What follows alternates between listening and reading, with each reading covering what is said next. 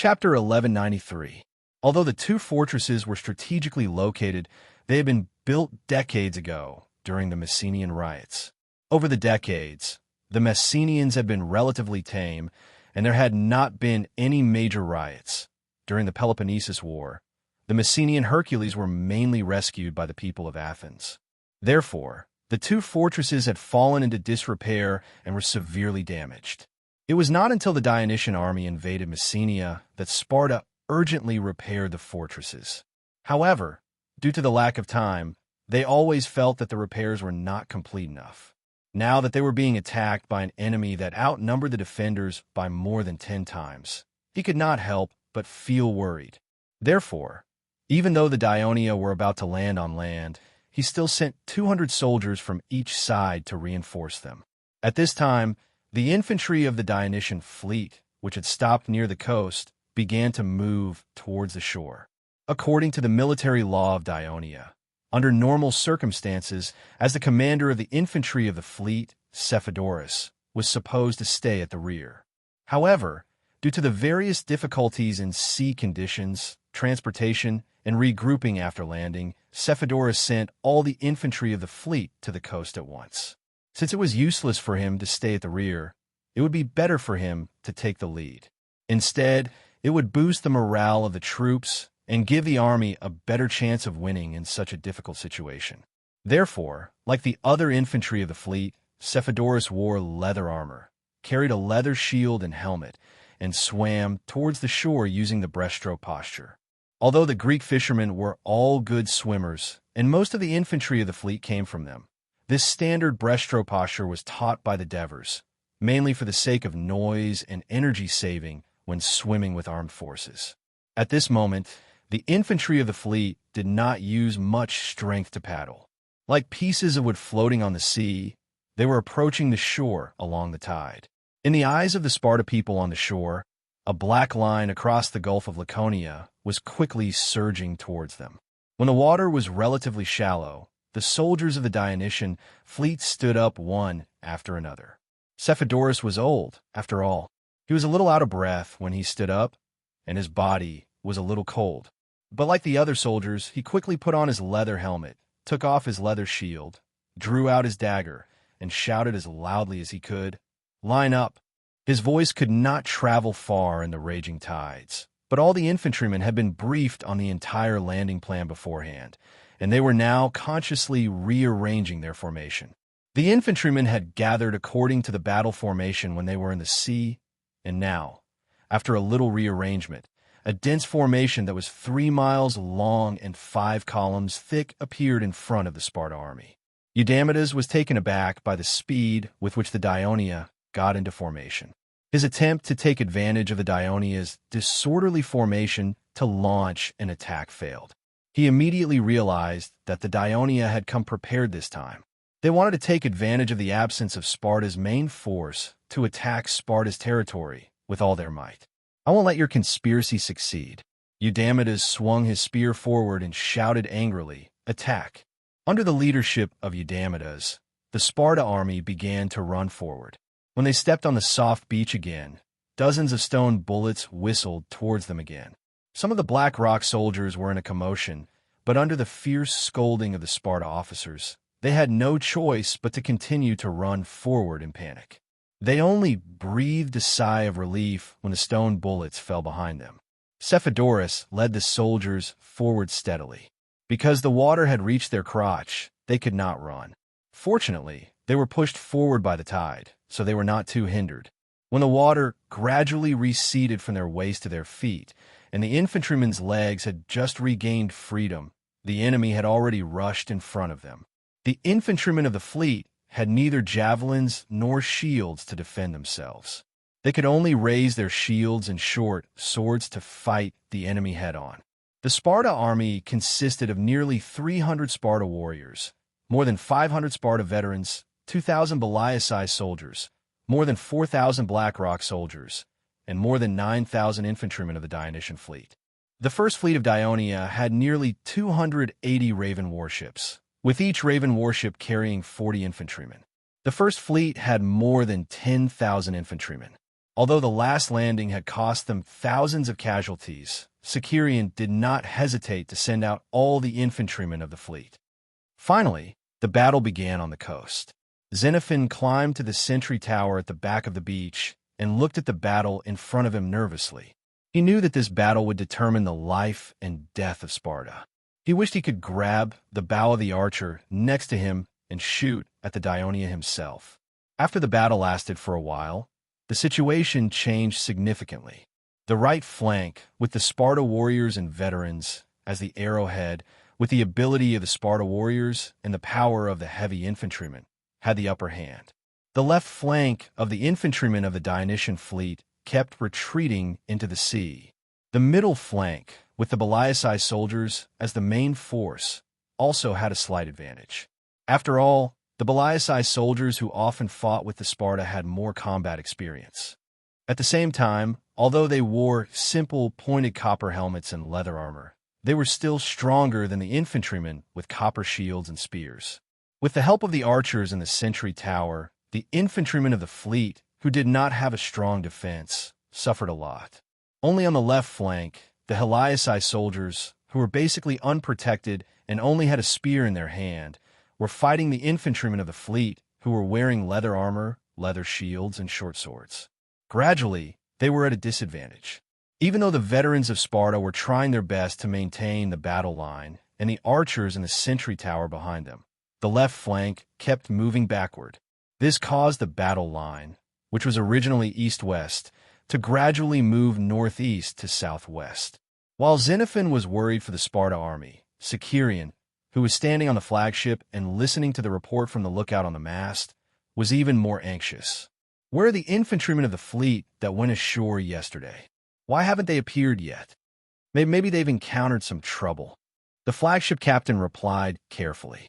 Damn it, something went wrong at the critical moment. Serene cursed angrily, and then said helplessly, Then, send the reserve team immediately. Yes, sir.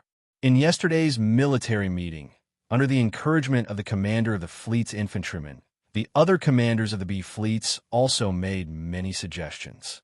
One of them was, considering that the infantrymen of the fleet did not have an advantage in a head-on battle against the heavy infantry, could the 2 battalions of the 7th Legion stationed in Messenia send some heavy infantry to participate in the landing battle? Later, after discussion and improvement, it was changed to invite the Dionia troops stationed in Messenia to counterattack Sparta from the east, and at the same time, ask them to send 300 heavy infantry to participate in the landing battle. Originally, Serene still hoped that the infantrymen of the fleet could win this battle by themselves. But now that they were at a disadvantage, they were worried about failure and had to send a reserve team. On the 5-meter square wooden rafts that the crew of the First Fleet had urgently made, there was a sailor controlling them with a wooden paddle in the middle, and 3 or 4 soldiers of the 7th Legion in black armor and helmets passed through the gaps between the warships. Because the wooden rafts had a shallower draft than the small boats, they smoothly passed through the area where the wooden stakes were blocking the ships and rowed toward the left flank of the fleet's infantrymen. Oh no, the reinforcements of the Dionia? Xenophon saw this scene from the watchtower and was very anxious.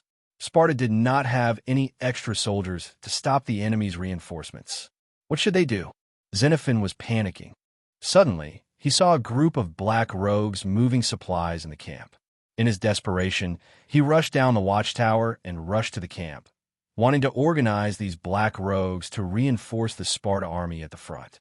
The dozen or so veteran Sparta soldiers who were in charge of guarding the black rogues in the camp knew that the situation was urgent and immediately agreed to Xenophon's suggestion. But then there was a problem. Even if they organized these hundreds of black rogues, how could they fight without weapons? The Sparta were very strict with the black rogues.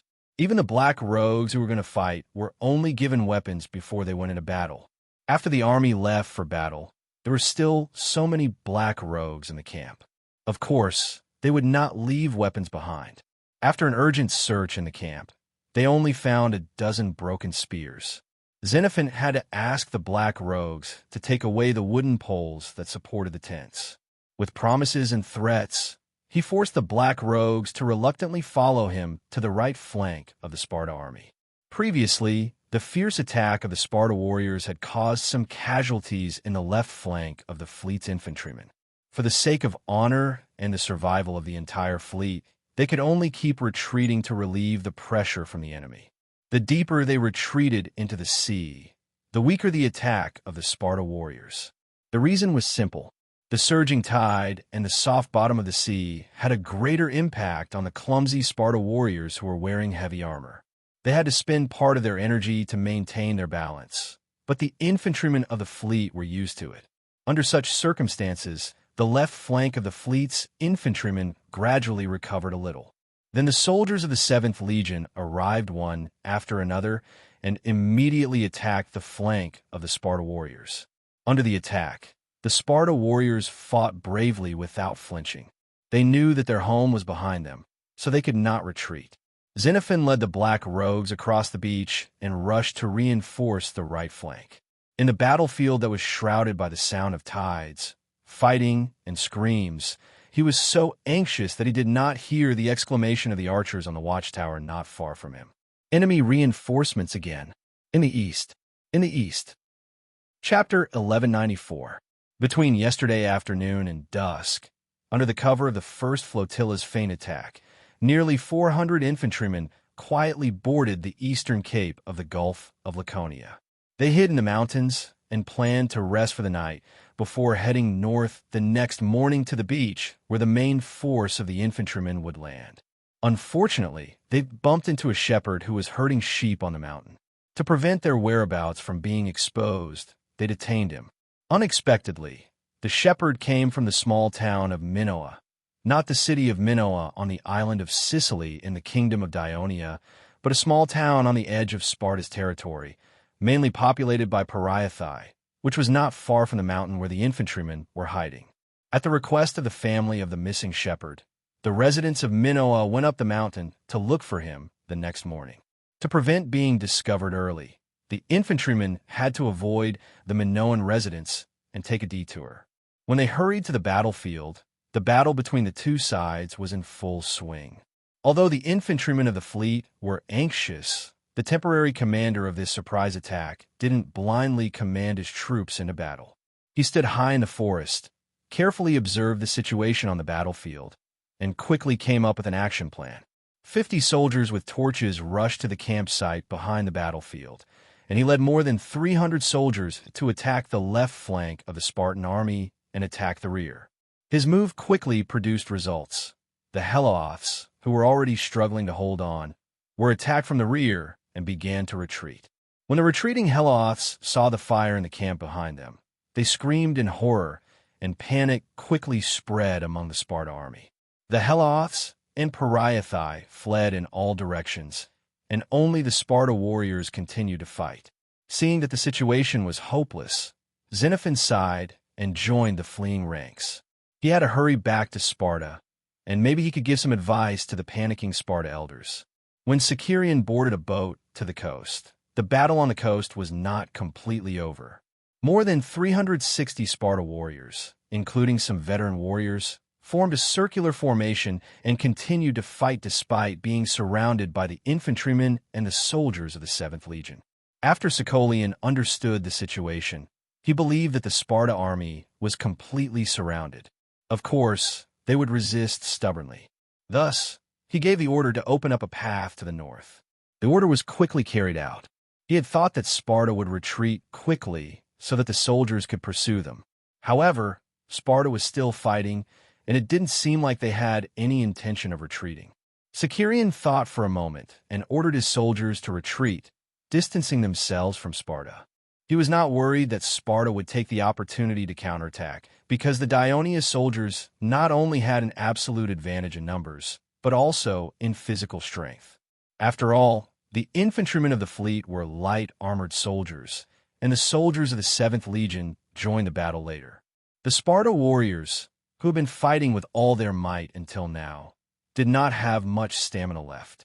They were only relying on the compact, circular defensive formation to support themselves. Once they switched from defense to offense, it would be difficult for them to maintain their formation. The Dionia soldiers slowly retreated cautiously, while the experienced Sparta warriors remained where they were. They stood close to each other, shoulder to shoulder. The outermost row of warriors were all in a horse stance, with one hand holding a round shield and the other holding a spear. Half of their bodies were hidden behind the round shield, with only half of their heads sticking out from the top edge of the round shield. Their cold gazes pierced through the narrow eye holes of their helmets, looking out vigilantly. Their comrades behind them not only used their shields to support them, but they also extended their spears above their right shoulders to help them fight against the enemy. The entire Spartan formation was like a hedgehog that had no choice but to huddle together in the face of danger. However, when both sides left the battle and the sounds of fighting disappeared, they could clearly hear their rapid breathing. The bronze shields in their hand were trembling slightly due to the lack of strength. Around the circular formation were the corpses of the Sparta soldiers. There were also a few wounded soldiers who had been repeatedly trampled during the battle. They were so badly injured that they could not move at all. All they could do was let out a low, mournful cry. Seeing this, Sicerian was even more confident. He walked out of the formation of the Dionia soldiers and proudly said, "I'm the commander of this Dionysian army, Sicerian. Sparta people, you have failed. Surrender now, and I will spare your lives." The entire circular formation did not move. The Sparta warriors did not seem to hear Sicerian's words. After a long while, Eudamidas, who was in the center of the formation, said loudly, We can surrender. We can also allow you to occupy Port Itian and Port Hillers, but you must swear to God that you will not lead your army into the city of Sparta." After hearing this, Sicerian laughed and said mockingly, "Sparta people, you are still dreaming. Now is not the time for you to dominate Greece and show off your power. We, Dionia, have conquered Messenia and will soon conquer Sparta. Perhaps it will not be long before your families become slaves, and the heroes who were once slaves will become their masters. I just see that you are all brave warriors, and I can't bear to see you die in the wilderness and become food for the wild wolves and seabirds. That's why I pity you and allow you to surrender. Of course, I can understand why you choose to die, because after you die, you will no longer have to face the reality that Sparta no longer exists." While Sicerian was talking, he suddenly saw a Sparta soldier in front of him roaring and throwing a spear at him. Sicerian was taken aback and hurriedly stepped back. He was about 40 meters away from the circular formation of Sparta, and the opponents were all heavy infantry. He thought that this distance would be safer, but he did not expect the opponent to suddenly make such a move. The soldiers on both sides quickly rushed forward and used their leather shields to protect him. Logically speaking, the well-trained Sparta soldiers could throw javelins more than 40 meters away, and the leather shields used by the fleet's infantrymen were not good enough to defend against the javelins. However, the Sparta soldiers did not have enough stamina after fighting for so long. The javelins could not penetrate the leather shields and were easily blocked. It was just a false alarm. But Sicerian was enraged. He retreated from a formation with a gloomy face, but he did not give the order to attack. The two sides were in a strange stalemate. After a while, the Sparta soldiers saw the Dionia soldiers retreating again, and they even made a big gap in the direction of the sea. Then, less than 100 meters away, they saw 6 wooden shells placed side by side, and some Dionia soldiers were operating something behind them. Although the Sparta soldiers had not seen the details of the ballista with their own eyes, they felt uneasy. Fire! The ballista commander released the bowstring, and the spring arm suddenly contracted. Stone bullets whizzed out and accurately smashed into the circular formation of the Sparta soldiers, and a small arc shields flew, blood splashed. Limbs were broken, chests were smashed, and heads were smashed. The originally perfect defensive formation was instantly turned into a horrible and bloody scene. The extremely dense formation of the Sparta soldiers allowed the ballista to fully unleash its power. The commander of the Sparta army, Eudamidas, did not even have the time to scream before he fell into a pool of blood.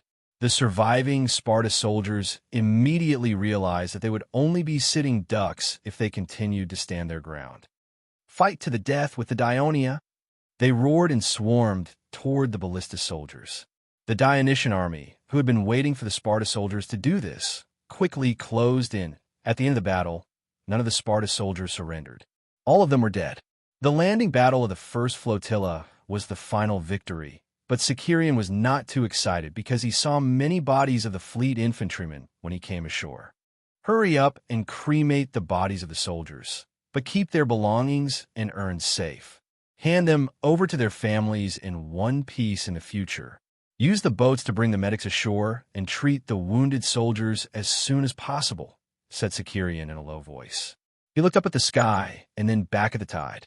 The tide is going to ebb soon. Order all the crew to remove the wooden stakes in the sea and open up a channel for our rations to be transported in and unloaded at Hiller's port. Otherwise, the infantrymen of the fleet will not have anything to eat tonight, and we will have to rob the Spartans. Understood, sir. I'll do it immediately. The subordinate took the order and left. Only then did Sicerian look forward and shouted in high spirits, "Follow me to Sparta!" During the landing battle of Sparta on the coast, the Dionysian army suffered more than 1,500 casualties, most of which were injured. The casualties were mainly caused by the attacks of the Sparta soldiers on the left wing and the long-range shooting of the archers on the coast. The Sparta army suffered about 2,000 casualties, of which all the Sparta soldiers were wiped out. Most of the old Sparta soldiers also died in battle, resulting in the loss of the main combat force in Sparta's territory. Due to the stubborn resistance of the Sparta soldiers, Sicerian was delayed on the coast for a long time. He led 300 soldiers of the 7th Legion and 1,200 infantrymen north. Along the way, he did not see his own troops, nor did he see any fleeing enemy soldiers. He only saw corpses being pecked by crows from time to time and defeated soldiers lying on the ground, wounded and howling. After traveling for almost 3 hours, the outline of densely packed houses in the distance could be seen in the distance. Sicerian also saw the large fleet of infantrymen resting in a wheat field, and soon saw its commander, Cephodorus. Seeing that Cephodorus' right arm was wrapped in bandages and stained with blood, Sicerian asked with concern, "You're injured? Is it serious?" Chapter 1195. Cephodorus moved his right hand slightly and pretended to be relaxed. "I was accidentally stabbed by a spear. Fortunately, my muscles and bones were not injured, and the bleeding has been stopped. I'm fine now, but I can't salute you for the time being. When the medical camp arrives, I'll let them treat you seriously. You're the hero who defeated Sparta. Don't let your wound get infected because of your carelessness and cause a serious illness. If that happens, you won't be able to enjoy any glory. Sir, are you worried about me, or are you cursing me?" Cephodorus said with dissatisfaction. Sicerian was more casual when interacting with the senior officers of the First Fleet. He laughed and said, "You don't have to salute me for now. I'll do it later. What's the situation now?" "Sparta sent a messenger, asking for peace talks with us. I can't make the decision, so we've completely defeated the Sparta army. They have no more power left. Our soldiers can easily occupy the city of Sparta. They want peace talks at this time? They must be dreaming. Chase this messenger away, and we'll bring the army into the city." This messenger said that he's Xenophon, a good friend of His Majesty, who went to Persia with the Devers. A good friend of His Majesty? Sicerian finally showed some respect. He thought for a while and said, "I don't think His Majesty will give up the most beneficial move for the kingdom because of a personal friendship. How about this? Go tell that. Say, Xenophon, that Dionia will not accept the peace talks unless Sparta surrenders immediately." Cephodorus accepted the order and quickly returned. "Sir, he agreed to surrender to Sparta, but the Dionysian army cannot enter the city of Sparta and harass the people of Sparta." Xenophon, who followed Cephodorus closely, said loudly. Sicerian raised his head and looked at him from the corner of his eyes. He sneered, "You won't let us enter Sparta, and you won't be able to capture the people of Sparta. What kind of surrender is this?" Sparta surrenders to Dionia and gives up all the city-states they control, only keeping Sparta's original territory. They can even accept some reforms that Dionia has made to Sparta's government. Also, Sparta and Ionia will maintain unity in offense and defense. No matter who Ionia goes to war with in the future, Sparta must fight alongside Sparta. General, during the Peloponnesus War, Athens finally lost and surrendered to Sparta. The conditions that they accepted are almost the same. Now, Sparta's surrender conditions are even harsher. It's enough to show our sincerity. Isn't that enough? Xenophon said calmly. The conditions that you mentioned, did Sparta agree to them? Sicerian was still suspicious. They have given me full authority. They won't object, Xenophon said confidently. Sicerian sneered again. He stared at Xenophon and said directly, "To be honest, I don't believe in your so-called surrender. Because the main forces of Sparta are still in Arcadia. You only need to delay them for a day or two, and they will return soon." So whether it's the Sparta commander on the beach or you now, both of you suggested that we should not enter the city of Sparta so that they can rush back to save us. General, since the people of Sparta have agreed to surrender, they will keep their promise. They will never go back on their word. Xenophon said loudly, as if he was insulted. They are the descendants of Hercules. They swear in the name of Hercules that they will never go back on their word. You make it sound like the people of Sparta are as good as the people of Ionia. But I don't believe you. Sicerian shook his head and said sarcastically, "Back then, many of the cities in Greece signed the so-called Great King's contract together. They swore to the gods. But not long after, the people of Sparta broke the contract and suddenly attacked the city of Thebes. Then what should we do to make you believe us?" Xenophon was at a loss for words, but he quickly asked anxiously. Sicerian ignored him and turned to Cephodorus. "The soldiers have rested enough, right? Gather them immediately and enter the city of Sparta. Capture all the people of Sparta." "Yes." Xenophon panicked. He went forward and grabbed Sicerian's sleeve. He said earnestly, "Wait, General, you can't do this." Sicerian waved his hand forcefully. "And him, capture him too." The fleet infantrymen and soldiers of the 7th Legion who received the order quickly formed a long and loose horizontal formation. They stepped across the wheat fields, vegetable fields, vineyards, and sparsely populated thatched houses. When they were approaching the densely packed houses, they were surprised to see many old people, women, and even children in between houses. They were all holding spears, short swords, and even wooden sticks. They were glaring at them. The entire Dionysian army stopped advancing. After hearing the news, Sicerian was silent for a moment. Then he said in a low voice, as expected of the country of Sparta, which was founded on military might, "Since they have picked up their weapons, they are the enemy." He told the soldiers that they could not be careless, nor could they be merciful. They had to attack them immediately. But if they put down their weapons and stop attacking, you can no longer kill them. You can only capture them. Do you understand? Understood.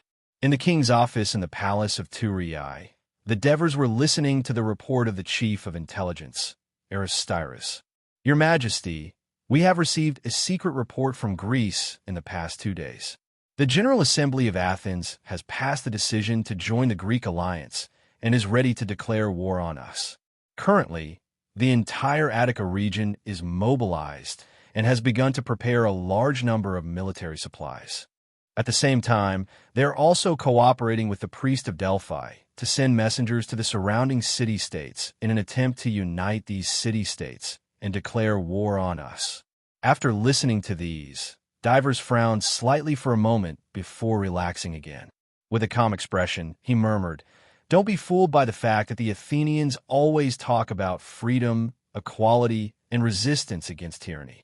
In fact, compared to the Spartans who were burdened by Heloth and had to focus more energy on stabilizing their own territory, the Athenians are much more ambitious. They want to control the Aegean Sea because it is the source of their wealth. They also want to control the Yoke Sea because it is the source of their food. They also want to control Great Greece so that they can threaten the alliance of Sparta and Peloponnesus. They also used to be an ally of Egypt, helping it to resist the invasion of Persia. Athens wants to build a kingdom that controls the entire Mediterranean Sea. This idea has not changed since Pericles to the rulers of Athens today. It will inevitably conflict with the interests of our kingdom and eventually lead to war.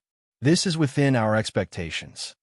However, our army is still fighting against Sparta in Peloponnesus. If Athens chooses to launch an attack at this time, it will add a lot of trouble to us, Aristyrus could not help but say. The Devers did not respond directly but asked, other than Athens, which Greek city-states have joined this alliance? Elis has received the promise from the priests of Olympia and Pisa and has decided to join this alliance. Corinth and Megara seem to feel the threat of our fleet and have also joined this alliance. Argos is still hesitating, mainly because their people do not want to help the people of Sparta. The people of Phocis have also joined this alliance under the influence of the priests of Delphi. After Phocis and Athens joined, the people of Locris also joined. The people of Thebes have announced that we are their allies and have helped them during their most difficult time. They cannot violate the oath they made to God and declare war on us. However, they will not point their spears at their neighbors who have helped them, so they remain neutral. Under the influence of the Thebes, most of the city-states of the Piotia alliance have also chosen to remain neutral. The priests of Delphi and the emissaries of Athens have gone to persuade the people of Thessaly. Now the intelligence shows that Iason is still hesitating and has not expressed his position. In addition, Athens has also sent emissaries to the western part of central Greece in an attempt to rope in the natives of Acarnania and Aetonia. As for the specific situation, we have not received any news yet.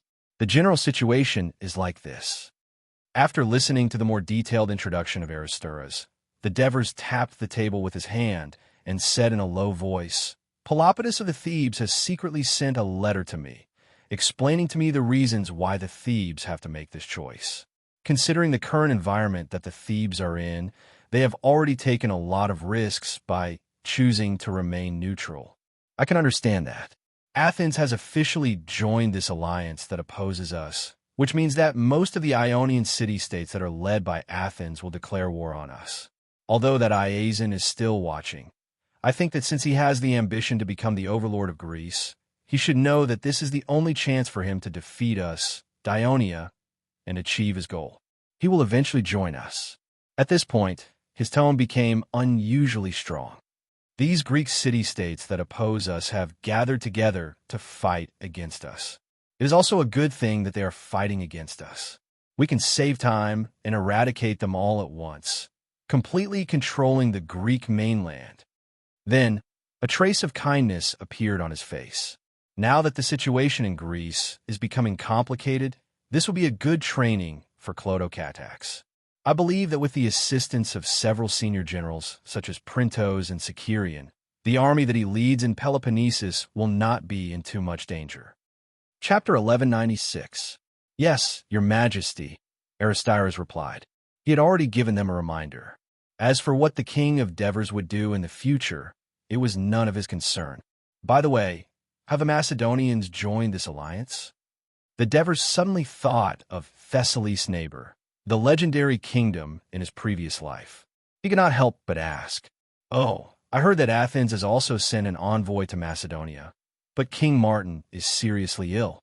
I heard that he cannot even get out of bed, so he rejected the request of the envoy from Athens.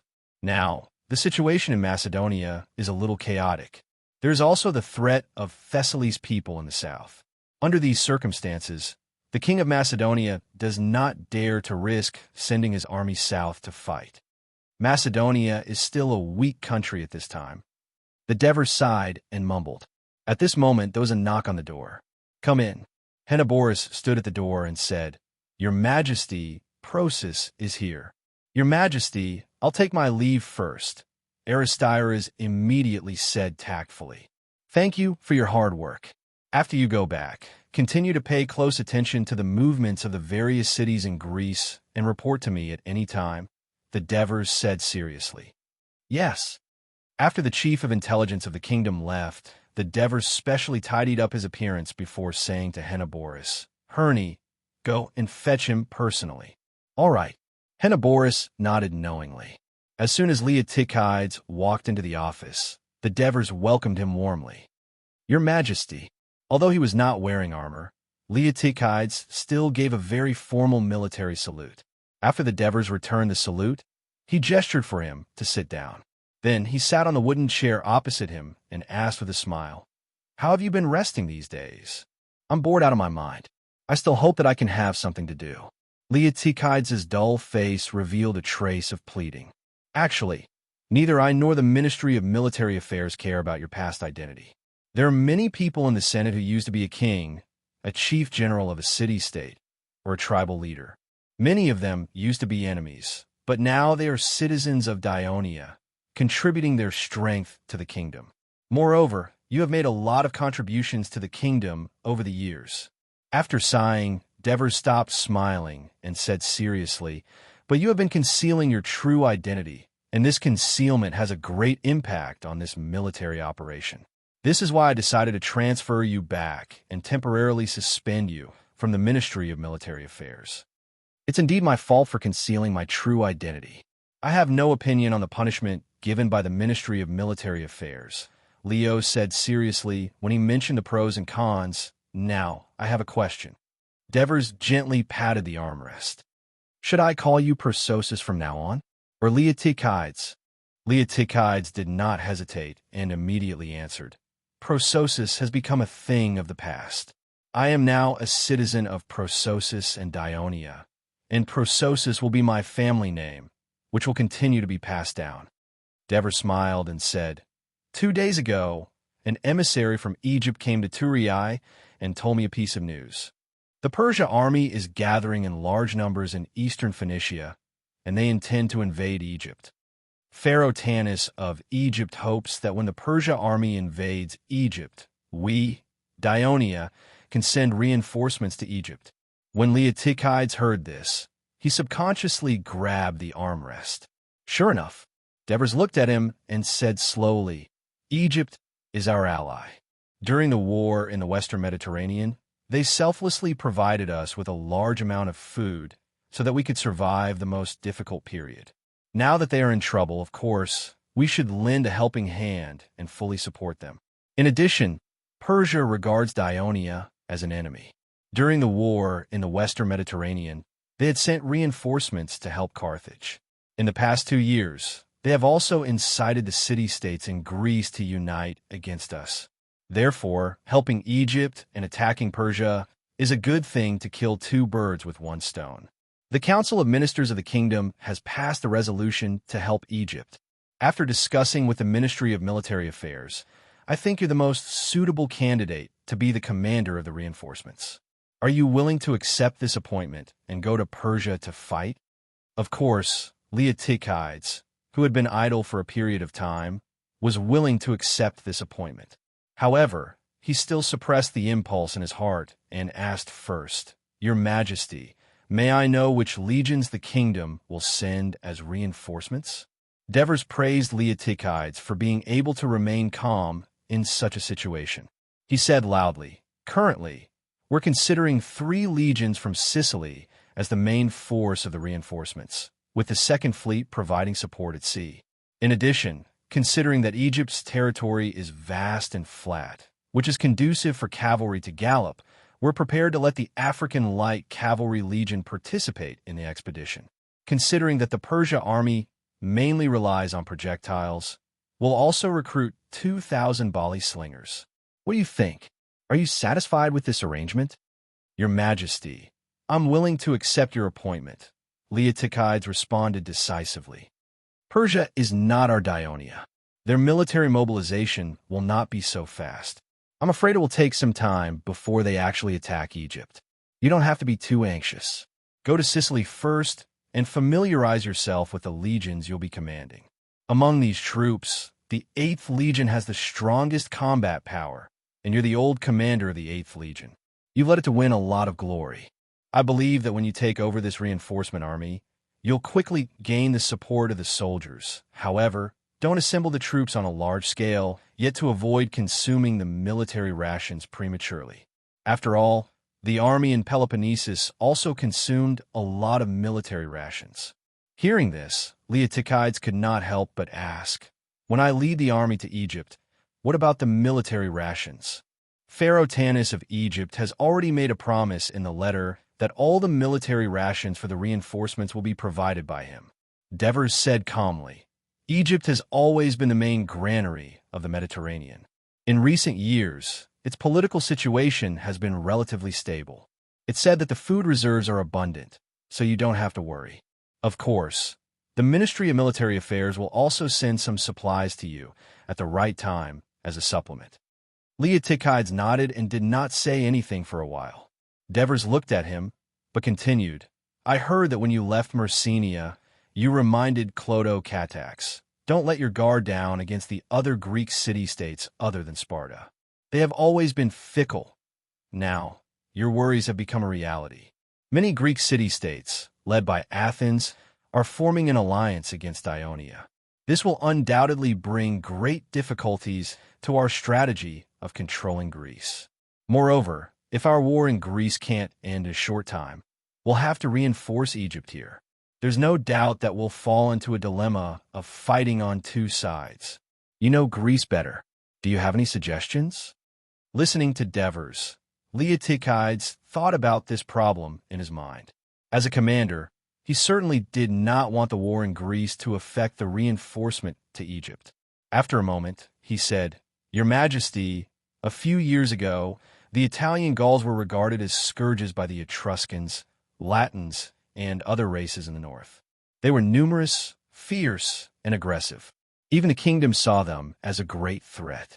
But Your Majesty, you gathered an army of 100,000 at once, and it only took you a few months to defeat the Gauls. Now, their territory has been annexed to the kingdom. Leotychides briefly mentioned the conquest of the Gauls. After all, he was the commander of the northern expedition to Gaul at that time. Saying too much would undoubtedly make him look like he was boasting. The war in Greece is actually a little similar to the war in Gaul. It looks like there are many city-states. The situation is complicated, and its citizens are also very good at fighting.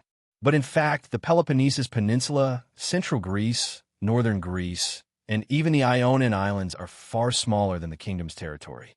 The population is also much smaller, not to mention weapons, equipment, and logistical supplies. Your Majesty can completely concentrate most of the kingdom's troops in the same way you conquered the Gauls and launch an all-out attack with a military force that far exceeds the Greek mainland. You can definitely complete the conquest of Greece in a short time. Devers stroked his chin thoughtfully. After sending Leotychides off, Devers asked Henoborus to bring a wooden map of Greece. He looked at the map alone and fell in a deep thought.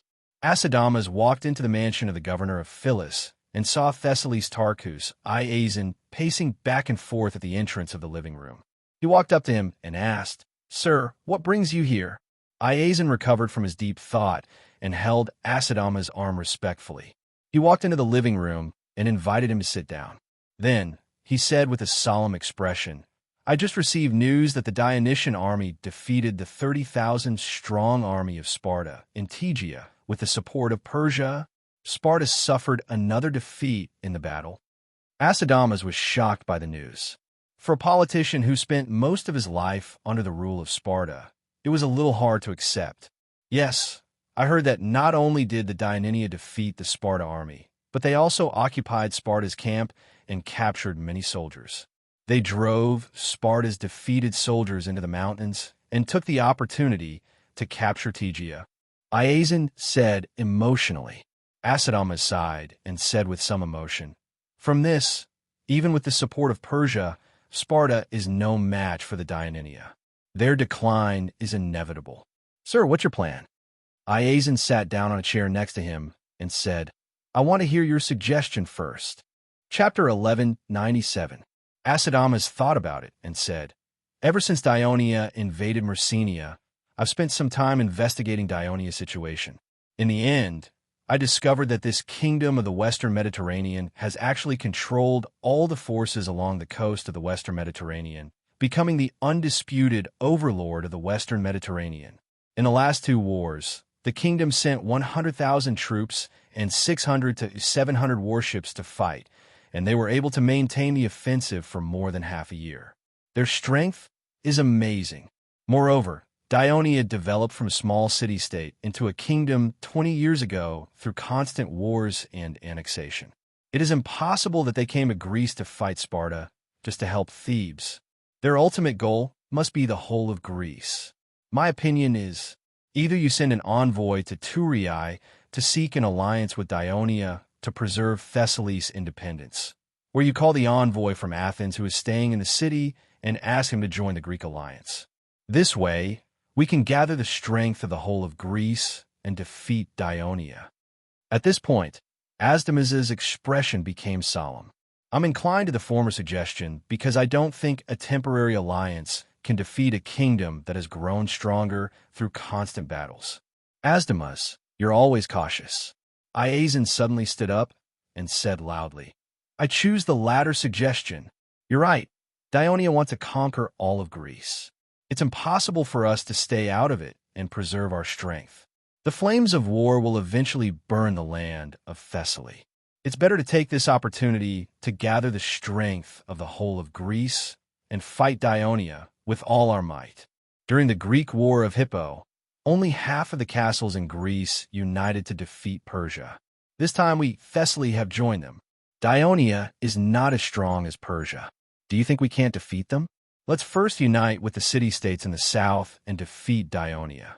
After that, we will compete with Athens and Thebes for the hegemony of Greece. What do you think? Asdamas looked at the excited Iazan and was not surprised by his choice. Based on his understanding of Tarkus, Iazan, who had always been aggressive, would hardly adopt the strategy of forbearance and retreat.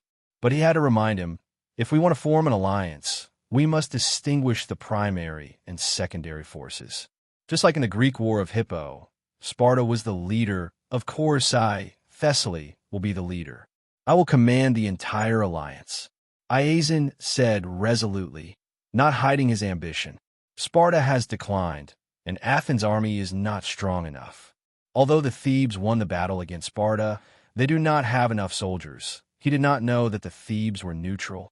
Only I, Thessaly, can form an army of more than 40,000 strong. We also have more than 100 warships, more than Athens. If we don't become the leader of this alliance, who would dare? Although becoming the leader of the Greek alliance was only temporary, as long as they won this battle, Thessaly's status in the Greek city-states would be greatly improved. The people of Thessaly would feel proud. In the past, the people of Athens and Sparta called Thessaly barbarians. Therefore, not only did Iazan have this desire, but Asdamas was also happy to see it happen. So he suggested, Sir, we can use this as a precondition to join the alliance and negotiate with the envoy from Athens. But first, invite him to inspect our army of Thessaly. Asdamas, you and I have the same idea again. Iazan applauded with confidence. I will gather my army now. In the afternoon, you will bring the envoy from Athens to the barracks outside the city. On the second day of the Battle of Tegea, Clotocatax led his army to the southeast of Tegea, near the sanctuary of Hercules, formerly the encampment of the Sparta coalition army. At the same time, he sent 5,000 soldiers to escort tens of thousands of captives back to Messenia. Most of them were citizens of Tegea. They would be sent back to Thurii, either as slaves, minors, or sold publicly. Native Greek slaves were more popular in the Thurii slave market. Firstly, they were cultured, intelligent, and easy to communicate with. Secondly, they could satisfy the colonial desire of the Greek citizens of Dionia to show off their motherland. As a result, the city of Tegea was almost empty, temporarily garrisoned by 1,000 Dionia soldiers.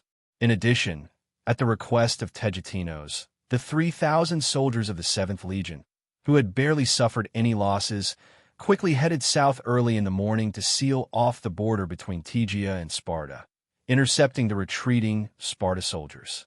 In the afternoon, the 2,000 soldiers and a delegation sent by Mandinia finally arrived at the new barracks of Dionia.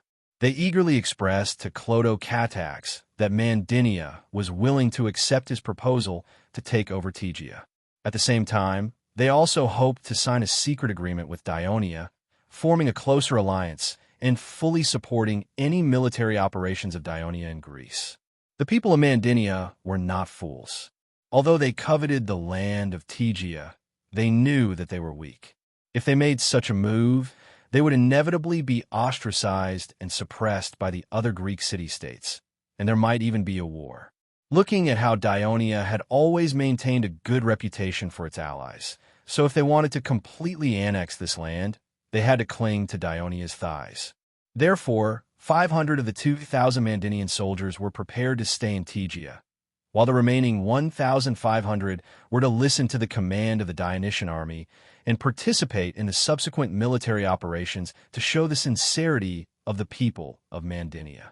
Clotho-Catax's goal was achieved, and he was very happy to negotiate with the Mandinian envoy.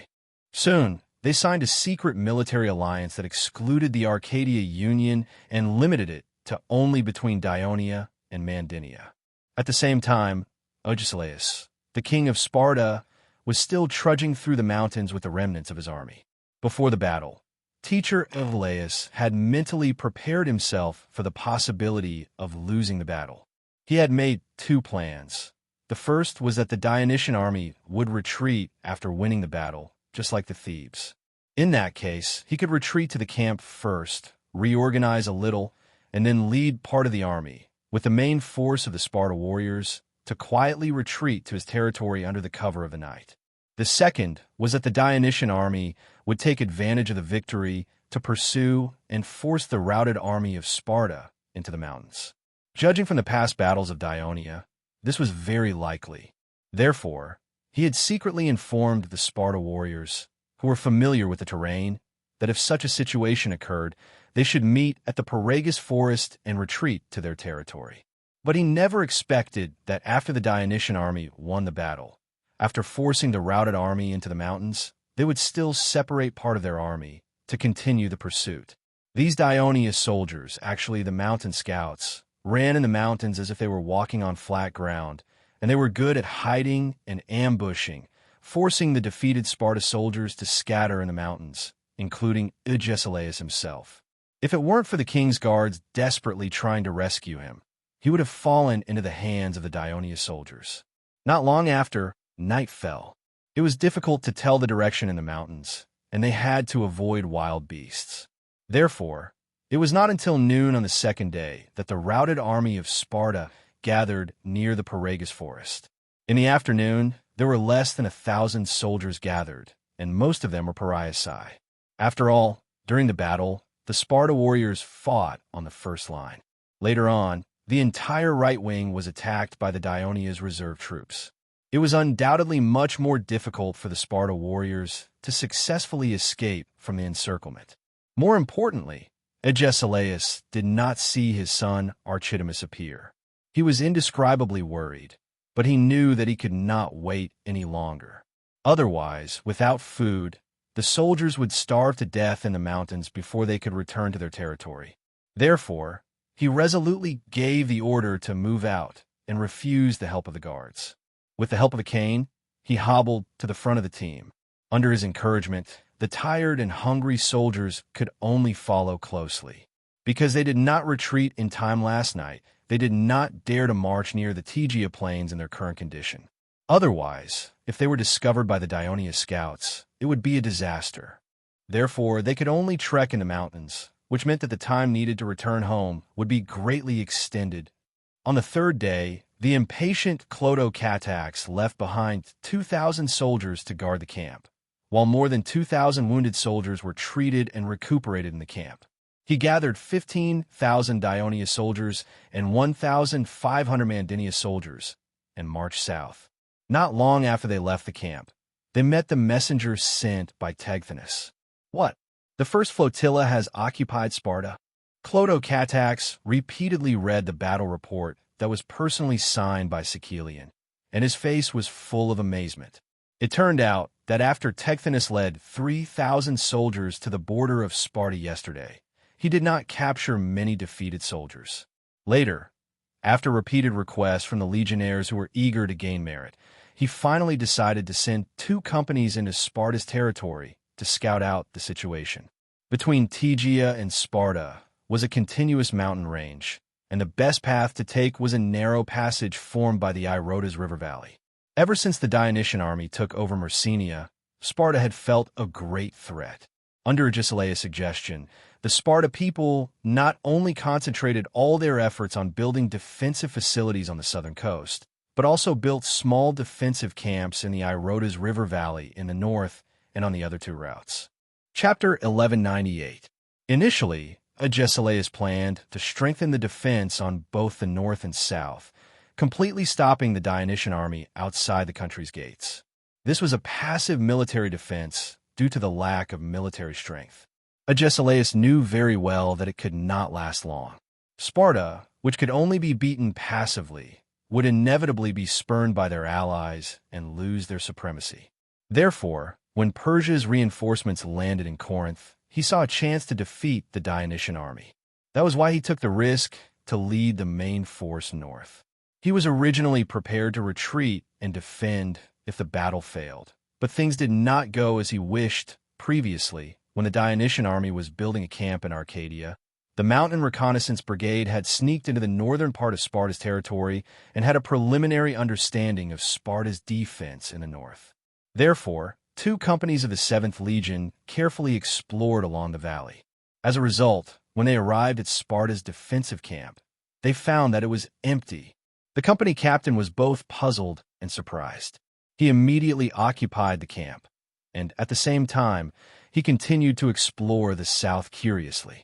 Coincidentally, they bumped into a team of fleet infantrymen sent by Sicilian to the north to report the good news to the main force of Dionia.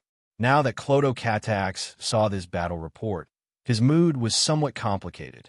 He had finally won a major battle with great difficulty and would soon be able to take the great glory of conquering Sparta into his arms. However, he did not expect that this glory had already been snatched away by the First Fleet, even though the First Fleet was nominally under his command. As the chief of the General Staff Department of the Ministry of Military Affairs, Printos did not care much about sectarian views and military achievements. He was more used to thinking from strategic level. He saw through Clotocatax's thoughts and comforted him softly. From the battle report, the first flotilla's landing operation was meticulous and ingenious, but even so, they paid a huge price. It shows that the Sparta's remaining forces are not weak. Based on our previous investigation, Sparta's defense in the north is also very tight. Moreover, the northern side is filled with mountains and ridges, making it difficult for our army to attack. It's easier for Sparta to defend themselves. If we want to invade Sparta from the north, we'll have to pay a heavy price, and the battle might even drag on for a long time. The situation in Greece is complicated. The longer it drags on, the more disadvantageous it will be for us. Fortunately, the Sicilian strictly followed your orders and launched the landing operation in time. This gave us enough time to deal with the challenges of the other Greek city-states. After listening to this, Clotocatax was silent for a moment. Suddenly, he laughed at himself and said frankly, "Lord Printos, I admit that I am a little jealous of the first flotilla's conquest of Sparta, but I think the first flotilla's success has little to do with my orders. The main reason is Lord Sicilian's ability. No wonder my father praised him as one of the best military commanders in the kingdom. But you are right. It is a good thing for our army and the kingdom that the first flotilla was able to conquer Sparta so quickly.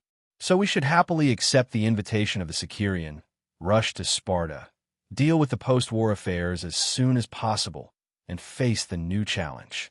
Printos was surprised that the relatively young prince could change his mentality so quickly. During the time he spent with Clotocatax, Printos was impressed by the steady, unassuming, tireless, willing to listen to opinions, and good at getting along with others. But he was still a little surprised that the young prince could change his mentality so quickly. He was more optimistic about his future. At the same time, he said to him, "I suggest that your highness tell the soldiers this news now. Although it will cause them to be dissatisfied with the First Fleet, they may have adapted to it by the time they arrive in Sparta and will not have any conflicts with the soldiers of the First Fleet." Clotocatax agreed with Printos' suggestion and immediately passed the news on. Not long after, there was a commotion in the army. Although the military law and the officers did not affect the march, the soldiers of the legion kept cursing the first flotilla along the way.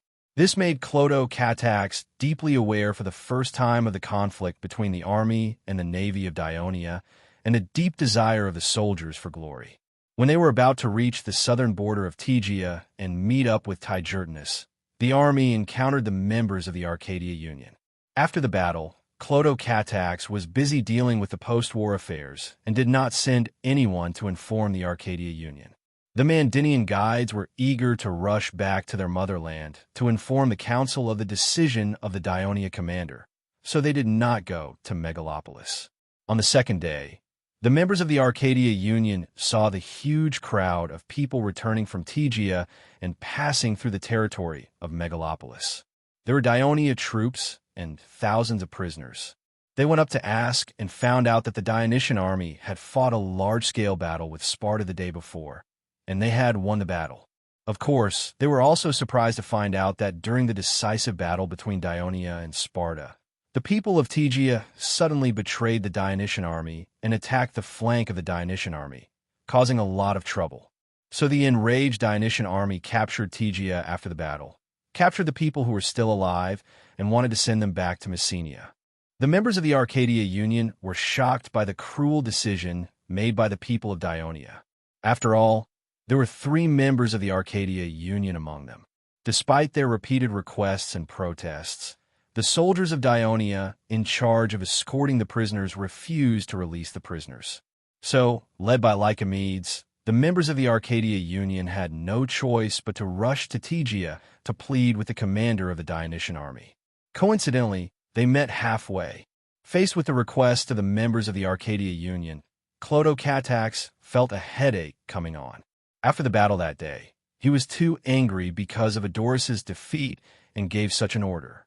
After a day, his emotions had calmed down, and he regretted that the order was too cruel. However, the order had been carried out, and it was welcomed by the soldiers. Changing it casually would only weaken his authority, so he could only ignore it and accept it. Now, there were people who had suffered so much that they wanted an explanation, and this made him feel very awkward. Printos saw his dilemma and offered to meet the members of the Arcadia Union on his behalf. Clodo Catax expressed his gratitude. Printos rode his horse and rushed to the side of the road.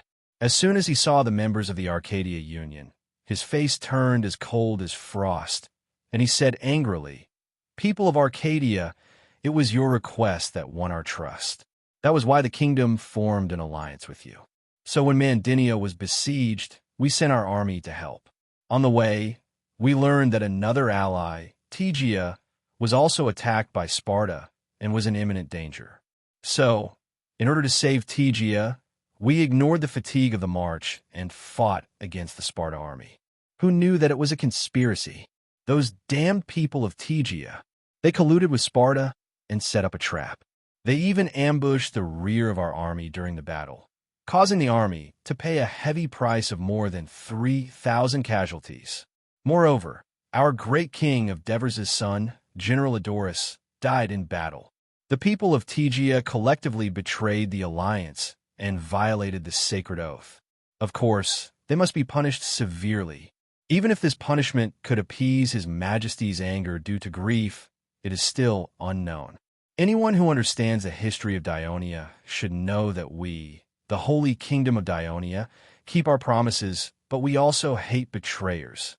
Now that Tegea has betrayed us at such a crucial time, we cannot help but express our deep doubts about whether your city can still honor the alliance." The members of the Arcadia Union were shocked by Printo's attitude. They did not expect that Tegea's betrayal would cause such serious consequences. More than 3,000 casualties, which was equivalent to the young and middle-aged population of Dionia. Even the son of the king of Dionia died in battle. Now, the Dionysian army had defeated the allied forces of Sparta in the battle, which had already demonstrated the strength of Dionia. The members of the Arcadia Union, who were beginning to fear the king of Dionia, were really worried that the king of Dionia would vent his anger on their city.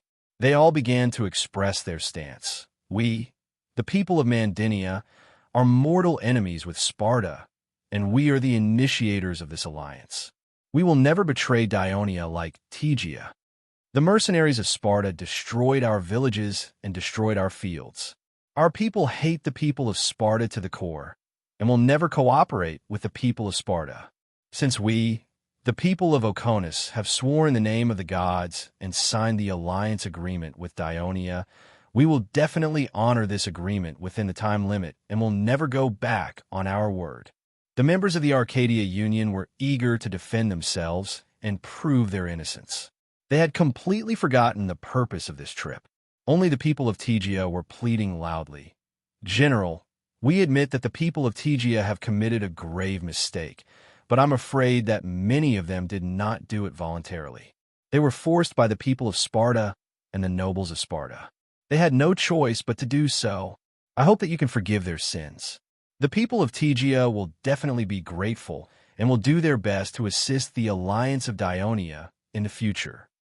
Printos looked at the people of Tegia with an unusual look of pity in his eyes and said softly, "You still don't know, right?" Before our army arrived at Tegia, the people of Sparta colluded with the people of Sparta and incited the people to massacre all the people of the anti-Sparta faction and their relatives in the city. After we broke into the city, we only found a few survivors. They were the only ones who were not punished, and they are currently receiving treatment in the city. May the Hades bless you. Your relatives are among them. Chapter 1199. Upon hearing this, the three Tegia counselors' expressions changed drastically, and they immediately galloped towards the north. The protagonists who had come to demand an explanation suddenly left. The other counselors of the Arcadia Union looked at each other, not knowing what to do. Printos immediately said in a deep voice, "The Sparta coalition has been defeated. Taking advantage of this opportunity, our army will soon invade Sparta's territory and completely eliminate this scourge that has caused decades of war in Greece, returning peace to the Greek people. So we can't waste any more time here. After the war is over, we will come back to celebrate the victory with you." After saying this, he even gave a military salute and then turned his horse around. After hearing Printo's words, the counselors felt as if they were in a dream. Their ally for decades, Sparta, which had dominated Greece for hundreds of years, was going to be destroyed just like that. At this time, Printos turned around again, and his eyes fell on Lycomedes. He said, "By the way, I forgot to tell you that the Tegia people tore up the alliance and ambushed our army. They're no longer allies of the Holy Kingdom of Dionia, but our enemy. The captured Tegia city is naturally the spoils of war of the Dionysian army. In order to show that we, the Dionia, have sent our army to Peloponnesus this time to fulfill the alliance and assist the Thebes in defeating Sparta and not to covet the Greek land. At the same time, to thank the Mandinians for giving our army a lot of help in this battle, our commander has given the spoils of war to the Mandinians, and they have gladly accepted it." After saying this, Printos left like a cloud of dust, leaving behind the confused counselors of the Arcadia Union. "What do you mean by this? Don't you understand? The Mandinians want to occupy the land of Tegia." "What?" A group of people quickly surrounded Lycomedes, who was also confused about the situation and kept asking questions. After meeting up with Tegthenus, Clotocatax led almost 18,000 soldiers into Sparta's territory. After passing through an uneven mountain road, they arrived at the Eurotas River Valley. Following the winding and narrow river valley, they finally arrived at the defensive camp built by Sparta at dusk. The small encampment was unable to accommodate so many soldiers, so the various corps and brigades had to find their own places to camp. Fortunately, no accidents happened that night. The next day, the soldiers, who hadn't slept well, set off early and continued to move forward. Finally, when the sky was bright, they walked out of the river valley and entered the open hilly area. After this arduous trek, Clotocatax had a deeper understanding of how helpful the first flotilla's conquest of Sparta was to the army. When it was almost noon, the army finally approached the first town in Sparta, Sellasia.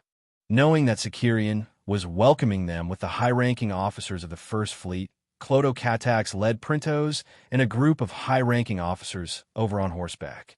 Before waiting for Clodocatax to dismount from his horse, this dark-skinned and famous hero of the kingdom who was dressed in a velvet suit took the initiative to welcome him and solemnly gave a military salute. "Sir Commander, the commander of the First Fleet, Securian, reporting for duty."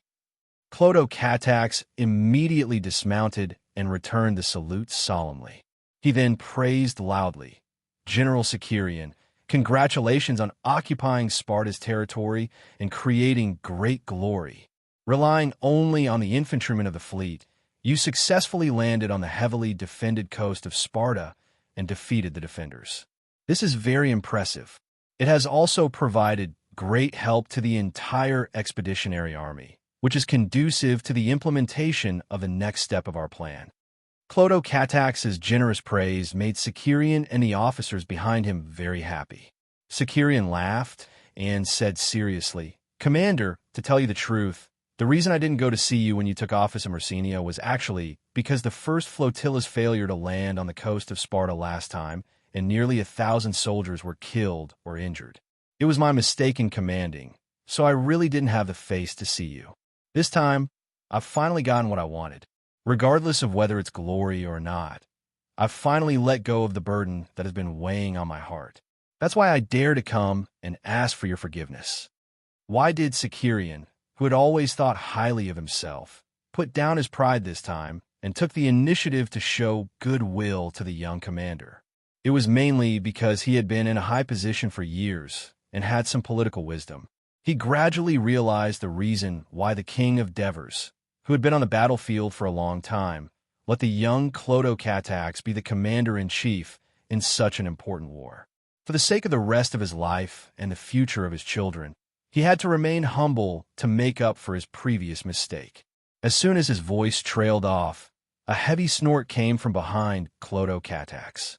Since the first flotilla is so powerful and can fight on both land and sea, if there's a war in the future, we might as well let the first flotilla handle alone. Securian fixed his eyes on the speaker. It was Oliver's, a very experienced veteran in the army. Although Securian was not afraid of him, there was no need to offend him and leave a bad impression on Clodocatax. So, he smiled and said, "The first flotilla was able to capture Sparta because you led the army in the territory of Arcadia and attracted the attention of the main forces of Sparta. Besides, I also heard that you had a fierce battle with the Sparta army in Tegea and completely defeated the Sparta army. This was also a brilliant victory. Without this victory, without our army, even if the first flotilla occupied Sparta, it would still be recaptured by the main forces of Sparta in the end." Securian's words were reasonable, which made the commanders feel very comfortable. The displeased looks on their faces quickly disappeared. This also greatly changed Clodocatax's impression of Securian. He took over the conversation and said seriously, "It was by relying on the cooperation and joint efforts of the army and navy that we won the victory against Sparta. Next, we still need the close cooperation of the army and navy to successfully defeat the armies of the Greek city-states that are hostile to Ionia. But now, we have to deal with the aftermath of the defeat of Sparta as soon as possible so that we can deal with the challenges of the other Greek city-states. Sir Securian, how is the situation in Sparta now?" Securian glanced behind Clodocatax and felt a little strange. He was a little familiar with Tessus, the newly appointed commander of the First Legion. He was a very active guy, but now he seemed a little quiet and a little uneasy. However, he had no time to think about it now. He first answered the young commander's question. "We have imprisoned all the people in Sparta. Now the entire city of Sparta, including the surrounding villages and towns, has been occupied by my fleet infantry and soldiers of the 7th Legion. I'm afraid you didn't expect that when our landing troops approached the city of Sparta, the main defensive force of Sparta had been destroyed. They actually organized the elderly, women, and children in the city to fight us. You didn't kill too many people, did you?" Clodocatax blurted out. Securian glanced at him and said, "No, because we know very well that the people of Sparta are more useful than the dead. At that time, I launched an attack with the soldiers of the 7th Legion and quickly defeated the people of Sparta. But in the process of capturing them, some people resisted strongly and injured many of our soldiers. Now, many Heloths have fled to the mountains, and the Pariasi are hiding in their own villages and towns. We are all watching. I don't have many troops under my command. It's not easy to control the villages and towns of Sparta, so now I'm eagerly looking forward to your arrival. Sicurion's frankness made it difficult for Clodocatax to say anything more in this regard. He just asked, "Have you found any defeated soldiers from the north these days?" No news in this regard for the time being. Sicurion's answer made Clodocatax frown slightly. "Don't worry, Commander. We have the people of Sparta as hostages. The defeated soldiers of Sparta can only surrender. I used this method to force the dozens of Sparta soldiers stationed in the northern defense camp to surrender." Sicurion comforted him. Clodocatax pondered and said, "General Sicurion, before coming to Peloponnesus, my father told me that he does not intend to annex the land of Sparta, but to change the political system of Sparta and turn it into a friendly ally of the kingdom." Sicurion was surprised to hear this. After all, he was not very good at government affairs. He could not help but remind how run. Although the elders and inspectors of Sparta have become our captives, they are very stubborn and will not surrender easily. What should we do to make them obey us? Previously, with divers' advice, during this period of time in the Peloponnesian Empire, Clodocatax had also repeatedly pondered and brewed according to the actual situation. He already had some plans in his heart. He said confidently, "We can first..." The group of people talked as they walked in the direction of Sparta. After more than an hour, they saw two tall bronze statues standing on both sides of the road in front of them. They only wore Corinth helmets, revealing their strong bodies. They were holding shields, spears, and sabers in their hands. They were in a charging posture while roaring, as if to deter any strangers who wanted to enter the center of Sparta. "Sparta is in front of us," Sicurion said. Everyone was excited. After going around the bronze statues, they began to see sparse thatched houses in front of them. They were no different from most of the houses they saw in Messenia. Clodocatax knew that these were the houses where the Helots lived. Chapter 1200. As they moved forward, the number of thatched houses decreased, and the number of traditional Greek courtyards increased. However, the outer walls of these houses were not decorated with any fancy decorations. Instead, they looked very simple. Each house was built according to the terrain and the stream, and it did not feel crowded at all. Trees, wildflowers, and weeds were planted in front of most of the houses. In this season of spring, birds were singing, streams were flowing, and flowers were in full bloom. Bees and butterflies were flying. The air was filled with the intoxicating fragrance of vegetation. These houses were submerged in a sea of colorful plants. Perhaps this was a unique aesthetic of the people of Sparta. It was full of the vitality of the countryside. This is Sparta. It's like a village. Tiltotus, the eldest son of Leotychides and now an attendant of Clodocatax, had a disappointed look on his face. Tiltotus grew up in Dionia. For some reason, Leotychides never told his children about Sparta, so he did not have any special feelings for Sparta. After learning about his identity, he felt that it would make him stand out among the citizens of Dionia. Clodocatax agreed to Leotychides' request to let Tiltotus stay by his side. In fact, he did not order Tiltotus around as an orderly. On the contrary, he treated Tiltotus as if he was his own brother. After spending some time together, Clodocatax felt that Tiltotus and Bryant were quite similar in personality and age. Therefore, when he entered Sparta this time, he deliberately brought Tiltotus with him. It was out of good intentions that he wanted Tiltotus to have a good look at his hometown. As a result, the young man who was used to the prosperity of Tele obviously did not fancy the simple and crude Sparta. "Hey kid," a strange smile appeared on Oliver's face. "When there's a chance, I'll take you to the Laganda Pass that leads to Messenia from Mount Taygetos. I heard that there's an unfathomably deep canyon there. The Spartans would throw newborn babies that weren't strong enough into the canyon. After hundreds of years, Who knows how many baby skeletons have accumulated in there? Teltotes glared at him fiercely and turned his head away, ignoring him. Army Commander Olivers, saying such disgusting things at a time like this is affecting our mood. Printos said half-jokingly, half-complaining. This isn't the only disgusting thing the people of Sparta have done. Luckily, the merciful Hades sent us here, said Olivers with a sigh. Hearing this, Tertotus felt even more disgusted with Sparta. That should be Sparta's citadel, right? Clotocatax asked loudly. Following the direction of his finger, there was a hill that wasn't too high in the middle of the low houses in front of them. On top of the hill stood several tall temples. The walls of the temples were built with dark red marble. Looking up from below, the temples looked majestic and dignified, but there were no surrounding walls, so Clotocatax didn't dare to be certain.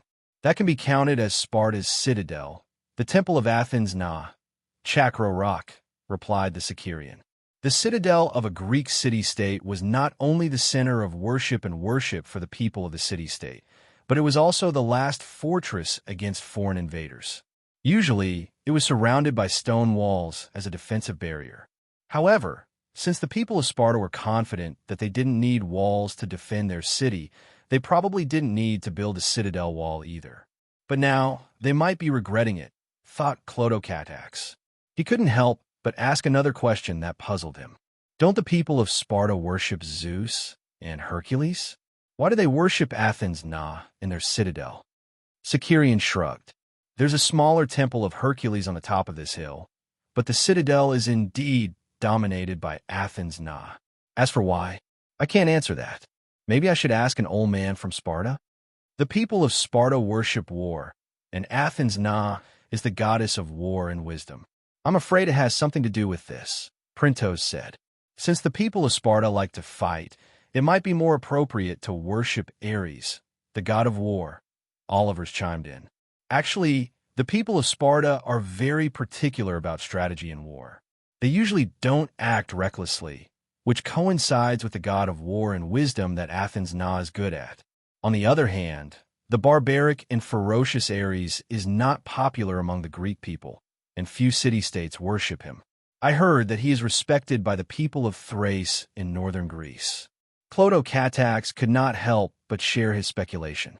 As they talked, they came to the front of the Temple of Hercules in Athens It was all flat ground and stairs paved with large stone slabs, extending up to the temple step by step.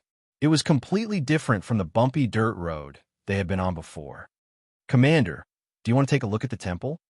Sicarian made an inviting gesture. Clotocatax hesitated for a moment, then shook his head.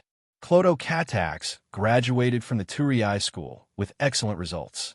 He knew very well that the temple in the Acropolis of a Greek city-state was different from the one in the kingdom of Dionia. In Greek city-states, ordinary people were not allowed to enter the main hall. Only priests who could communicate with the god could enter. Therefore, the gate of the temple was usually guarded by guards. However, now that the people of Sparta were all captives, it was impossible for anyone to guard their Acropolis.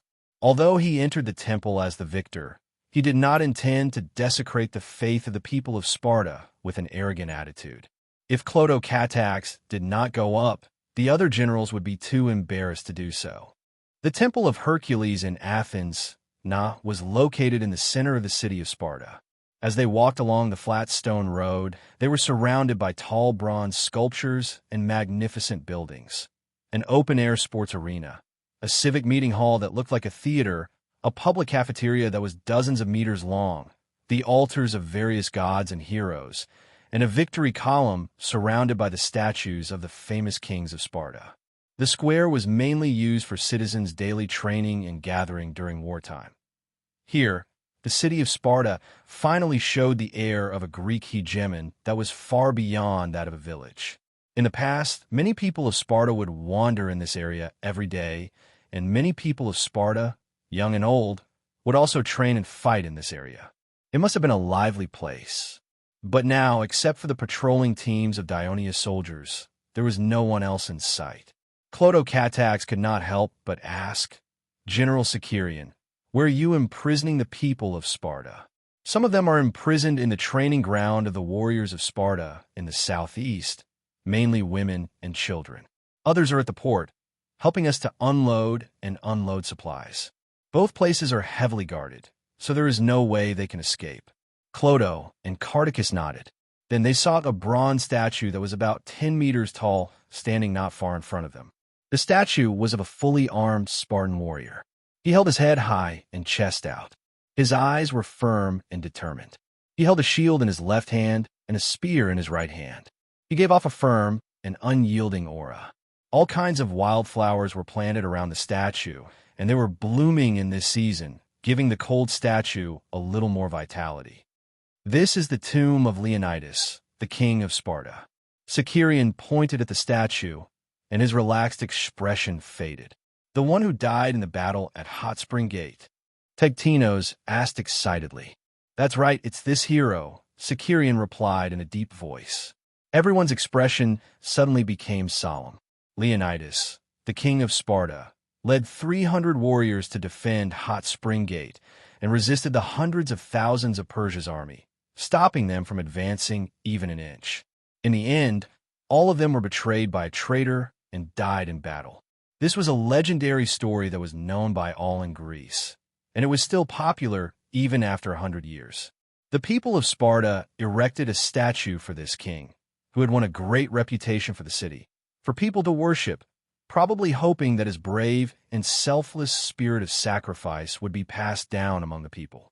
Although Clotho Catax and the others were enemies, they also paid respect to this hero of Sparta from the bottom of their hearts. After a while, everyone turned to leave, and Sicerian suddenly sighed proudly. Unfortunately, the era of Sparta is about to end. Maybe in the future, the stories of our heroes of Dionia will be passed down among the people of Greece. Many of these stories must be about you, Sicerian, Oliver's joked. I think that day is not far away. Clotho Catax immediately took over and encouraged everyone. Under Sicerian's lead, everyone strode with longing towards a grand building not far away that was also built with red marble. This was the highest authority of Sparta, the council hall. It was the office of the Council of Elders and the Five Censors.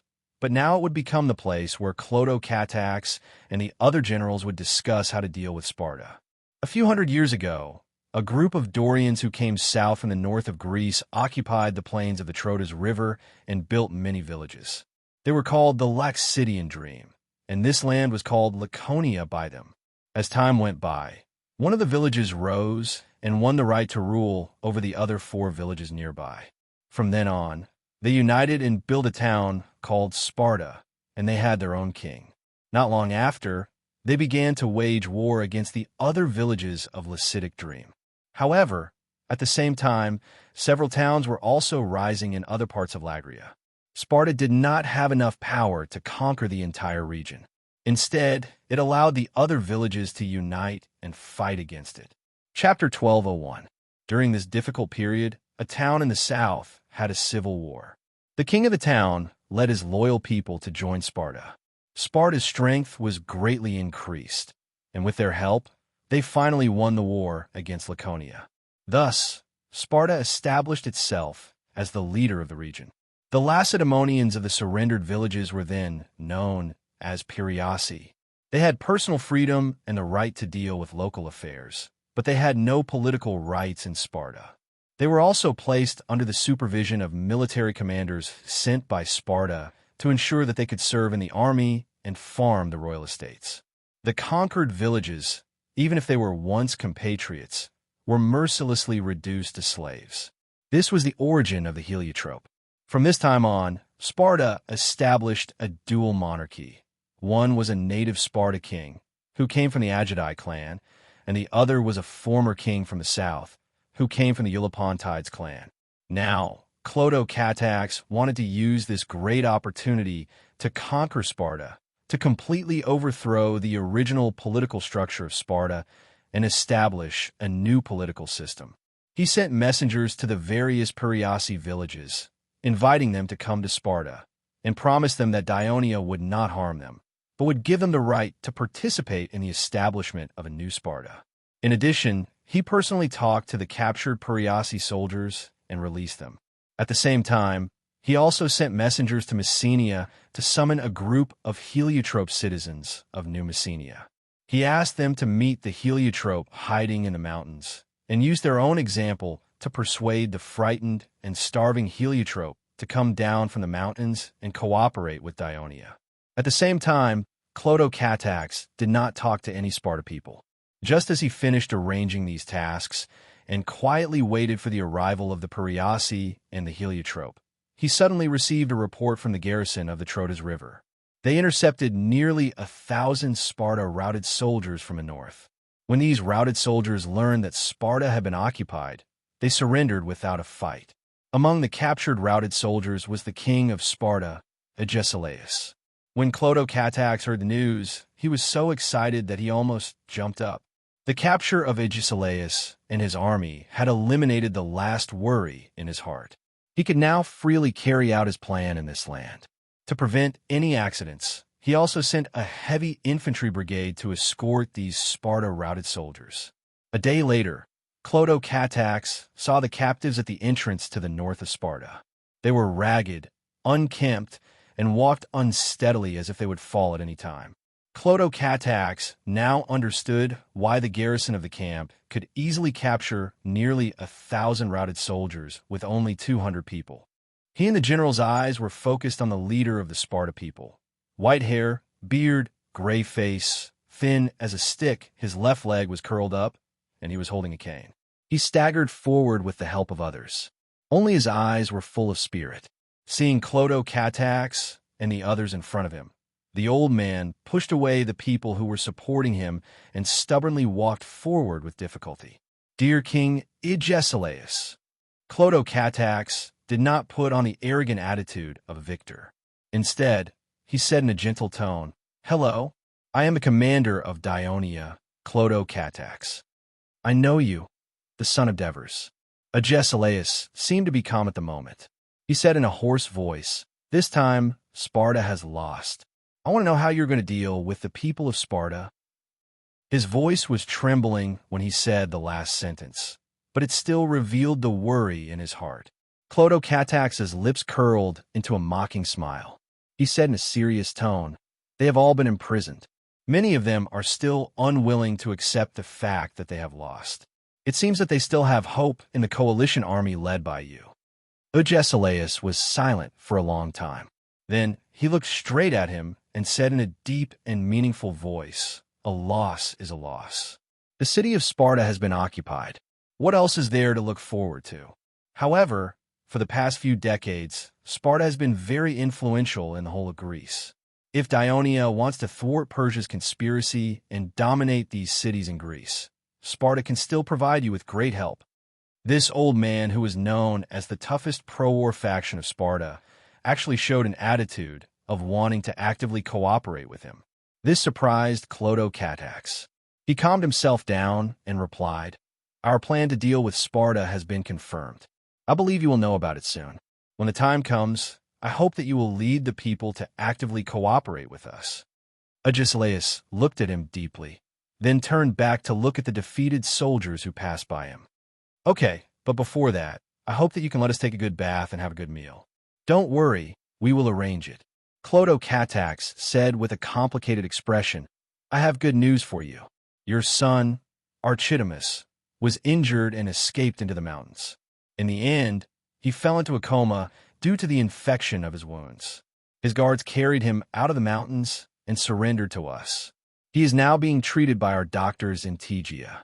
When I left, he was still unconscious, but his physical condition is much better than before." Archidamus was Agesilaus' only son and a direct descendant of the Agedi royal family. Hearing this news, Agesilaus' worry was relieved. He suppressed the excitement in his heart and said calmly, "It is the glory of Sparta warriors to die on the battlefield. Too many Sparta warriors have died in this war. But no matter what, thank you for your rescue. The more Sparta warriors there are, the better." Clodo Catax looked at Agesilaus back in shock. After a while, he turned around and said to Sicerian and the others in a deep voice, "This king of Sparta has probably been wandering in the mountains for a few days and is so hungry. It was not easy for him to walk back, and he learned that all of Sparta has been occupied. Yet he can still be so calm. He is really not simple, but I hope that he can still be so calm after knowing our plan to reorganize Sparta. There was a hint of resentment in Clodo-Catax's words, which surprised Sicerian.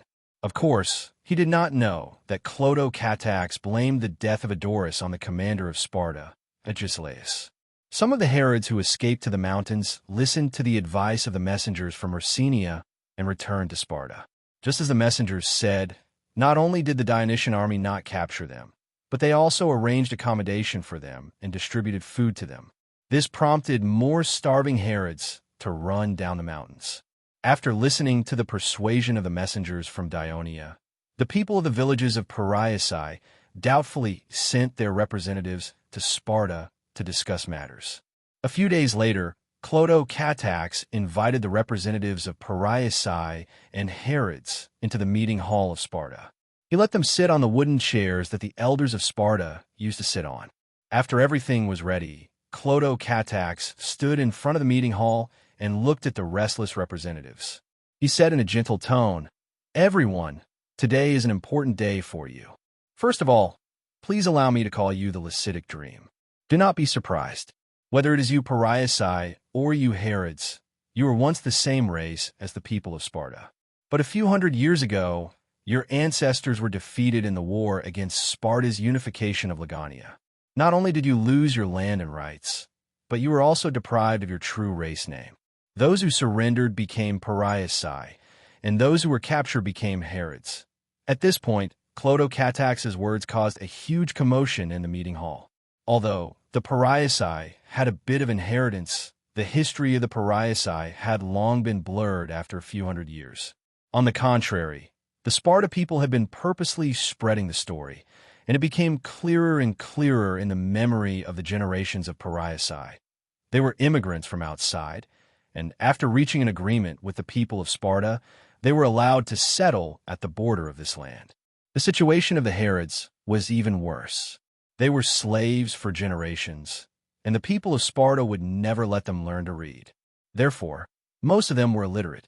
Under the education of the people of Sparta, they had no choice but to serve the people of Sparta for the rest of their lives. They did not know the history of their race, and they did not even know the names of their parents. They lived numbly, without hope. But today, someone suddenly told them, "You are the same as the people of Sparta. You were once the masters of this land." This completely subverted their previous understanding, and they were all shocked like never before. They discussed with each other suspiciously, and even mustered up the courage to ask Clodo-Catax. The scholars of Dionia have specialized in the history of Sparta, and we have obtained some very precious information that can prove that you were once the people of Lycidic Dream. If you want to see it, when the situation in Greece stabilizes in the future, I will invite you to the library of Turii to read these treasures. Now, what I want to tell you is that the reason why the Dionysian army attacked Messenia is to let the Messenians, who were once enslaved by the people of Sparta, regain their independence. You have communicated with them before, and you should know that we, Dionia, have done what we said.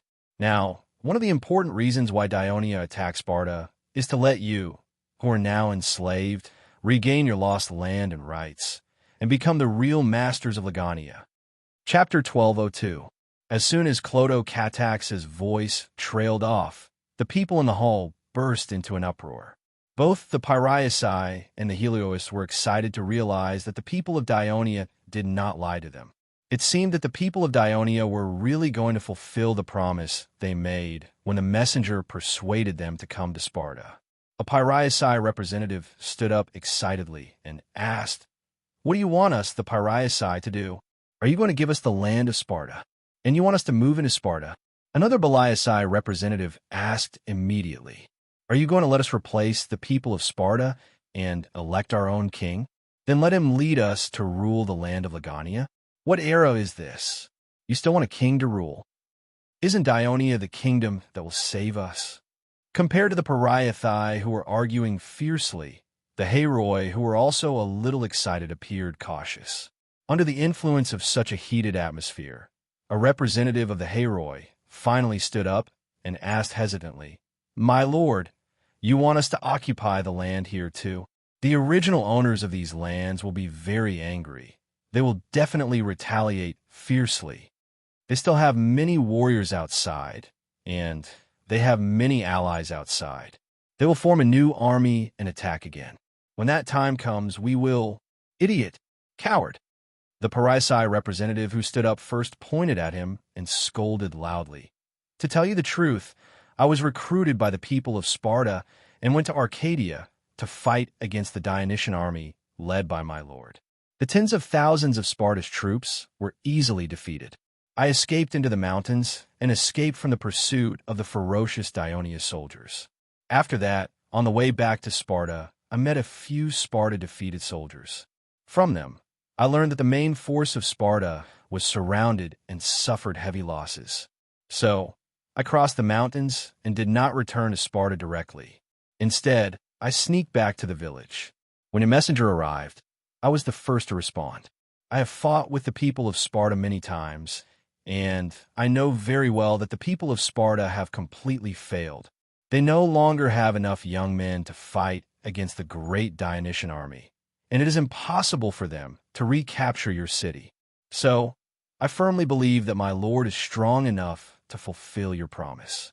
The people of Parisii are also very willing to help you build a new city on the land of Legania. As for these Helioists, they're used to being enslaved, and they are very afraid of the people of Sparta. They don't even dare to say the name Sparta. They don't deserve to sit here. I think they should continue to be slaves." His words finally aroused the anger of the representatives of the Helioists. They finally saw the hope of freedom. So how could they be willing to be enslaved again? This vision of the future finally allowed them to overcome the fear in their hearts. They began to curse the oppression and persecution of the people of Sparta. At the same time, they also accused the Parisii of being the accomplices of the people of Sparta. After that, they humbly expressed that they were willing to obey the command of Clotocatax and do their best to complete the various tasks given by him. The hall became very noisy, but Clotocatax was happy because the enthusiasm of the people of Parisii and Helios had been aroused. He coughed a few times and said loudly, "Everyone, please be quiet. Listen to me first." However, the noise did not stop until the soldiers who were responsible for maintaining order in the hall intervened. Only then did they obediently quiet down. Clotocatax looked at the representative of Parisii, who helped him a lot, and asked with interest, "What's your name?" "Fernida." The man straightened his back and said loudly. Clotocatax nodded, then looked at the other people in the hall, took a deep breath, and said loudly, "As the conqueror of this land, on behalf of the kingdom of Dionia, in the name of the holy Hades, I declare that from today onwards, whether it is the people of Parisii or the Helioists, they will be free and become the citizens of the new Sparta, with all the rights granted by the state. I ask you to return immediately and tell your compatriots that within 4 days, the people of Parisii and the Helioists must each elect 10 people with outstanding ability. They will become the counselors of the new Sparta under the guidance of the kingdom of Dionia. They will appoint and promulgate new laws, redistribute land to the citizens, and arrange new residences and villages. I also ask the people of Parisii and the Helioists to each elect 2 people of high moral standing. They will be the censors to supervise the implementation of these plans by the new counselors. If there is any unfair behavior, they will report it to us, and we will punish them." As soon as Clotocatax's voice trailed off, the hall burst into cheers. Many of the Helioists even shed tears of joy. At this moment, they realized that the commander of Dionia was not just saying it. He was really going to let them, who had been enslaved by the people of Sparta, be free, become citizens, and have their own land and rights. The days when they had to hide from the hunting of the young Sparta warriors were finally over. While the people of Parisii were excitedly talking about the candidates of the new counselors, and the Helios were grateful and praised the kindness of Dionia, Clotocatax spoke again. "Please be quiet. I have something to say." This time, the hall quickly returned to silence. I have to remind all of you. Clodocatax said with a serious expression. I just said, whether it is the Helioists or the people of Piraeus, they must each elect 10 counselors and 2 censors within 4 days, no more and no less. Otherwise, they will be regarded as disrespecting the decision of Dionia, and they will be disqualified from participating in the establishment of the new government of Sparta. The excited crowd was dumbfounded when they heard this. The people of Piraeus were better off.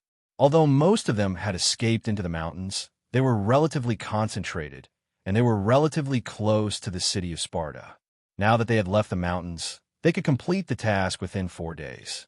However, the people of Piraeus were different. They had their own villages, and they were scattered in the remote corners of Lagania. For example, Port Itian near the west promontory, Minoan near the east promontory, Placia near the east promontory, and the coastal town of Placia in the middle of the east were not only very far from each other, but they also had to cross the mountains.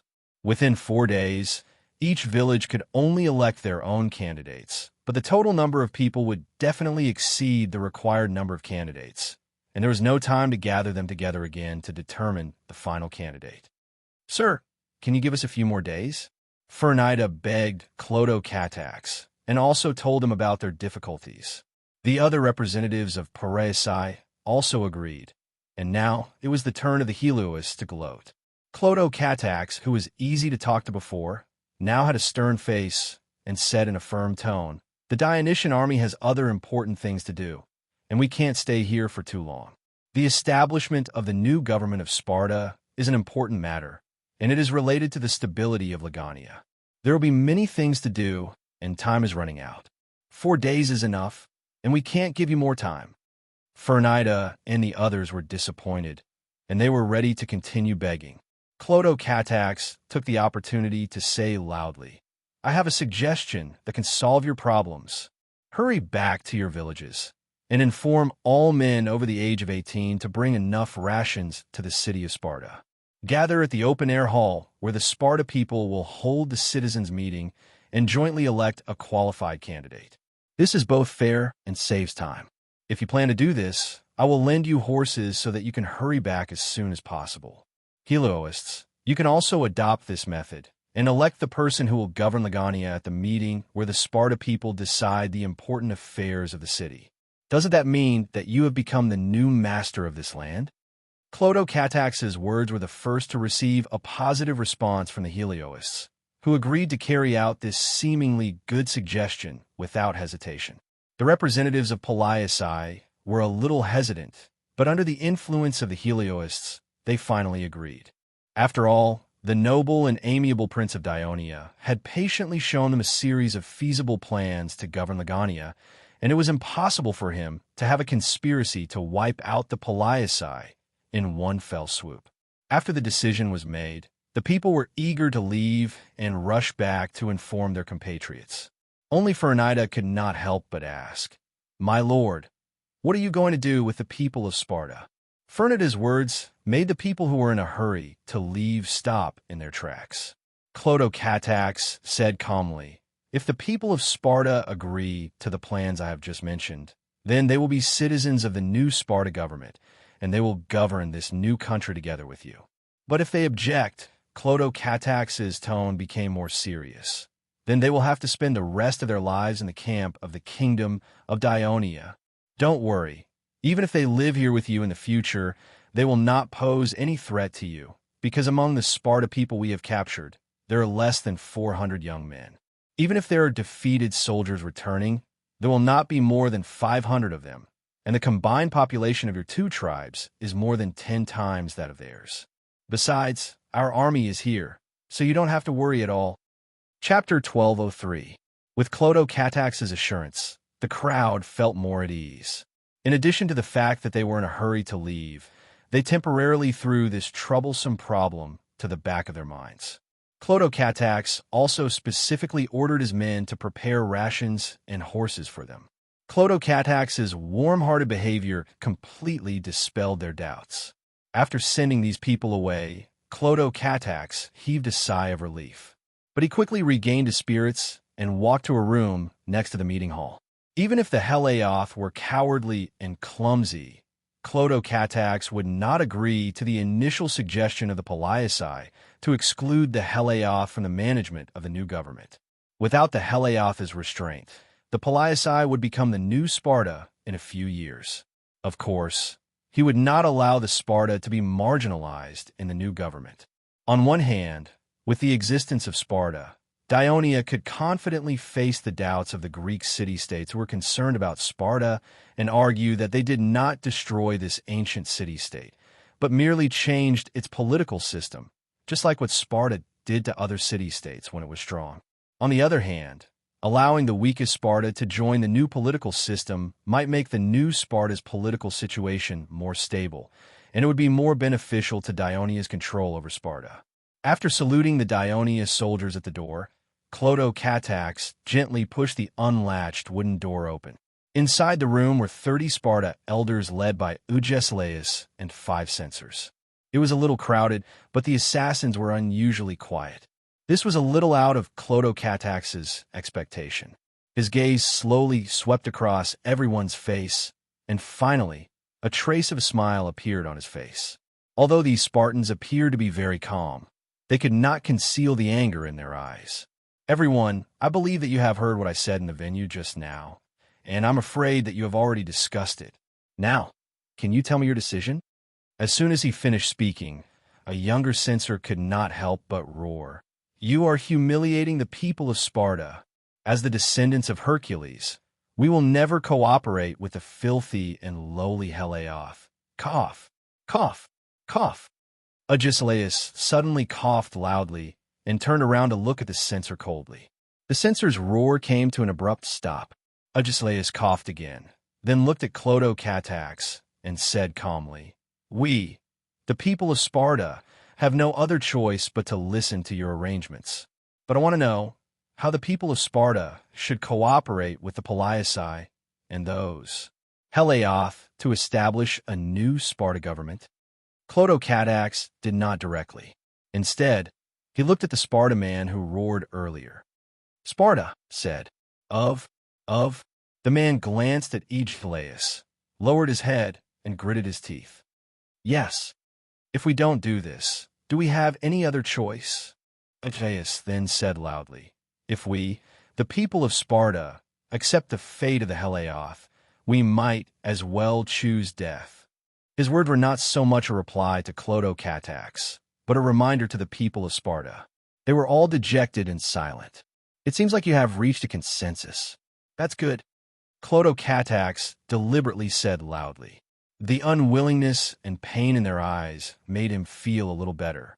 The people of Sparta must also elect 10 counselors and 2 censors within 4 days to form a new government of Sparta together with the candidates elected by the Paliasai and Heliaoth. 30 counselors, 6 censors.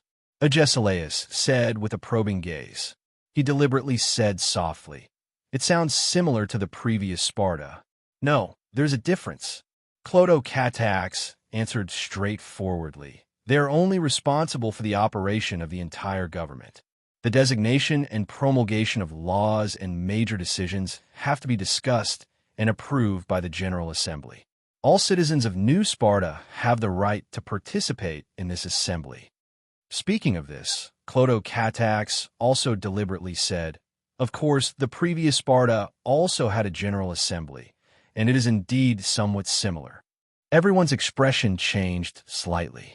The General Assembly of Sparta had always been a pretense. The real supreme power lay in the Elder Council. However, the new government created by the people of Dionia had completely changed the power structure of Sparta. An elder could not help but ask, What about the king? Clodocatax said loudly, The new Sparta will no longer have a king. We will elect 2 consuls for a 1-year term, and they will be mainly responsible for commanding the army in battle. Everyone subconsciously looked at Agesilaus. Agesilaus, on the other hand, looked very calm, as if this matter had nothing to do with him. He asked, When can you release the people of Sparta from imprisonment? After the new Sparta government is established, our people are all locked up. How can we carry out the election? Someone protested. Tomorrow, All the adult men of Sparta will be gathered at Hiller's port for the election. I have one more question. Agesilaus looked at him and asked seriously, I just heard you say that you want to distribute land to the Pariasis and the Heloths. In other words, you want them to take away the land that originally belonged to us citizens of Sparta? Please note that Dionia has occupied all of Sparta. All of you have become prisoners, and the land of Lagnia has become the spoils of war of the Dionysian army. In order to rebuild Sparta, His Majesty the Devers generously took out these lands and distributed them to the citizens who were willing to work for this new government.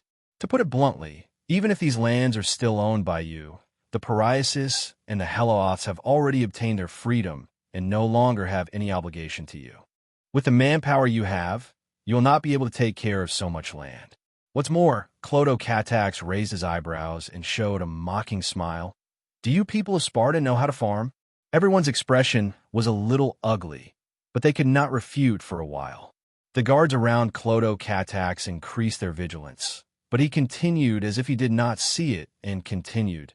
In the past few days, I have carefully checked some information about Sparta and found a problem. The number of Sparta's citizens has been decreasing year by year. The war is not the main reason. According to the information, many people have not been able to pay enough taxes for a long time. Not only have they lost the right to participate in public meals and become inferior people, but they have also been deprived of land. I originally thought that it might be because of the years of war. Even if there are Heloths helping them to farm the land, they do not have enough time to supervise and manage the harvest of the land. But the strange thing is that the nobles of Sparta are able to pay the full amount of taxes every year. Later, someone secretly told me that this is because they can often become the commander of some of the cities and strategic locations controlled by Sparta. They get a lot of money through bribery or other means, which is more than enough to buy food and pay taxes. I also found a problem. The land of the Sparta civilians that you have confiscated has been distributed to the royal family and the nobles.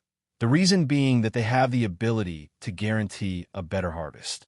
As a result, the land gradually concentrated in the hands of the nobles, and more Sparta civilians have lost their land and become inferior people. Haven't you noticed?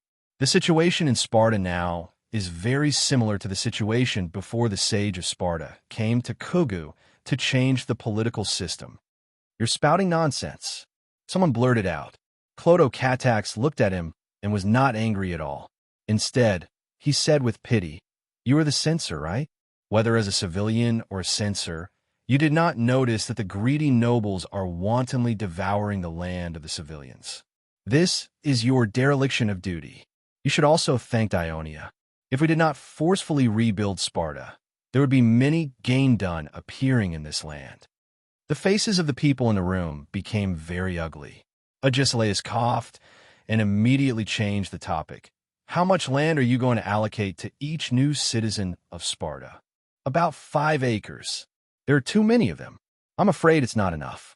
Clotocatax said calmly. We have given the territory of Tygia to the Mandinians. However, the Mandinians do not have a large population to begin with, and they could not manage such a vast and fertile new land. Under our persuasion, we believe that they are very willing to accept these heroes who did not get a land in Sparta as new citizens of Mandinia. Agesilaus was stunned. What about the Tygians? They are all being escorted to the Turii slave market to be sold. This is the consequence of betraying the alliance and secretly attacking our allies, Clotocatax said coldly. Everyone felt a chill in their hearts. At that moment, they did not dare to make eye contact with the young man. Seeing this scene, Clotocatax suddenly felt a little bored. No matter how much he scared the people of Sparta, he would not be able to get his brother Adorus's precious life back. He said disinterestedly, All right, everyone, I hope that you will go back today and organize your citizens. Lead them safely to Hiller's port tomorrow and ensure that the election goes smoothly. Clotocatax left, and the room was silent. After a long time, someone asked anxiously, King Agesilaus, what should we do now? Agesilaus was still calm. He said softly, We can only endure for now to avoid the fate of the Tygians. However, The reckless actions of the people of Ionia will definitely force Athens and Corinth to unite against Ionia. When that happens, our chance will come. Chapter 1204. A glimmer of hope ignited in everyone's dim eyes. But Agesilaus sighed in his heart. Even if they recaptured Sparta in the end, would the Pariasis and Helos, who had tasted the sweetness of victory, be willing to accept their rule again? In the evening, the Devers dragged their tired bodies back to their mansion. Dinner was supposed to be the most lively time for the Devers family, but today the Devers did not speak much. Even though Eunice took the initiative to raise a topic with her father several times, his answers were perfunctory. After dinner, the Devers called Crystal and Agnes to the master bedroom on the second floor. "Your Majesty, did something happen to Clotho?" It was rare for Crystal to see the Devers with such an ugly expression, and she had been worried about Clotho cataracts for the past few days, so she felt extremely uneasy. The Devers let out a long sigh. "It's not Clotho, it's Adoris. He's gone to Alashur." The first sentence made Crystal heave a sigh of relief, but the second sentence made her worried again. "Adoris? How? He's always been so reassuring, and he's so strong, and he's already a captain. How?" The Devers sighed again and said in a heavy tone, "Clotho led the army to a decisive battle with the main army of Sparta. Sparta's attack was fierce, and the brigade led by Adoris was the main target. In the end, he suffered many wounds." Christoia's expression froze for a moment. Then she suddenly scolded, "What is Clotho doing? As the commander of the army, why doesn't he take care of his brother? Has he forgotten how Adoris has taken care of him all these years?" "Sister." Agnes had come in late, and she had a cold personality. She didn't have deep feelings for Adoris, so she was able to remain calm when she heard the news. She sat next to Christoia and held her trembling hand tightly, comforting her in a soft voice. "Clotho and Adoris have a deep friendship, so there's no way he wouldn't take care of his brother. I'm afraid this is an accident." Devers nodded and said in a low voice, "King Agesilaus of Sparta is a cunning opponent. He formulated a sinister battle plan that caused the First Legion to fall into chaos and almost caused our army to be defeated in the battle. Fortunately, Clotho responded appropriately and won the battle in the end. The entire brigade, led by Adoris, was almost wiped out. This is the biggest loss in this battle. But how am I going to face Cynthia, Edu, and the child?" Hot tears streamed down Christoia's face as she sobbed. "Ever since Adoris became independent, I haven't cared for him at all. I'm not a good mother." Devers gently pressed on his wife's shoulder and said emotionally, "No, you've always been a good mother to Adoris, carefully raising him. On the other hand, I've never truly accepted him as my own child and was too strict with him. Now that I think about it, I really regret it." Christoia looked at her husband with teary eyes, wiping away her tears as she comforted him. "Your Majesty, don't blame yourself. Educating a child is a woman's job, and you're so busy." Christoia's words didn't reduce the guilt in Devers' heart. He shook his head and stood up, saying, "Agnes, stay here with Christoia. I'm going out for a walk." "It's so late. Where are you going?" Agnes asked with concern. "I'm standing on the cliff, looking at the Crotty River." Devers really was standing on the hill, looking down at the Crotty River in the evening. He still remembered that when he first moved to this hill more than a decade ago, it was pitch black all around him at night. Whirlpools constantly appeared on the surface of the river, reflecting the moonlight, making it seem especially serene. Coupled with the rumbling of the waves, it always made one's heart palpitate. But now, not only were the lights on both sides of the Crotty River twinkling like the stars in the sky, but the lights in the river were also connected, swaying the surface of the river. These were the ships that entered the river port under the guidance of lighthouses, and some Ionia merchants had specially customized boats to serve as restaurants on the river.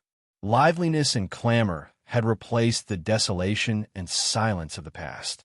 This was the result of decades of hard work by Devers, and it was also the change he had made to this world. At this thought, a sense of heroism rose from the bottom of his heart, dispelling the original guilt Devers felt. The news of the Dionysian army conquering Sparta quickly spread throughout Greece, causing many city-states to tremble in shock. At the same time, it also prompted some city-states to speed up the pace of joint resistance. Corinth was an active participant in the war between Ionia and Sparta, and had even been attacked by the Dionysian fleet in the port. Thus, the infuriated Corinth was one of the first city-states to join the anti-Dionia alliance. Now, it was very likely to become the next target of the Dionysian army. The restless Corinth carried out emergency military mobilization while asking for help from their allies. Argos had been hesitant during this war. In addition to not wanting to help their mortal enemy, Sparta, another important reason was that the envoy of Dionia, Chaereas, had once proposed to the Argos council, as long as they support Dionia, after the war, Dionia will return Tessia, which was taken away by Sparta 100 years ago. Not Tessia in the Arcadia region, but a small city located in the northeast corner of Sparta's territory, adjacent to Argos' territory. The Argos were tempted, but soon wavered under the persuasion of the eloquent envoy of Athens. Later, as a close neighbor of Sparta, the Argos discovered that after Dionia occupied Sparta, they completely abolished the original political system of Sparta, turning the Piraeusai and Haliaci into new citizens of Sparta. Everything in Sparta changed except for the land. This made the Argos, who were also an oligarchy, feel terrified. They finally decided to join the anti-Dionia alliance, strengthening the defense of the border while reinforcing their friendly ally, Corinth. The people of Athens had long been mobilizing their military. After learning that the Dionysian army had completely occupied Sparta, the Council of Athens felt even more urgent. They repeatedly urged their allies and vassal states to send reinforcements and supplies to Athens as soon as possible. This was because Callistratus and the other generals knew that if Athens did not stand up for Sparta's fall and Dionia's strong performance, many of the less determined city-states would likely fall to Dionia's side. Therefore, Athens quickly formed an army of 10,000 men, led by Iphicrates, and marched with great fanfare to support Corinth. When the Thebes and their allies learned that Dionia had conquered Sparta, they were even more determined to maintain their neutrality. On the other hand, the city-states of Phocis and Locris in the west were influenced by the priests of Delphi and actively responded to the call of Athens. A total of 6,000 soldiers were sent to join the army of Athens. After Sparta was completely defeated, Pisa no longer had a strong support. Even without its previous promise, it was inevitable that it would eventually attach itself to Elis, which was also in the same region. Elis, which was previously hostile to Dionia, began to hesitate. This was because after Messenia and Sparta were both occupied by Dionia, and after the Arcadia Union became an ally of Dionia, Elis, which was located in the northwest corner of the Peloponnesus Peninsula, was completely surrounded by Dionia and its allies. Therefore, when the other city-states that joined the anti-Dionia alliance were actively taking action, Elis became more passive. After the Dionysian army gifted Tegea to Mandinia, the other city-states of the Arcadia Union hoped that Mandinia would return the territory of Tegea and work together with them to persuade the Dionysian army to forgive the captive citizens of Tegea and let them return to their homeland. How could the people of Mandinia be willing to spit out the fat meat that they had swallowed? In the face of the surging public opinion, the Lycomedes, who initially expressed opposition, finally changed their stance and defended the interests of Mandinia. The two sides quarreled endlessly, and some city-states even threatened to leave the Union. At this time, the news that the Dionysian army has occupied the entire territory of Sparta came. The quarrels of the Arcadia Union quickly stopped, and they quickly reached an agreement. They would send an envoy to Sparta to congratulate Dionia, their ally, and at the same time learn about the treatment of Sparta. In Thessaly, in northern Greece, Iazon announced to the public in Pharsalus, as a member of the Greek city-states, the people of Thessaly will never sit back and watch the foreign races invade the land of Greece and bully our compatriots. He, Tarchus of Thessaly, will lead all the warriors of Thessaly to drive away the invaders and help our compatriots in the south reclaim their homeland. After he issued the military mobilization, the city-states and the races in the surrounding mountains of Thessaly all sent their troops and gathered in Pharsalus. Within the territory of Persia, the entire western part of Asia Minor, today's Anatolia region in Turkey, was divided into many regions, and Phrygia was one of them.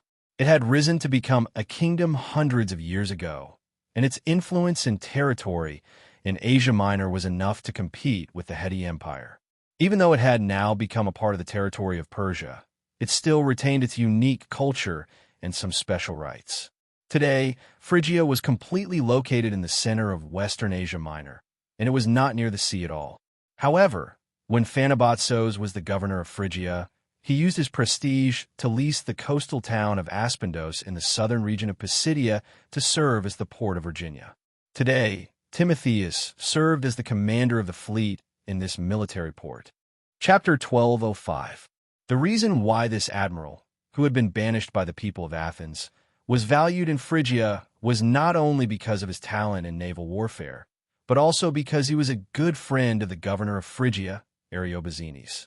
How could a wandering citizen of Athens be friends with a respected governor of Persia?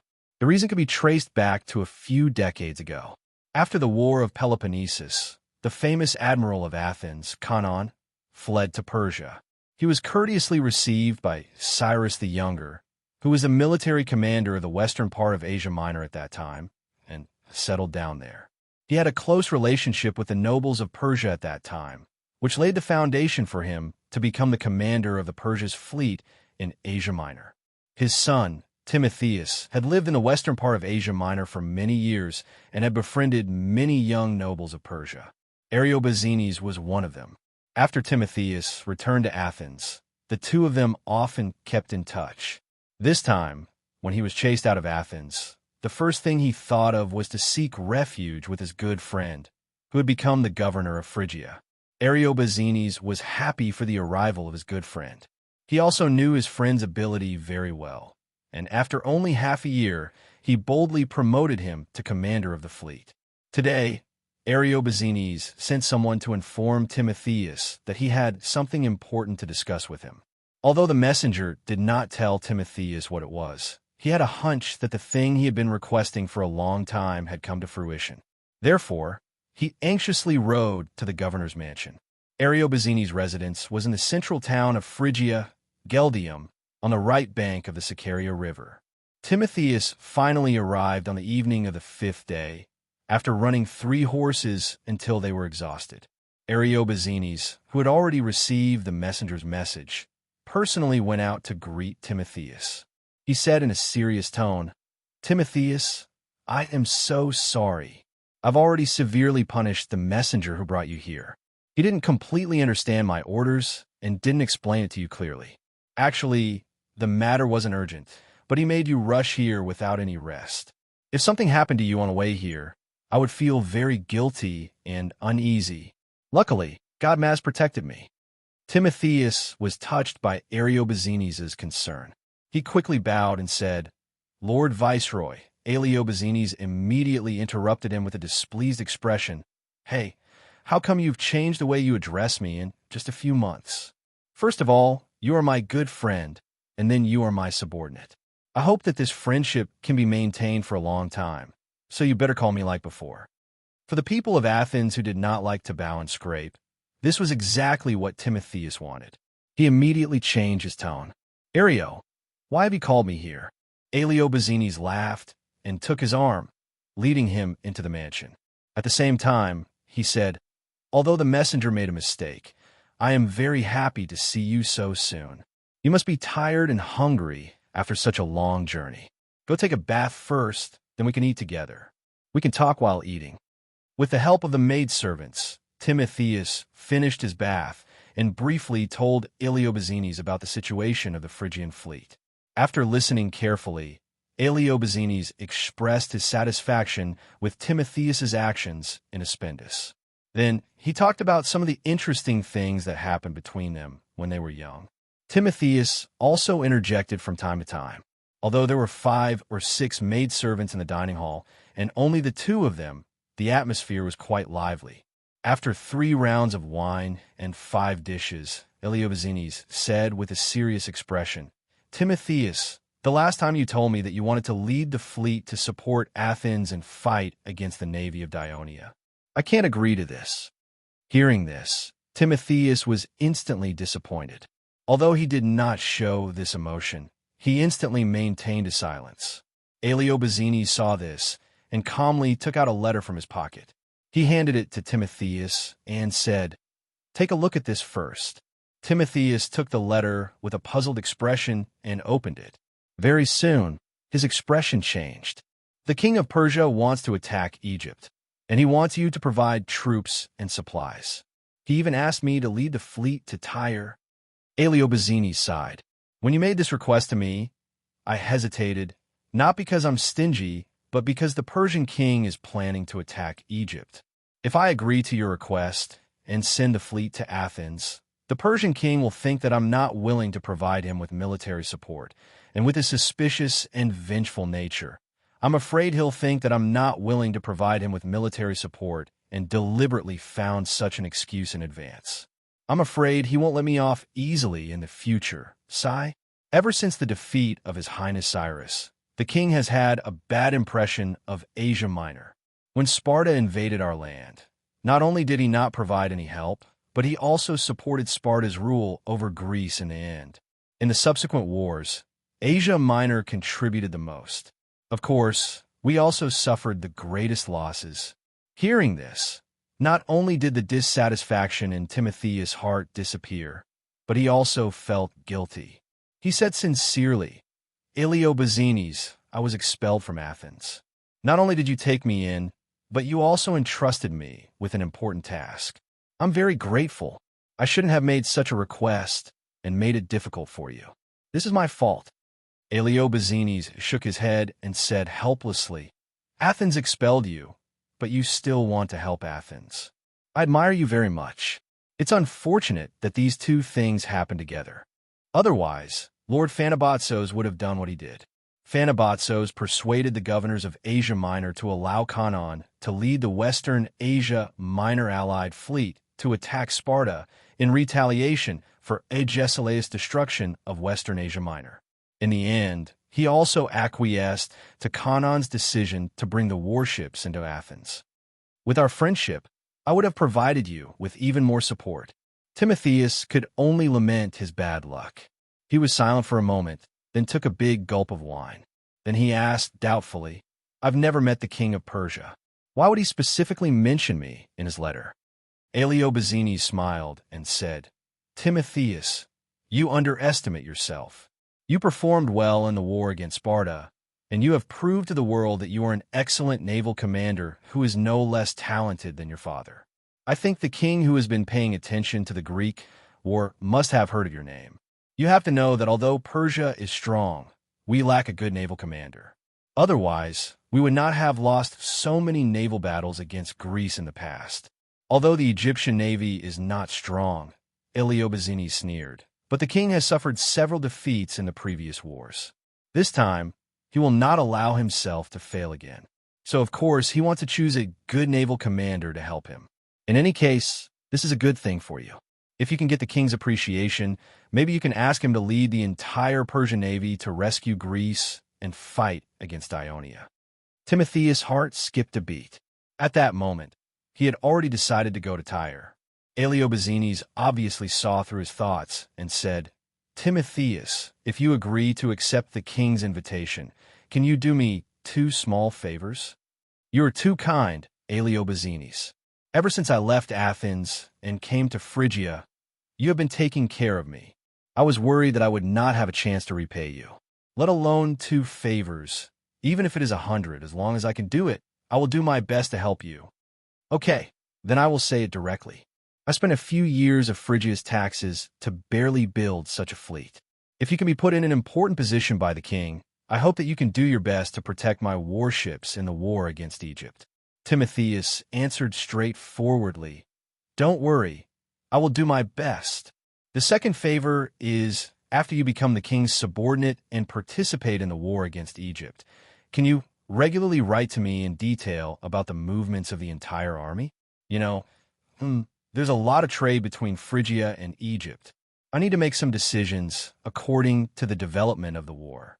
The Phrygian merchants who are still in some towns in Egypt should either evacuate as soon as possible or seize some important resources and mines there. Timotheus hesitated for a moment before replying, I will write to you, but after arriving in Phrygia, I will be mainly responsible for the navy. I may not be very clear about the future movements of the army of Persia. Just do your best. Eliobazenes smiled and raised his glass. Let's toast. I wish you all the best in the war.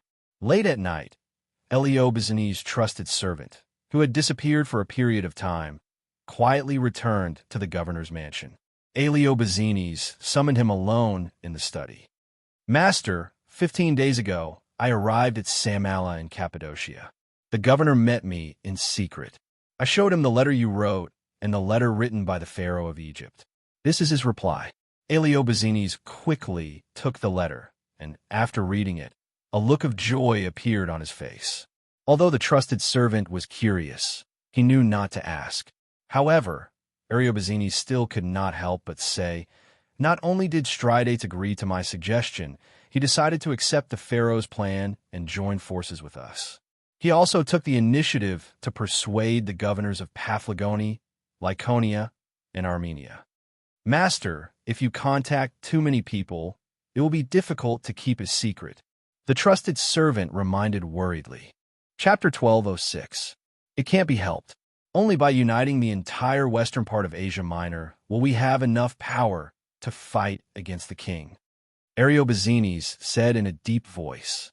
Stridates is a cautious man. Since he dared to take the initiative to propose this, it means that he is confident in convincing the other governors and keeping the secret. After the Dionysian army occupied the territory of Sparta, the rest of the Greek city-states, led by Athens, were actively organizing an allied army to fight against the Dionysian army. At the same time, the Ministry of Military Affairs of Dionia conveyed an order from the king of Devers to Leotychides to gather the 8th Legion, the 15th Legion, barracks in Syracuse, soldiers from Syracuse, the 16th Legion, barracks in Agrigento, soldiers from the south coast of Sicily, the 17th Legion, barracks in Lille, soldiers from the west coast of Sicily, the 4th Cavalry Legion, and the Namibian Light Cavalry Legion at Lille. When the transport fleet arrived, they would immediately head for Egypt. At the same time, another order from the Ministry of Military Affairs was sent to the Middle-Ades, requesting him to lead the 2nd Fleet and prepare for the expedition to Egypt. In addition, the king of Devers also issued an order to the Phoenician allies led by Carthage along the coast of Africa, requesting them to immediately assemble a large number of transport fleets and be responsible for transporting the Dionysian army gathered in Lille to Egypt. At the same time, the Ministry of Military Affairs transferred the former commander of the 14th Legion, Patroclus, who was still quelling the riots in Liguria, back to Turia and replaced him with Hasdrubal. At the same time, the Ministry of Military Affairs also issued an order to all the military camps in the region. Except for the expedition to Peloponnesus and the army that was about to head for Egypt, all the other troops in the kingdom began to assemble. In addition, it was specifically stated that the Periver region must provide 6,000 soldiers and 2,000 Gallic cavalry. In addition, the Ministry of Military Affairs also transferred the 3rd Fleet, which was responsible for the security of the kingdom's west coast, to Brindisi for advanced preparations. Although these orders meant that a large military operation was about to take place, the military camps announced to the public that they would be conducting joint training for the entire army. As such military training would take place at least once every 2 months, the people of various regions didn't feel anything out of the ordinary. However, in Turiae, the officials of the various departments of the Kingdom of Dionia were busy preparing for the upcoming war. On the surface, Dionia was still peaceful, but the clouds of war were already brewing in Greece.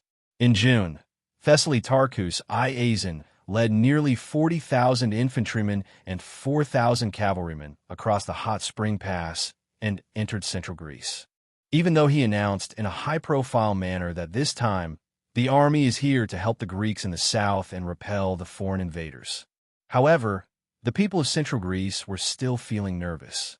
The people of the various cities all hid in the cities, closed the city gates, and strengthened their vigilance. Iazan was a man of his word. He tried his best to restrain the troops. Although there were still some incidents of soldiers looting the properties of villages outside the city, overall, the military discipline of the army was not bad. This greatly relieved the higher-ups of the cities. After entering the Piotia region, Iazan sent an envoy to the city of Thebes and made a request to the council. Thessaly's army wanted to establish a long-term camp in the Thebes. The higher-ups of Thebes, led by Pelopidas and Epaminondas, argued tactfully that both Thessaly and Ionia were allies of the Thebes and had provided great help to the Thebes. Because of this, the Thebes had to remain neutral to avoid hurting the friendship of one party. If they agreed to Thessaly's request, they were afraid that Ionia would misunderstand and think that the Thebes had joined the anti-Ionia alliance, so they had to refuse. Iazan made this request to test the attitude of the Thebes.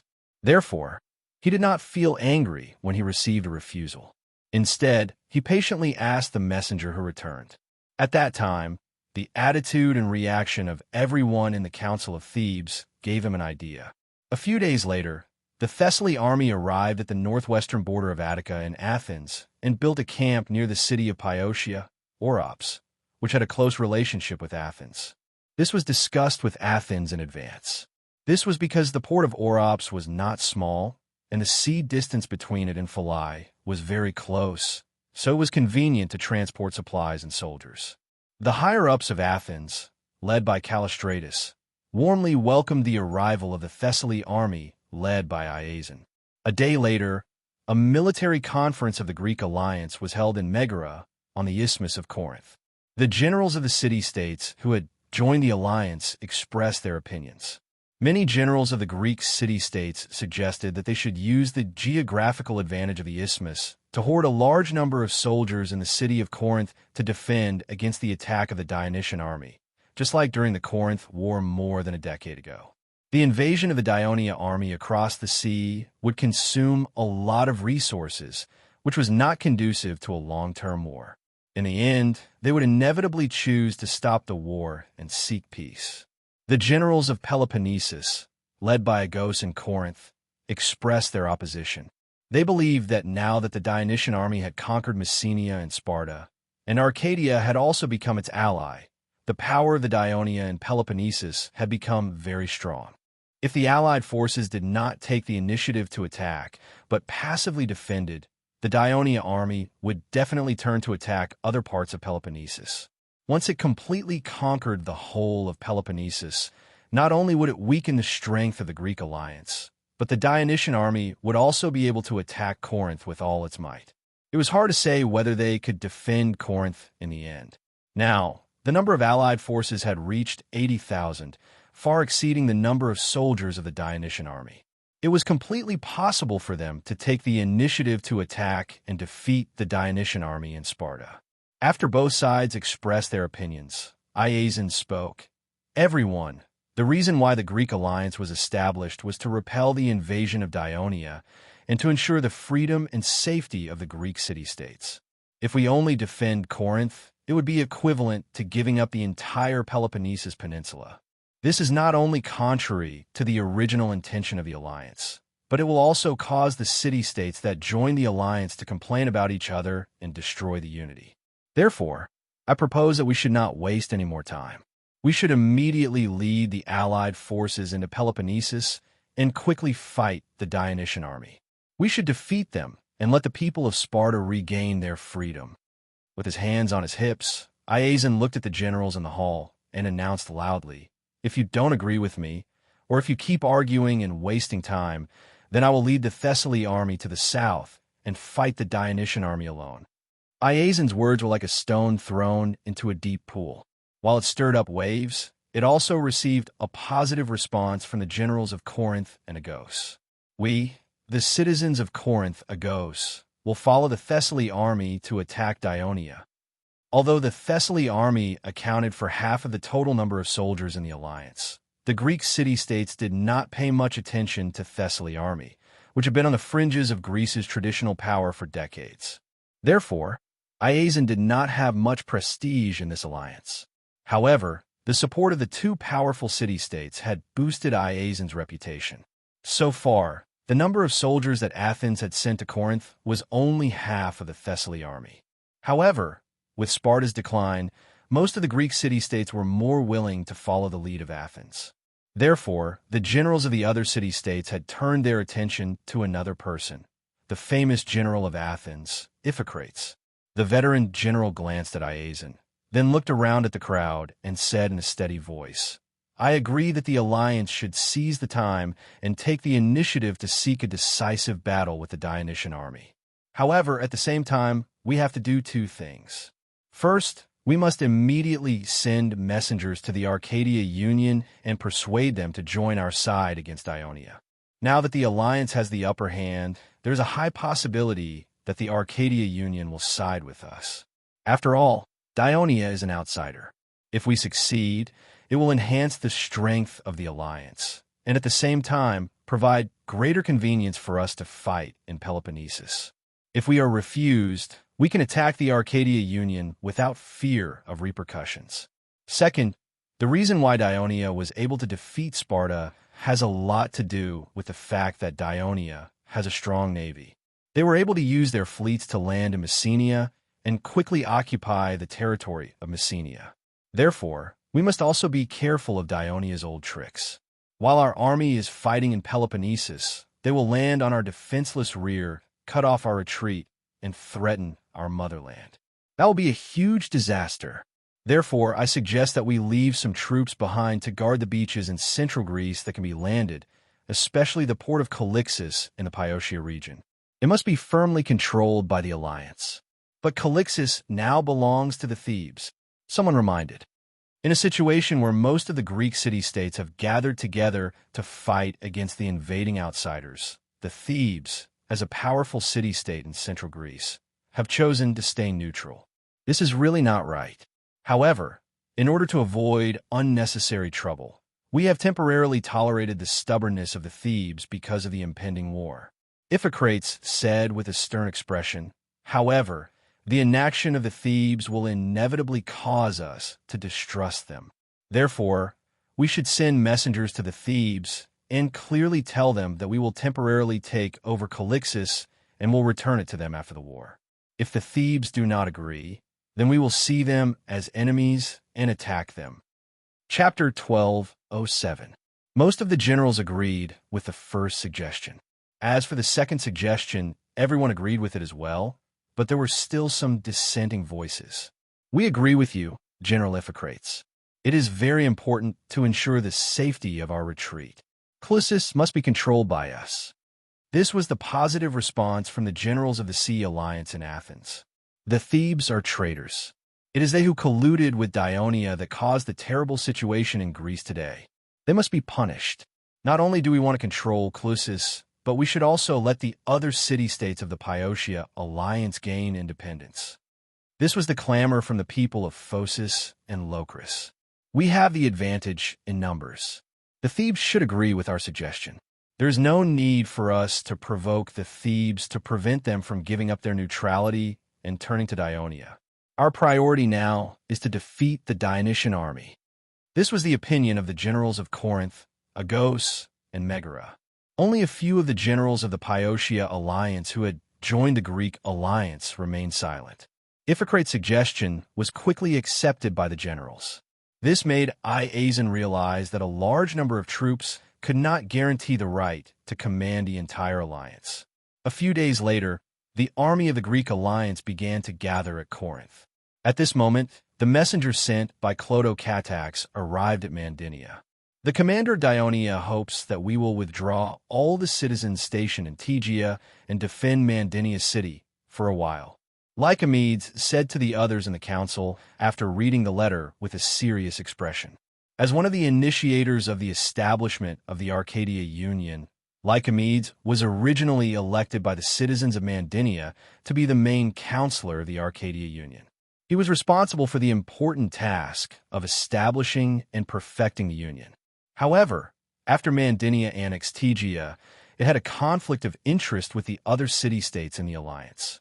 Even though the quarrel was temporarily quelled, cracks had already appeared between Mandinia and the other city-states. With Lycomedes as the leader, the Mandinia counselors were obviously alienated and ostracized by the other counselors. Coincidentally, the emissary of the Greek Union arrived at Megaloboris and threatened the Arcadia Union. You must immediately tear up the alliance with Dionia and join the Greek Union. Otherwise, you will be attacked by the Allied forces. After learning about the shocking number of Greek Allied forces, and because the Dionysian army had completely retreated to Sparta's territory, the Arcadia Union felt great pressure from the threat of the Greek Allied forces. Therefore, most of the counselors began to hesitate, and only a few of them clearly expressed that they could accept the emissary's request. Only Lycomedes and a few other counselors from Mandinia were adamantly against it. Their vehement emotions caused the Arcadia Union to not respond to the emissary's request. However, when night fell, the emissary secretly contacted and discussed with the counselors from many cities, but he did not come to Lycomedes.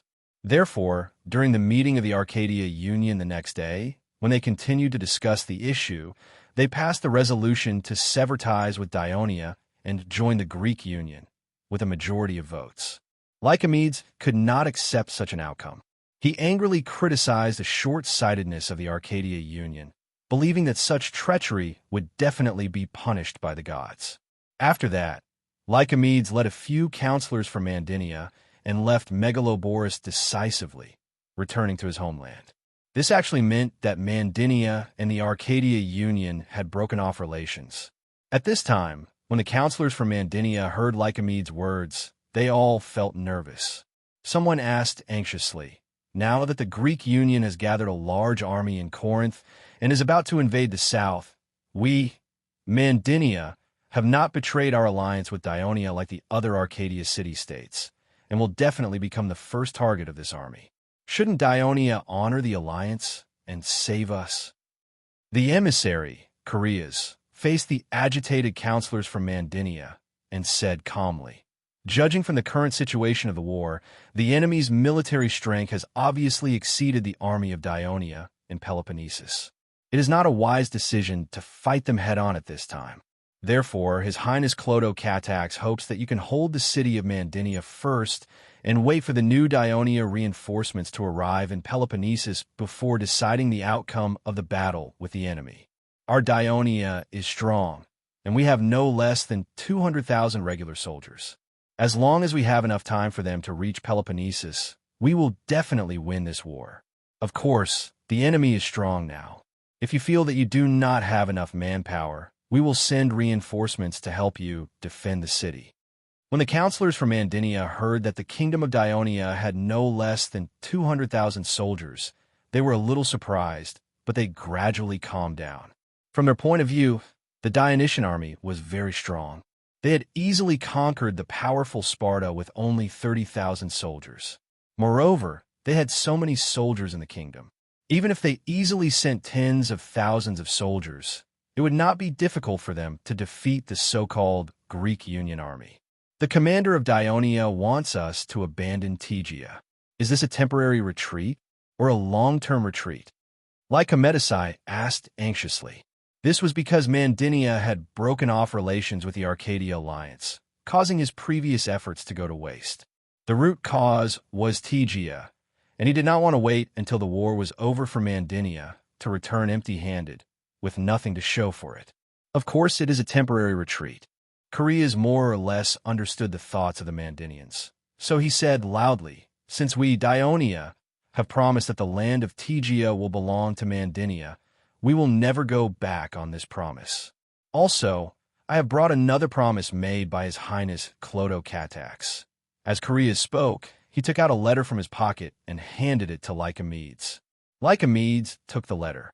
After reading it, he looked at Chaereas in surprise.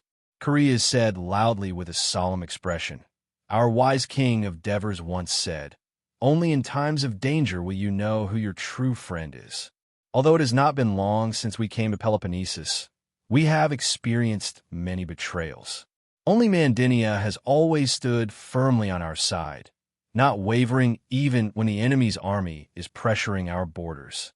Your performance has won the trust of Dionia. So His Highness Clodocatax promised that after the victory of the war, Mandinia will fully support Mandinia in rebuilding the Arcadia Union. Korea's words made all the counselors in the hall excited. They all said that Mandinia would defend this city according to Dionia's request and wait for the arrival of Dionia's reinforcements. At this moment, Lycomedes also swept away his previous gloominess and began to think in his mind.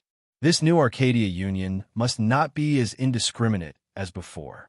It should be like the Thebes and the Piotia Union, with Mandinia as the absolute center. A few days later, the Greek coalition army entered the territory of Arcadia. After failing to persuade them to surrender, they surrounded the city of Mandinia. On the second day, Thessaly's army, which was the most proactive, took the lead in launching an attack on the city.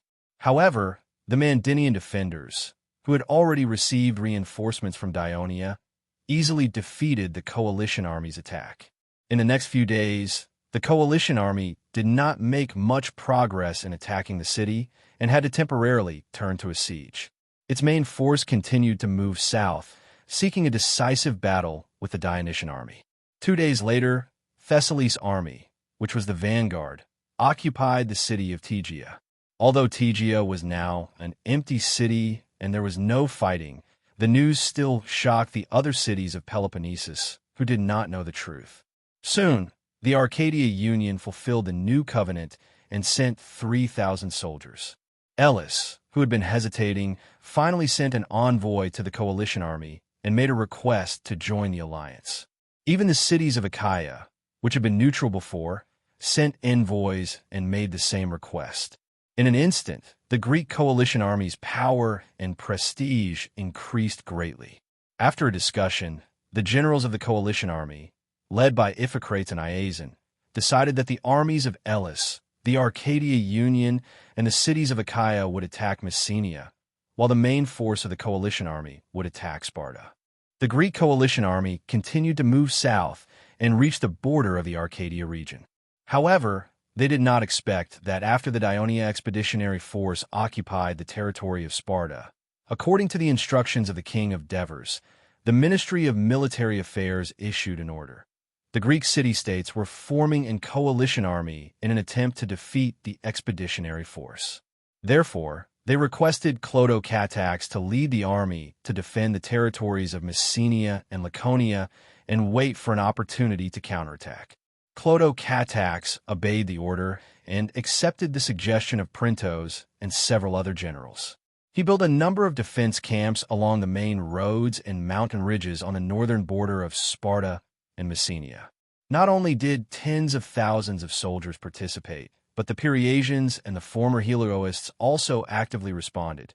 Therefore, in just 2 months, the Dionysian army had established a preliminary system of defense facilities at the two borders.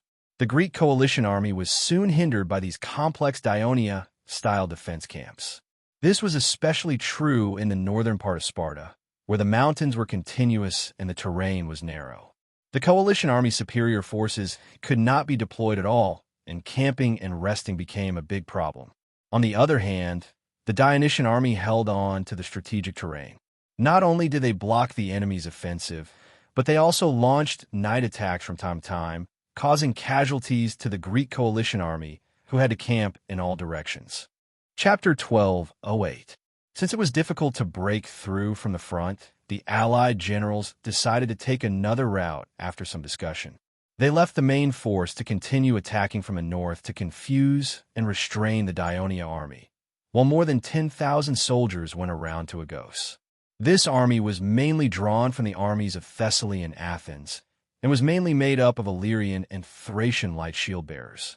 Iphicrates personally led the army. They were prepared to cross the mountains from the northeastern border of Sparta and launch a surprise attack on Tethea, not Tegea. After capturing it, it would become a relay base for the Allied army. From there, they could continue to attack south. Without a doubt, the situation would be much better. However, the secret movements of the Greek Allied army did not escape the eyes of the scouts in the mountains. Printos, who received the news, immediately guessed the intentions of the Greeks. He advised Clodocatax to quickly adjust the military deployment. When Iphicrates led the light shields men over the mountains and arrived at Tesha, panting, he was shocked to find that the Dionysian army was already waiting there. Iphicrates decisively ordered a retreat, but the Dionysian army quickly gave chase. Although the Illyrian and Thracian mountain people were good at running in the mountains, they were already exhausted, and many of them were caught up by the well-rested, light-armored soldiers of Dionia. As a result, before the battle had even begun, nearly 1,000 of the Greek allied army had been captured. Even Iphicrates himself was depressed. The Greek allied generals had to discuss again, and finally decided to change the direction of attack and concentrate on attacking Messenia, because the terrain in the north was flatter and wider than the northern border of Sparta. After the conquest of Sparta, the first flotilla of Dionia soon received an order from the Ministry of Military Affairs to stop the routine patrols in the Aegean Sea. Except for some warships to defend the southern waters of Peloponnesus, its main force was to cooperate with the 3rd Fleet, the 9th Legion, and the 10th Legion to attack the 4 islands on the west coast of the Greek mainland. From north to south, there were Kerkyra, Leucas, Chaeronea, and Zakynthos. Not long after Kerkyra became an ally of Athens, Leucas, Chaeronea, and Zakynthos all belonged to the Peloponnesus alliance. Previously, after the Dionysian army raided Messenia, in order not to arouse the hatred of the Greek city-states, they did not take any military action against them, even though fleets carrying supplies passed by these 3 islands every day. They only sent the 3rd Fleet to patrol the area from time to deter them. When the people of these 4 islands learned that the Dionysian army had captured Messenia and declared war on Sparta, they were frightened every day and did not dare to take any hostile action against Ionia. But they did not expect that the thing they were most worried about still happened. Kerkyra had suffered many wars in the past 2 or 3 years, and like a grass on the fence, it would side with Sparta one moment, and then with Athens the next. In the face of the more powerful Dionysian army, the Kerkyra people directly chose to surrender. Dionia's landing troops immediately seized the few remaining warships and strictly controlled the entry and exit of several ports on the island. Following that, the weaker Leucas and Chaeronea also chose to surrender. Only the people of Zakynthos put up a resistance. But for Dionia to attack a small island with 2 legions and nearly 10,000 infantrymen, it was like killing a chicken with a butcher's knife. In less than 4 days, they completely conquered Zakynthos. The surrender of the 4 islands of Kerkyra, Leucas, Chaeronea, and Zakynthos meant that the west coast of the Greek mainland could be completely blocked by the Dionysian fleet. During this period, the people of Elis opposite Zakynthos were very nervous. They hurriedly transferred the troops that were attacking Messenia back and deployed them on the coast to defend against the possible landing of the Dionysian army. This could be considered as relieving the defensive pressure on Messenia. At the same time, Leonidas led his army and boarded the fleet provided by the Phoenician alliance, led by Carthage. Under the escort of the 2nd Fleet, they sailed eastward along the coast of Africa. Along the way, they encountered 2 storms. Fortunately, the Phoenicians traveled this route all year round and were very familiar with the sea conditions. They went ashore in time to take shelter, so the entire fleet and the fleet did not suffer any major losses. After 7 or 8 days, the huge fleet entered the waters near Egypt. To prevent any accidents, Leotychides quickly led the army to the beach near the western part of the Nile Delta. In fact, there was no need for him to be so nervous. The king of Persia, Artaxerxes, had just arrived in Phoenicia with the undead army. At this time, although there were already thousands of Persia warships gathered in Tyre, they came from different regions, including the Phrygian fleet led by Timotheus, and lacked a unified command. The appointment of the commander of the navy would be decided by Artaxerxes after he personally met with the various admirals. Therefore, during this period, some of the Persia admirals were busy in Tyre and did not have much energy to manage the fleet. Hundreds of thousands of sailors from different regions crowded the various ports of Tyre with nothing to do. It was inevitable that there would be conflicts and conflicts. The people of Tyre and the admirals of the various fleets were already having a headache just to maintain order. How could they have the mood to actively carry out combat missions? Only Timotheus insisted on leading the Phrygian fleet to patrol the waters near Egypt once every 4 days. It was not only to scout the enemy's situation, but also to familiarize themselves with the sea. Even though this task was relatively easy, the Phrygian crew still had a lot of resentment. Coincidentally, on this day, the Phrygian fleet did not go on patrol. In fact, even if it went on patrol, it would be impossible for the Phrygian fleet to fight against the second fleet of Dionia, which was tasked with the task of guarding the fleet. Hundreds of thousands of Persia's army gathered in Phoenicia. It was a huge scene. Egypt was only separated from it by the small Canaan kingdom, and the sea route was even closer. Therefore, the news that the Persia army was about to invade had already spread throughout Egypt. At this time, the arrival of nearly 40,000 Dionysian army undoubtedly gave the panicking Egyptians a shot in the arm. The reinforcements of Dionia were first warmly welcomed by the people of Naucrates, who had the tradition of Greek colonization. The Persia officials of the city did their best to satisfy any request made by Laodikides. When Pharaoh Tanis received the news, he was overjoyed and personally went to welcome the reinforcements. This was an unprecedented honor for the reinforcements of Dionia. Because of this, Laodikides agreed to the pharaoh's request. All the soldiers were fully armed, lined up in neat columns, and walked along the banks of the Nile River to Memphis. This was equivalent to an armed parade. When the Egyptians heard the news, they lined the streets to welcome them. The mighty image of the Dionysian army greatly increased their confidence in fighting against the Persia. After completing the transport mission, the Second Fleet and the Phoenician fleet began to return west. However, when they reached the waters of Cyrenaica, the Second Fleet did not continue west. Instead, they turned north, passed through Crete, and entered Lagania Bay, where they met up with the First Fleet. At the end of July, when the Greek coalition army was unable to break through the defense line set up by the Dionysian army on the northern border of Messenia and Sparta, all the port towns of the Holy Kingdom of Dionia on the east and south coasts of the Italian peninsula suddenly became lively. Hundreds of cargo ships gathered at the various ports, and the people of the towns also gathered at the ports with the young and old. They welcomed the troops of their loved ones to board the cargo ships, while praying for Hades to bless them with glory. On this day, from the northernmost Rhymnium to the east-central Cypentum, to Brindisi and Odrum, and then to the southernmost Locri, Silatina, Crotone, Turiae, and Tarentum, ships full of soldiers sailed out of these port towns one after another, gradually forming a long line on the sea. They crossed the Adriatic Sea, passing through Kikura, Lucas, Kephallonia, Zakynthos, and so on. These islands were now under the complete control of Dionia. The fleet could stop at any of the islands to rest and replenish food and water. Moreover, several fleets of Dionia made full use of these islands to conduct a relatively tight blockade of the west coast of the Greek mainland. So the Greeks, especially the Elysians, had no idea that thousands of ships full of Aurelian soldiers were continuously passing through the waters near them. These transport ships then converged at Messenia Bay and Lagania Bay, entered the ports one after another, and docked. Due to the approach of the Greek allied forces, the Sparta people were once again restricted. Their adult men were temporarily restricted to live in the port of Silis, while their women and children were forced to return to the warrior training camp, and were guarded by thousands of fully armed black rogues who had already been allocated land.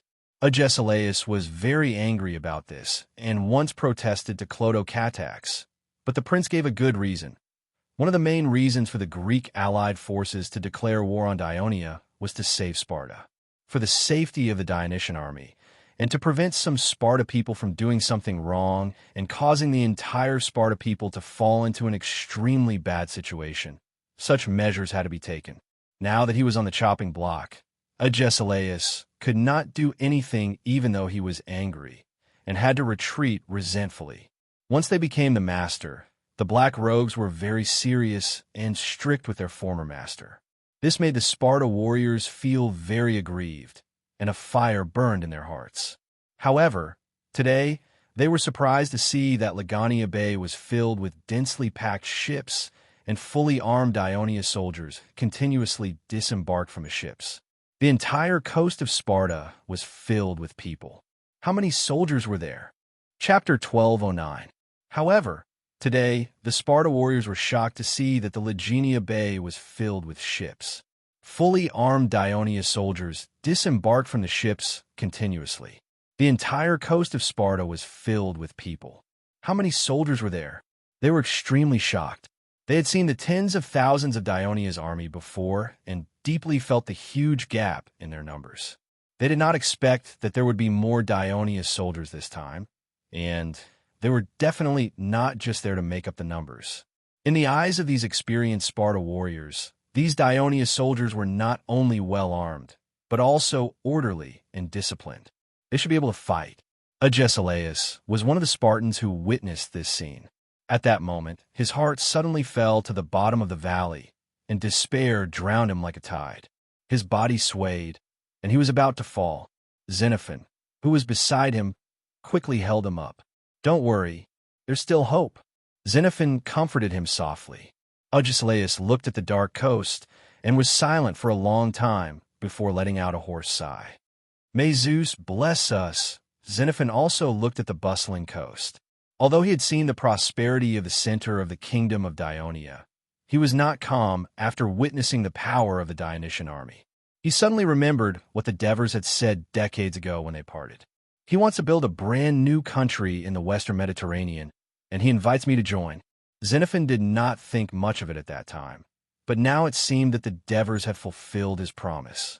At this moment, Xenophon suddenly felt a little regretful. The Sparta people watched the arrival of the Ionia reinforcements in fear, while Clotho-Catax, Printos, and the other garrison generals happily welcomed the reinforcements led by Patroclus into the city of Sparta. After a brief tour of the city's main scenery, the group of people entered the heavily guarded meeting hall and held a military meeting. Clotho-Catax originally wanted Patroclus to sit at the head of the table, because he was the commander-in-chief of the reinforcements appointed by the king of Devers. The reinforcements had far more soldiers than the Dionysian army stationed in Sparta, and they also had an important mission. Patroclus should be the youngest military commander since the establishment of the Holy Kingdom of Ionia. During the Gallic War, the regional governor of Rome, Assists, once commented on him in private, saying that he was brilliant in military affairs, but young and successful, inevitably too arrogant and prone to neglect others. But Patroclus, who had honed himself in the Periver region for several years, was clearly much calmer than when he was first appointed as the commander of the 14th Army. After he was transferred back to Thurii, Cynthia, who was grieving over the loss of her brother, had solemnly warned him many times to make him understand that Clotho-Catax was no longer the quiet, hard-working, middle-level official of the kingdom he was in Rome, but the successor of the king of Devers, who was working hard to cultivate his prestige in the army. So he politely refused Clotho-Catax's suggestion and insisted on sitting at the head of the table. After everyone was seated, Clotho-Catax coughed softly and said in a clear voice, "First of all, on behalf of the soldiers stationed in Messenia and Laconia, I would like to extend a warm welcome to all of you. Recently, the Greek allied forces have been launching continuous attacks on us. Even though the soldiers have been holding the line, they are still under a lot of pressure. Your arrival has boosted their confidence." Clotho-Catax paused for a moment, took out a letter from his pocket, and said with a straight face, "Commander Patroclus has sent me a letter from His Majesty." In his heart, His Majesty praised us for our outstanding performance in the previous battle. It is a great achievement to be able to conquer the hegemon of Greece, Sparta, in such a short time. Hearing this, Printos, Olivers, Trotyras, and the others subconsciously puffed out their chests. Clotho-Catax's gaze swept across their faces and finally landed on the somewhat absent-minded Tessus. He continued in a gentle tone, "His Majesty also mentioned that although we have achieved the expected goal, the expeditionary army has still paid a heavy price. However, this is unavoidable.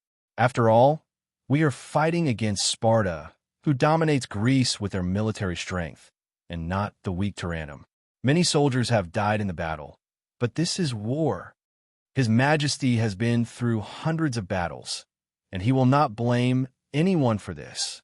On the contrary, he encourages us not to have any concerns, to continue to unite as one, to fight with all our strength, and finally achieve the strategic goal set by the kingdom. Clodo Catax's words made the garrison generals feel greatly relieved, especially Tessus, whose face instantly looked much better. Clodo Catax saw that his words had an effect, and he was also happy. He knew very well that Adorus's death was not only a heavy burden on him, but also on the generals who fought against Peloponnesus, especially Tessus. His face was written with self-blame almost every day. Clodo Catax did not resent Tessus, only sympathy. Under the circumstances of the sudden change of the battle, as the commander-in-chief, he was already panicking, but Tessus was able to take a more timely and correct response, thus ensuring that the First Legion was not defeated by Sparta, laying the foundation for the final victory of the battle. For this reason, he had talked to Tessus in private once, but the effect was not obvious.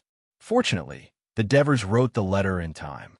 Although the letter did not directly mention Adorus's name, it let Tessus feel that the Devers understood and encouraged him, so the whole state of mind of Tessus changed. Patroclus looked at the scene in front of him silently. When he received the news of Adorus's death, he was indeed shocked and sad, but not as sad as his wife. After all, he and Adorus did not have a good relationship. Adorus had an inexplicable hostility towards him, so the two of them did not interact much. At this moment, what surprised him was the change in Clodo Catax. A few years ago, when he was the commander of the legion in Rome, he was very close to Clodo Catax. In his impression, the young prince was gentle, serious, diligent, and amiable. But today, when he saw him again, the young prince's speech and behavior were a bit more dignified. Commander Patroclus. Clodo Catax looked at his brother-in-law and said loudly, "Next, please tell us about the follow-up military plan that His Majesty and the Ministry of Military Affairs have discussed and formulated." Patroclus came back to his senses, looked around, and said in a clear voice, "Everyone who has been fighting here for more than 3 months, according to the latest military plan drawn up by His Majesty, you will still need to hold on here independently for a period of time, because the army I am leading is not here to reinforce you what?" Hearing this, Olivers, Tegthenus, and the other generals were surprised, while Printos looked pensive. Without waiting for them to ask, Patroclus continued, "The Ministry of Military Affairs has made a deduction before. The Peloponnesus Peninsula is not large, but there are many mountains. If we fight the enemy head-on in Messenia and Laconia, we will not be able to fully deploy our superior forces. Although we can repel them, we will not be able to destroy them better. On the contrary, the defeated Greek coalition forces will retreat to their own city-states, which will greatly extend the time it takes for us to conquer Greece. And our army wants to land on the flank of the Greek coalition forces and carry out a pincer attack. The only place suitable for a large-scale landing is Elis, because our previous conquest of Zacynthus, Caronia, and other islands has already strengthened their defenses along the coast. Furthermore, the Greek coalition forces are south of Elis, and reinforcements can arrive at any time. Landing there will undoubtedly cost us a lot, and we may not succeed. In addition, the Ministry of Military Affairs has also received intelligence that the Greek coalition forces have strengthened their defenses along the coast of Attica and Pyotia. But it is useless for them to do so. His Majesty has already set the target for our surprise attack." With an expression of admiration, Patroclus said in a more serious tone, "That is Thessaly. It is reported that more than half of the Greek coalition forces are Thessaly soldiers, and their combat power is also the strongest. They are the absolute main force of the Greek coalition forces. We have to take advantage of the fact that their rear is empty to send a large army to quickly launch a surprise attack and occupy the entire territory of Thessaly.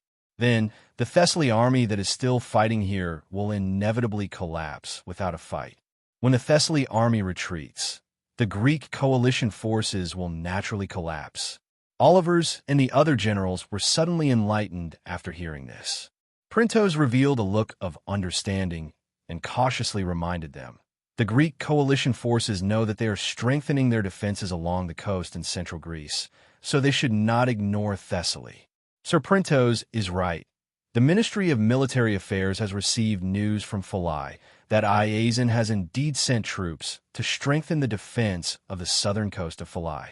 Patroclus did not dare to belittle the chief of staff of the Ministry of Military Affairs, who was wise and had made great contributions.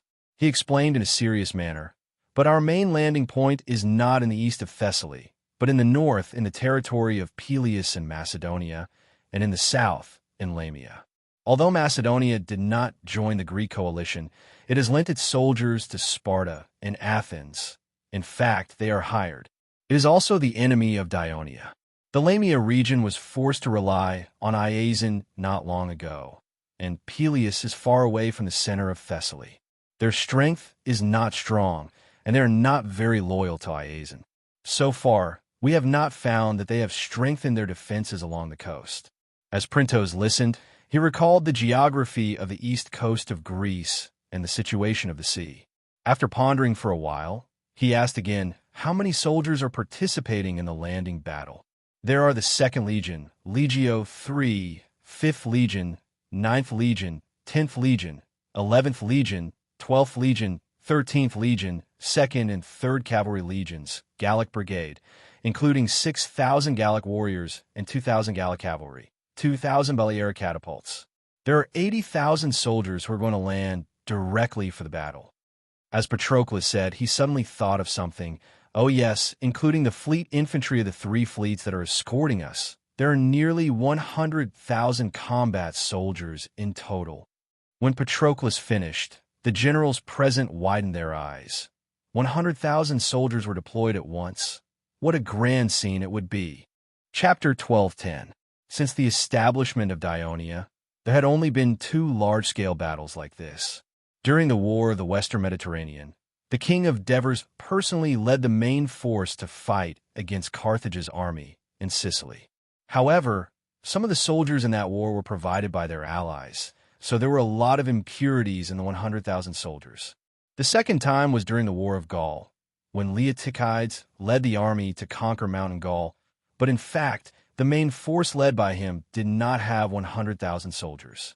Including the division led by Patroclus, it only exceeded 100,000 soldiers. The Balearic Stoners were a special army of Dionia, officially organized by the Ministry of Military Affairs. They were trained by the 18th Legion stationed in the Iberian region and occasionally participated in battles against the Iberian natives. The Gaul Brigade was also a regular army. The Ministry of Military Affairs referred to the former Rome Reserve Brigade, hoping to eventually turn it into a regular army through time. It had been trained and commanded by the 14th Legion stationed in the Periver region, and had also participated in the war against the Ligurians together with the border army. Now, Liguria had basically been pacified except for a few places that were still resisting stubbornly. The Gaul Brigade's contributions could not go unnoticed, and Patroclus was able to lead such a huge army to carry out such an important battle at such a young age. It was truly enviable. Olivers, Tegthenos, and the other generals watched Patroclus speak with great confidence and awe, but not a hint of disdain. After all, Patroclus had come up with several miraculous strategies in Etruria, wiping out the invading Roman army in a very short time. Later on, he had stationed his army in Mountain Gaul, and in a few years not only stabilized the Periver region, but also almost conquered Liguria. That was why he could become the commander-in-chief of the landing campaign, because of his outstanding leadership skills and past achievements, and not because he was the son-in-law of the Devers king. Printos, on the other hand, did not have these complicated thoughts. His mind was focused on the upcoming landing operation. He furrowed his brows and continued to ask, 100,000 soldiers will require at least 2,000 ships to transport, and there will be multiple landing sites. There are many islands on the east coast of Greece, and the coastline is winding. How will we be able to reach the landing site as quickly and accurately as possible? How could they ensure the safety of the fleet at sea? Let me answer these questions. Sicurian took the responsibility and said, "The maritime security of this landing operation will be handled by me Mytilades, and Staphycas. The first flotilla, second flotilla, and third flotilla, a total of 1,200 warships, will escort all the fleets transporting soldiers and supplies and participate in the battle when appropriate. Currently, there are only two city-states in the Greek alliance that could cause trouble for the transport fleet: Athens and Thessaly. According to intelligence, the Athens Navy had more than 80 warships, of which 50 were three-tiered warships. Recently, due to the support of its naval allies, there might be more than 100. The Athens Navy's tactical ability is relatively strong, their ship handling skills are high, and they are aggressive. 7 days ago, the main force of our Navy assisted the army on the west coast to capture the island. The Athens fleet actually quietly approached Lagania Bay and fought with the first flotilla fleet that stayed behind. Because the people of Athens were not familiar with our tactics, they lost several warships and later took the initiative to retreat. This was also a small victory for our Navy. On the other hand, Thessaly's fleet has only been established a few years ago. However, it is said that Ison has invested a lot in it, and now there are nearly 100 warships in it. However, it has yet to engage in any major battles. Up until now, our intelligence personnel have not seen this fleet patrolling the sea. A fleet that likes to stay in the port doesn't possess any combat power. So according to the analysis of the enemy's situation, our Navy made the following combat deployment on the day of the landing. The Second Fleet and the Third Fleet left the port before the transport fleet set off. The battleships of the Second Fleet blockaded Serene Bay, and the Third Fleet blockaded Pegasa Bay, the bay to the east of Thessaly, to prevent the warships of Athens and Thessaly from going out to sea to attack the transport fleet. The 5 subfleets of the first flotilla fleet escorted each transport fleet to the landing land. At this point, Sicarian swallowed his saliva, moistened his throat, and continued. In addition, I want to talk about the transport fleet that landed this time. When the Ministry of Military Affairs recruited transport ships in various port towns of the kingdom a month ago, they deliberately chose merchant ships that were familiar with the coastal routes of northern Greece. In this regard, the Chamber of Commerce in various regions provided great help, so there was no need to worry about the crew not being familiar with the routes. Moreover, the Ministry of Military Affairs took the time to organize the more than 2,000 transport ships, clarify their respective tasks, and conduct unified training, so there was no need to worry about the fleet being too disorderly during the landing. During this season, the Aegean Sea has more southerly winds, so we will choose the day when the southern winds are stronger as the landing day. According to my judgment, it may only take half a day for the fleet to reach the destination. Printos listened carefully, and his frown did not completely relax. When our huge fleet sails to the north, the threat that we will face may not only be the navy of Athens and Thessaly. I know that Lord Printos is talking about the navy of Persia. This time, it was Mytilades who interrupted. He and Sicarian looked at each other and said with a smile, "We have not taken the navy of Persia lightly. Since the first fleet was stationed in the southern waters of Peloponnesus, we have been sending fast ships to monitor the movements of the fleets of Persia in Asia Minor. So far, we have not found any abnormalities. After our second fleet returned from Egypt, we sent more fast ships to the waters near Crete to strengthen our observation of the waters of Phoenicia. From the information we have received now, the Persia has begun to attack Egypt. A large number of warships are concentrated in Tyre and Sidon in Phoenicia. There is no sign of a large-scale westward movement to help Greece." After listening, Printos still asked with some concern, 100,000 soldiers consume a lot of rations every day. How are you going to solve it after you land? Patroclus answered without hesitation. The Ministry of Military Affairs requires every soldier to carry 5 days of rations. After the successful landing, we will occupy the nearby port towns as soon as possible, such as Lamia and Peleus, to ensure that our ships carrying supplies can enter the port to unload. Of course, this is only temporary. The real base that can provide logistics for the entire army should be Philai. And according to the information we received, Philai has a large reserve of rations prepared for Iasion's army. So, our landing troops must break into the hinterland of Thessaly as soon as possible and occupy Philai as soon as possible." Patroclus smiled and said confidently, "His Majesty also values Philai very much. He has made some arrangements in advance. I believe that it will be of great help to successfully occupy Philai. It's already the end of July now. When we attack, it will be August. The wheat is about to ripen, and Thessaly has a large number of fertile wheat fields that could supply us with rations for the next few months." At this moment, Printos's expression finally relaxed a little. He looked at the generals who had just arrived in Sparta and said in a serious tone, "It seems that His Majesty is taking this landing operation very seriously. He has already ordered the Ministry of Military Affairs to make a lot of preparations. I believe that all of you have also led the army to conduct landing operations many times. I no longer have any doubts. I just hope that all of you will continue to pay close attention to the movements in the Aegean Sea in the next few days and improve your landing plan according to the actual situation."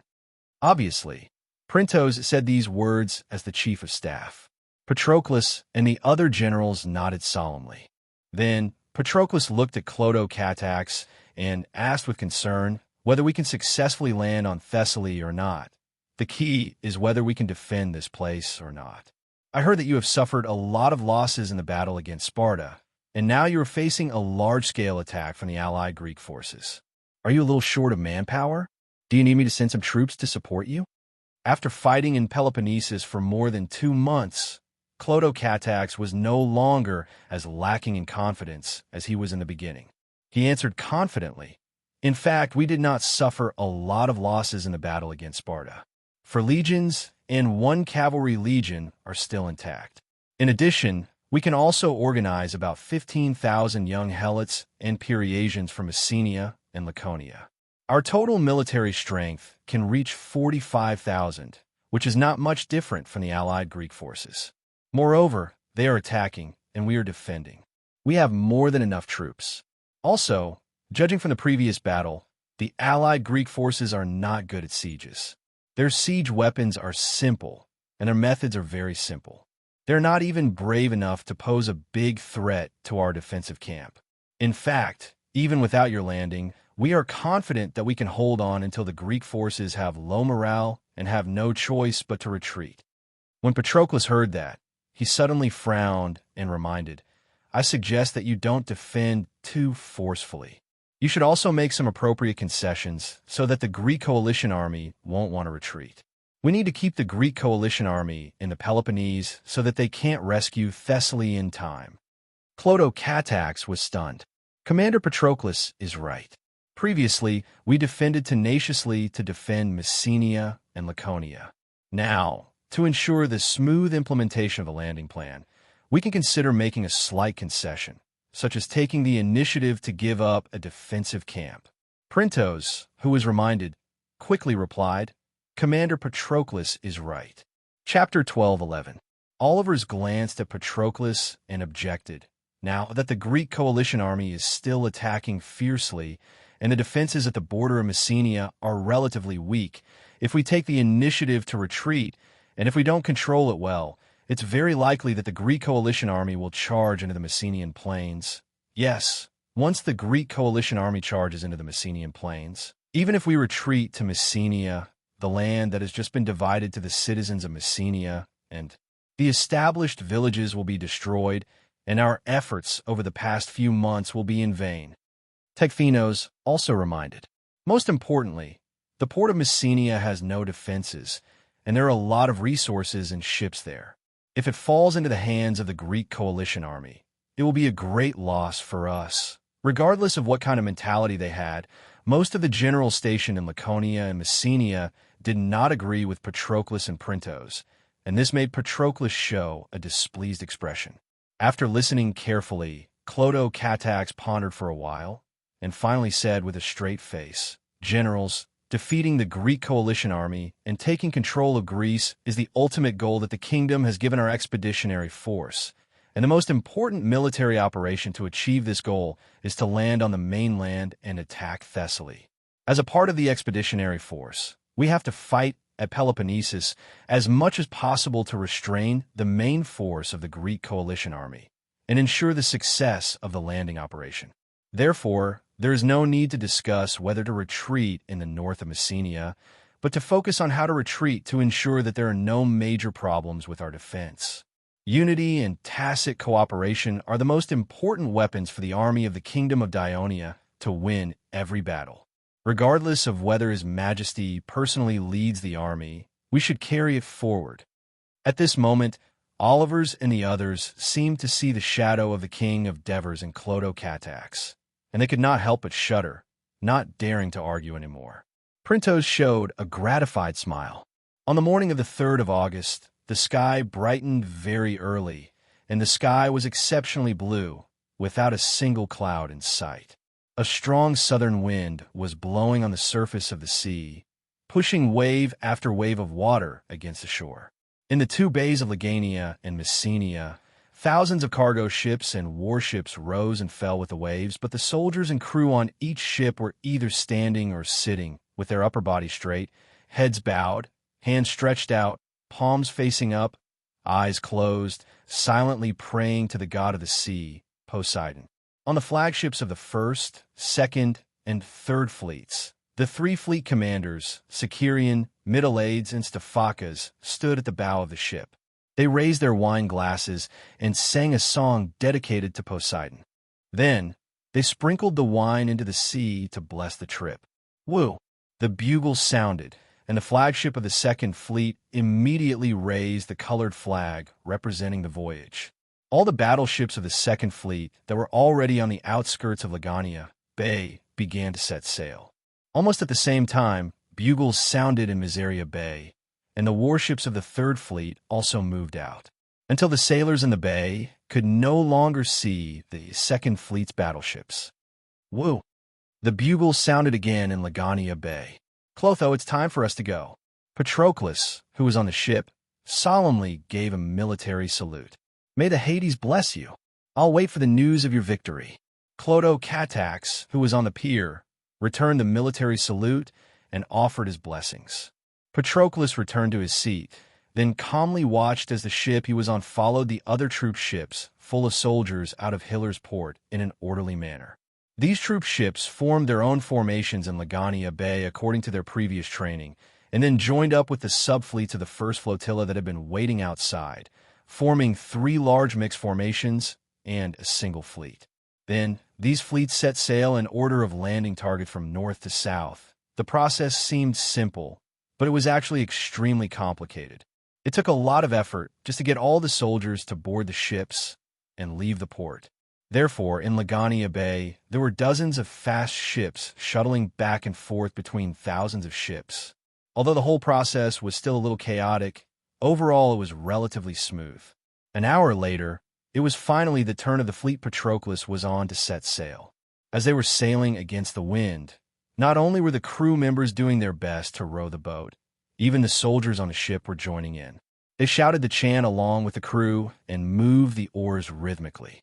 The helmsman controlled the rudder and made the boat sail southeast in a zigzag pattern. About half an hour later, the fleet rounded the headland.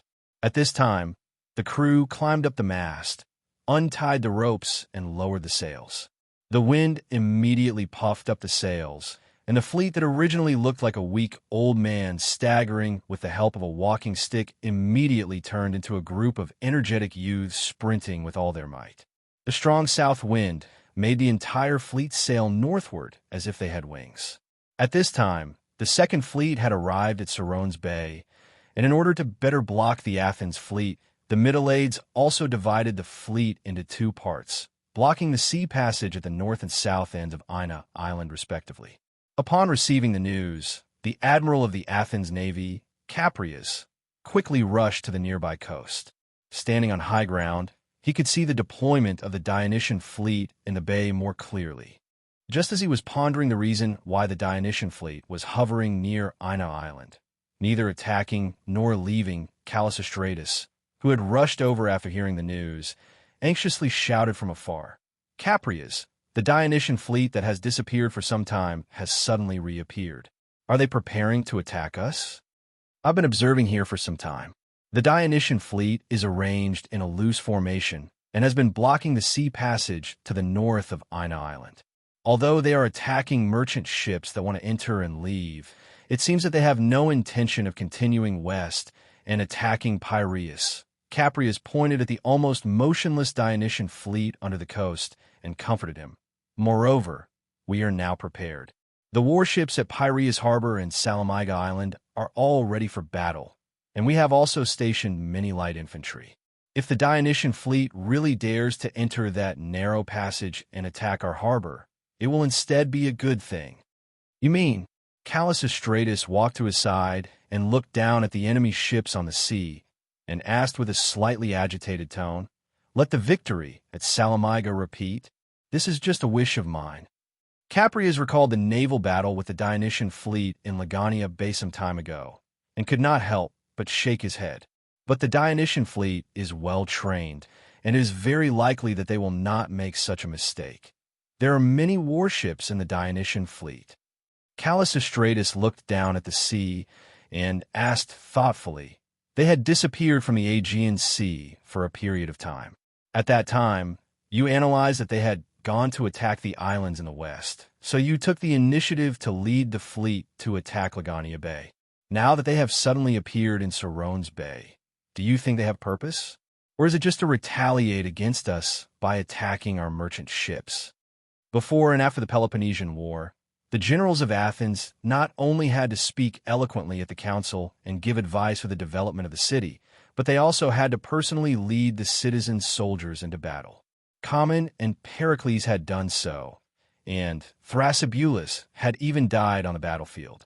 However, the frequent wars had also set high requirements for the quality of the generals of the Athens army, and it began to cause divisions in the leadership of the Athens army.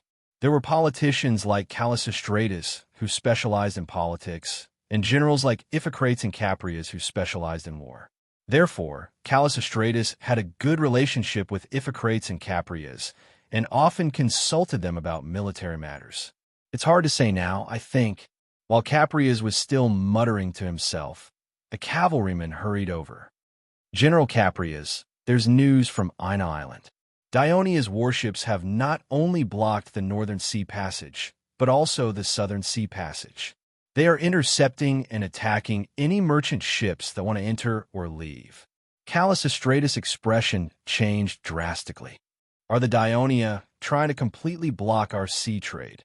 From the looks of it, the Dionysian fleet has probably deployed about 200 warships, and if they want to block that end, they probably need to deploy a similar number of warships. A few hundred warships, tens of thousands of crew, such a large-scale operation. Just to block our merchant ships, it's not worth it. Capreas was deep in thought, and suddenly his expression changed. If the Dionysian fleet is not only trying to block our merchant ships, but also to block our fleet, to prevent our warships from entering the Aegean Sea and threatening their fleet. Fleet? What fleet? Callistratus was stunned and immediately asked. It could be transporting supplies or soldiers. The scale of the fleet should be very large. Otherwise, their fleet could completely protect us. The more he thought about it, the more certain Capreas' tone became. "You mean they're going to disembark?" Callistratus exclaimed. "We can't rule out this possibility. Haven't we always been worried that the Dionysian army will disembark again?" Capreas said solemnly. Callistratus became nervous. "We have to confirm whether the Dionysian army is going to disembark. Where are they going to disembark?" "Capreas, you have to lead the fleet to break through the Dionysian fleet's blockade, enter the Aegean Sea, and find out if Dionia's fleet is going to disembark. Then you have to obstruct and destroy it." Chapter 12:12. Callistratus, calm down, Capreas shouted with a serious expression. "Look at the Dionia warships there. They outnumber us by far, and their combat power is also very strong. Previously, I led the fleet to attempt a sneak attack on Legania Bay, but failed. If I rashly lead the fleet to break through the blockade, we may only be surrounded by them, causing our few warships to be destroyed. By then, we will completely lose control of the Aegean Sea. Even if they really want to land, we are already prepared. The only place where the Dionia can land is Marathon Beach. We have a temporary defensive camp with a few thousand soldiers stationed there. Once there are any abnormalities, we can send another few thousand soldiers into the city. We can completely guarantee the safety of the whole of Attica. Athens' defense is tight. Of course, I don't need to worry. I am worried that Dionia will attack the other allies. If they are attacked by Dionia, the Greek allied forces that are fighting the Dionysian army at Peloponnesus will definitely be affected, Callistratus said anxiously. Cabrias said calmly, "Don't panic. First, we have to determine if the Dionia are really going to land. Although the Dionysian fleet has sealed off Serone's Bay, it is impossible for them to seal off the north coast of Attica, which has almost no coastal towns. However, we have many fishing villages on the north coast. I will immediately send a messenger to inform the fishermen on the north coast. Let them row their boats and carefully explore the Aegean Sea to see if there is any abnormality." Callistratus suddenly realized and turned to rush away. Cabrias turned his gaze back to the sea and sighed softly. A little shame rose in his heart. He had led the navy to defeat the Sparta fleet several times, but now he was facing the powerful Dionia navy.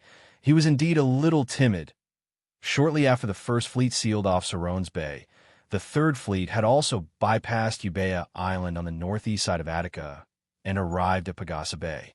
The mountain range on the northern border of Thessaly extended to the sea in the southeast, and then tried its best to draw close to the mountain range on the southern border, forming a natural breakwater and a nearly circular bay with an entrance of only about 10 miles. Perhaps because the mountain range that formed the breakwater was too tall, Thessaly's people did not build a water gate and lighthouse at the entrance. Instead, it was beneficial for the third fleet to blockade the area. This caused the merchant ships in the bay to hide in the port of Phyle in fear, and the Phyle fleet did not dare to show up. About 20 minutes later, the Dionia troop transport fleet arrived. The third fleet immediately sailed into the bay and went straight to the only port town in the bay, Phyle. This made the people of Phyle even more nervous. At this time, it was Iasion's right-hand man, Acidamus, who was in charge of the city of Phyle. When he heard the news of the Dionysian fleet attack, he did not panic too much. He immediately ordered the garrison in the city to rush to the port's breakwater to defend. The territory of Phyle was ranked last among the city-states of Thessaly. Its urban area was even narrower. The reason why it was rich was that it had the only commercial port in the entire Thessaly. The entire Thessaly region was almost surrounded by mountains, and it was extremely inconvenient to trade on land. Hence, Phyle had completely taken advantage of the convenience of the sea trade.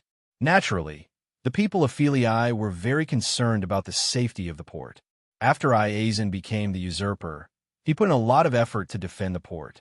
Not only did he strengthen the breakwater, but he also raised the wall on the ground and reduced the water gate. He also added a military port in the port and formed a fleet.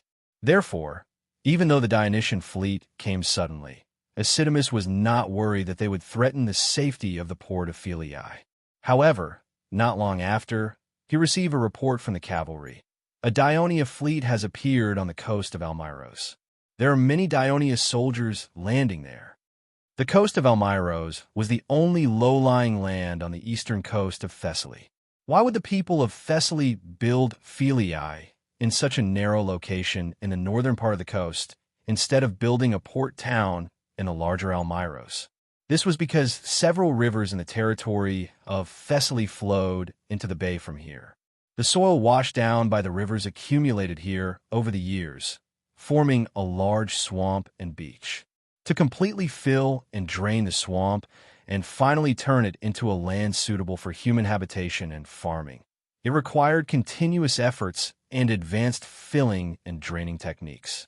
The people of Thessaly were still regarded as barbarians by the Greeks decades ago. In addition to the rich and fertile land in their territory, there was no urgent need for them to build a city here. Hence, the original state of the coast of Almyros had been preserved until today. Acidamus was a little panicked when he received the news.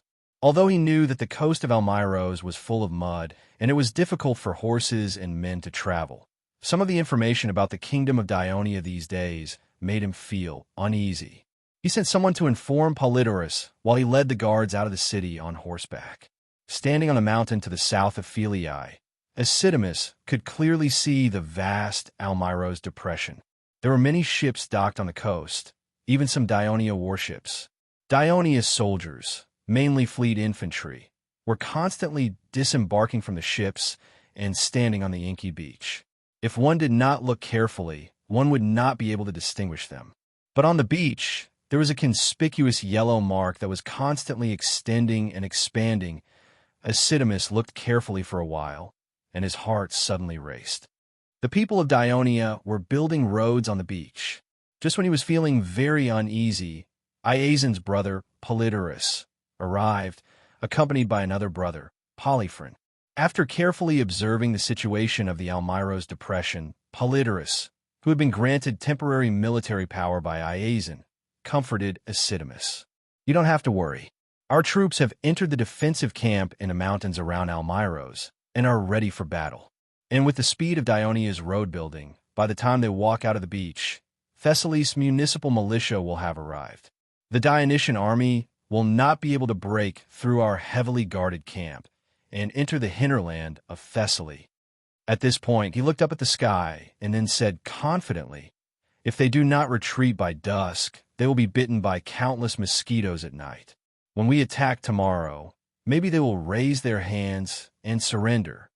Compared to Iasion, Polydorus was more stable, so his words dispelled Epsidemus's uneasiness. He immediately said goodbye to the two and rushed back to Philii to calm the panicked people and stabilize the order in the city. "Polydorus, why don't you let me lead the light shield troops to attack the people of Dionia and give them a taste of our strength first?" Polyphron asked loudly. Polydorus waved his hand and refused. "There is no need. Attacking now will only scare them away. Let's not do anything and give the people of Dionia the illusion that Thessaly's rear is indeed empty. Let them be tired for a long time, and then we can think about the issue of a surprise attack." Polyphron was a little angry when he was refused. Looking at the back of his second brother, he could not help but spit and scolded in a low voice, "Coward!" What the Polydorus brothers did not know was that the 13th Legion of Dionia and the infantry of the fleet that landed on the coast of Moltoros was just a feint to contain the remaining troops of Thessaly. The real landing place was not here. Half an hour later, the people of Peleus were horrified to see a huge fleet of Dionia approaching the coast near the city. The northeastern border of Thessaly was separated by a series of mountains connected by Mount Olympus, Mount Ossa, Mount Pelion, and other high mountains. Among these high mountains, there was a relatively easy passage to enter the territory of Macedonia in the north. This was the valley formed by the Pinios River passing through the mountains. Over the years, the mud carried by the river piled up at the mouth of the river north of the mountains, forming a small depression. The people of Thessaly built a small city called Peleus here. Since Peleus was outside the traditional territory of Thessaly and close to the territory of Macedonia, many people of Thessaly did not regard it as a member of the city-states of Thessaly. For safety, it often stayed close to Macedonia. Therefore, the city-states of Thessaly to the south often alienated it and were unwilling to interact with it. Furthermore, it was not rich in resources, so the port trade had not been developed. It was not until Iasion became Tarchus and formally incorporated it into the Thessaly alliance. In order to promote the prosperity of Thessaly's trade, Acidamas even removed the sentry posts to the south of the valley. Not only did the sea trade of Peleus improve, but the land trade also developed. Therefore, the people of Peleus were very grateful to Iasion and always responded to his call. Although Peleus was not a large city, when Iasion mobilized and formed the army of Thessaly to the south, Peleus provided nearly 3,000 soldiers, which was almost all the young and middle-aged citizens of the city-state. Now, when they saw the tide of Dionia's soldiers swarming to the coast, they were frightened and regretful. "Hurry! Hurry up! Brothers, hurry up!" Metones, the commander of the 2nd Legion, who was already in his 50s, was still as vigorous as ever. He was the first to reach the shore, stood on a rock, and shouted thunderously, urging the soldiers under him to hurry. The soldiers of the Second Legion were encouraged by the old commander. After jumping off the ship, they did not even have time to rest. Under the leadership of their respective captains, they held their shields and spears, stepped on the soft soil, and rushed south like a swarm of bees. Chapter 12:13. The people of Peleus shut the city gates tightly and were forced to pick up their weapons.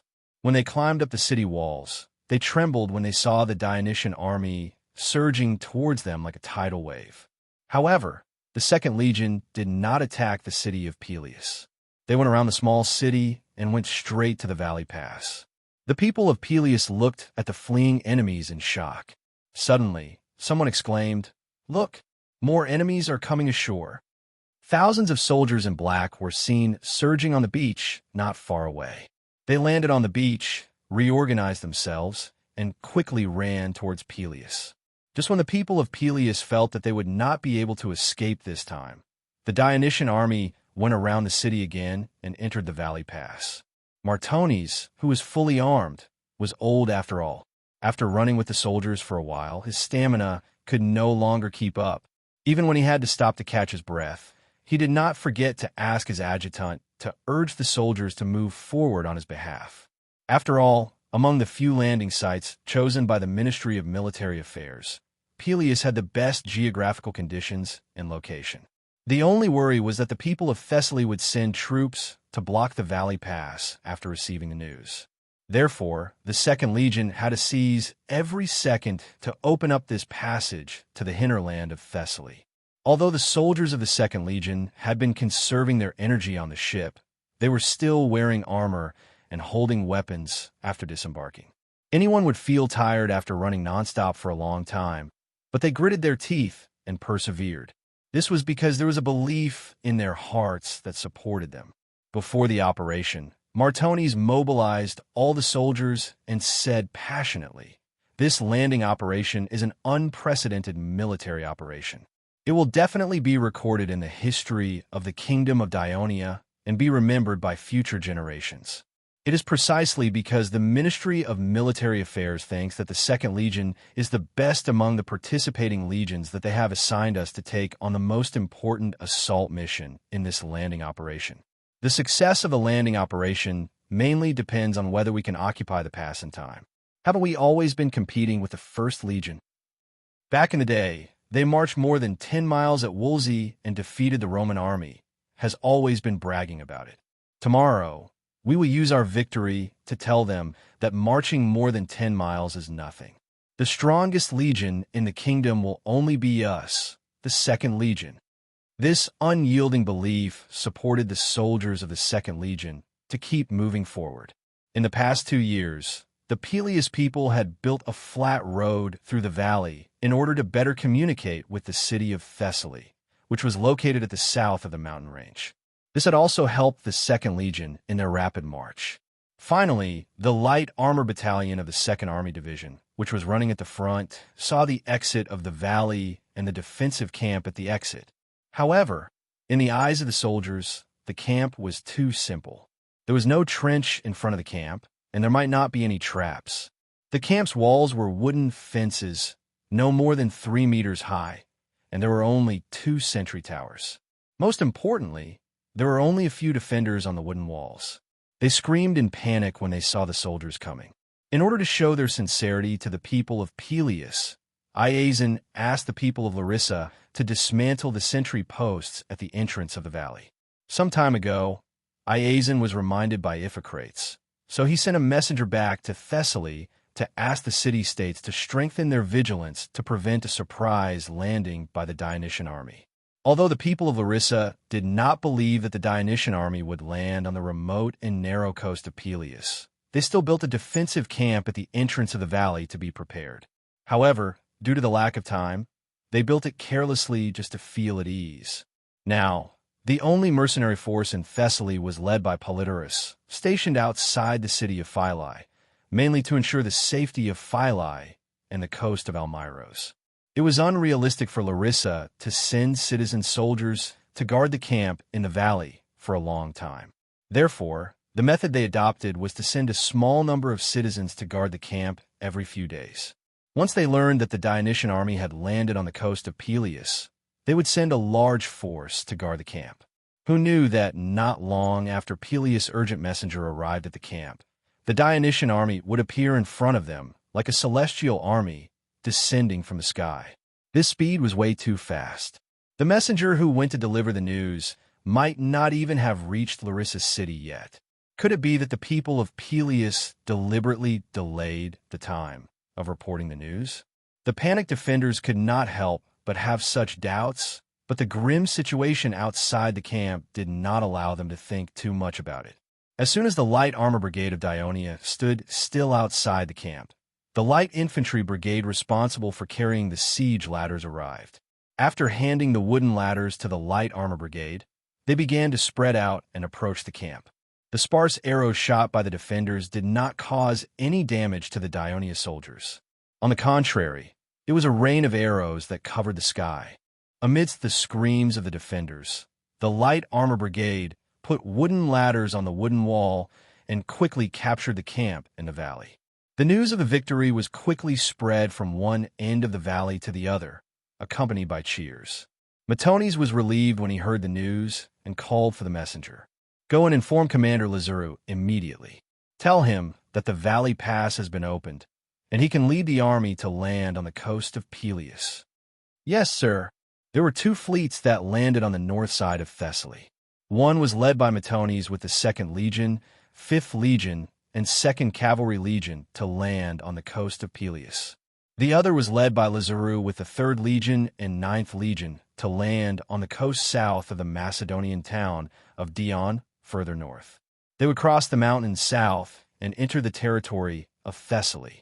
As the journey of Lazuru's army would be longer and more difficult, and they might even encounter some native tribes living in the mountains, Patroclus stayed in Sparta for a few days. After carefully questioning the people of Sparta who had fought in Macedonia, he learned more information. After careful consideration, he decided to modify the landing plan formulated by the Ministry of Military Affairs and let Lazuru's fleet temporarily stop near the coast of Peleus. Once it was confirmed that Matones' army had successfully launched a surprise attack, Lazuru could also lead his army to enter Thessaly through the Valley Pass without taking the long way around. However, if Matones failed, the 2 armies could continue north and land in the territory of Macedonia. They could then take care of each other as they crossed the mountains. Therefore, when Lazuru received the news that the 2nd Legion had passed the mountain pass and entered the hinterland of Thessaly, he was overjoyed and immediately ordered the fleet to approach the coast of Peleus. Wave after wave of the Dionysian army landed on the coast and quickly rushed into the Valley Pass. The citizens of Peleus watched this scene repeat itself, and their initial panic gradually turned into numbness. When the last 3 companies of the 9th Legion reached the coast, they no longer hurriedly went around the city of Peleus. Instead, under the leadership of their captain, they carried siege ladders and went straight to Peleus. Behind the army was an old man with an extraordinary bearing, as well as a group of administrative officials.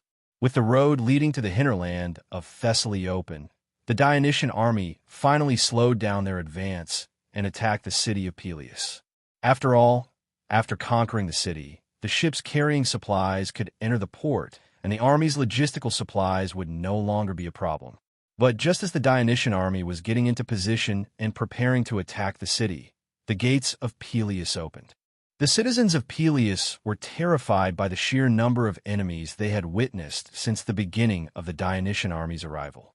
Moreover, there were no young citizens in the city who could be the main force to fight. They had long lost their will to fight, and surrender was to be expected. When the officials of Peleus begged the Dionysian army not to harm the citizens in the city in fear and trepidation, the old man in the lead said amiably, "Don't worry. As long as you cooperate fully and do not do anything hostile, we will definitely ensure your safety and the safety of your property." At this point, the old man looked at the still uneasy officials of Peleus and said meaningfully, "Let me tell you a secret. This is the hometown of our great King Devers. He grew up in Dirix." The officials of Peleus were shocked and at a loss.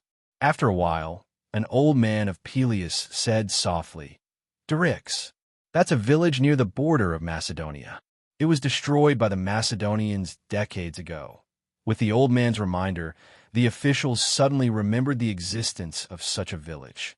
At that time, Peleus was ostracized by the other city-states of Thessaly, but it was unwilling to be confined to this small and narrow land. Taking advantage of the time when the Macedonians were involved in the Peloponnesus War, it quietly built villages along the coast to the north to expand its territory. But after the Peloponnesus War ended, the Macedonians quickly sent troops to destroy the villages and loot the citizens. Peleus had no choice but to be humiliated and sue for peace. This was more than 30 years ago. The ruins of Dyryx were covered with weeds, and there were no signs of people living there.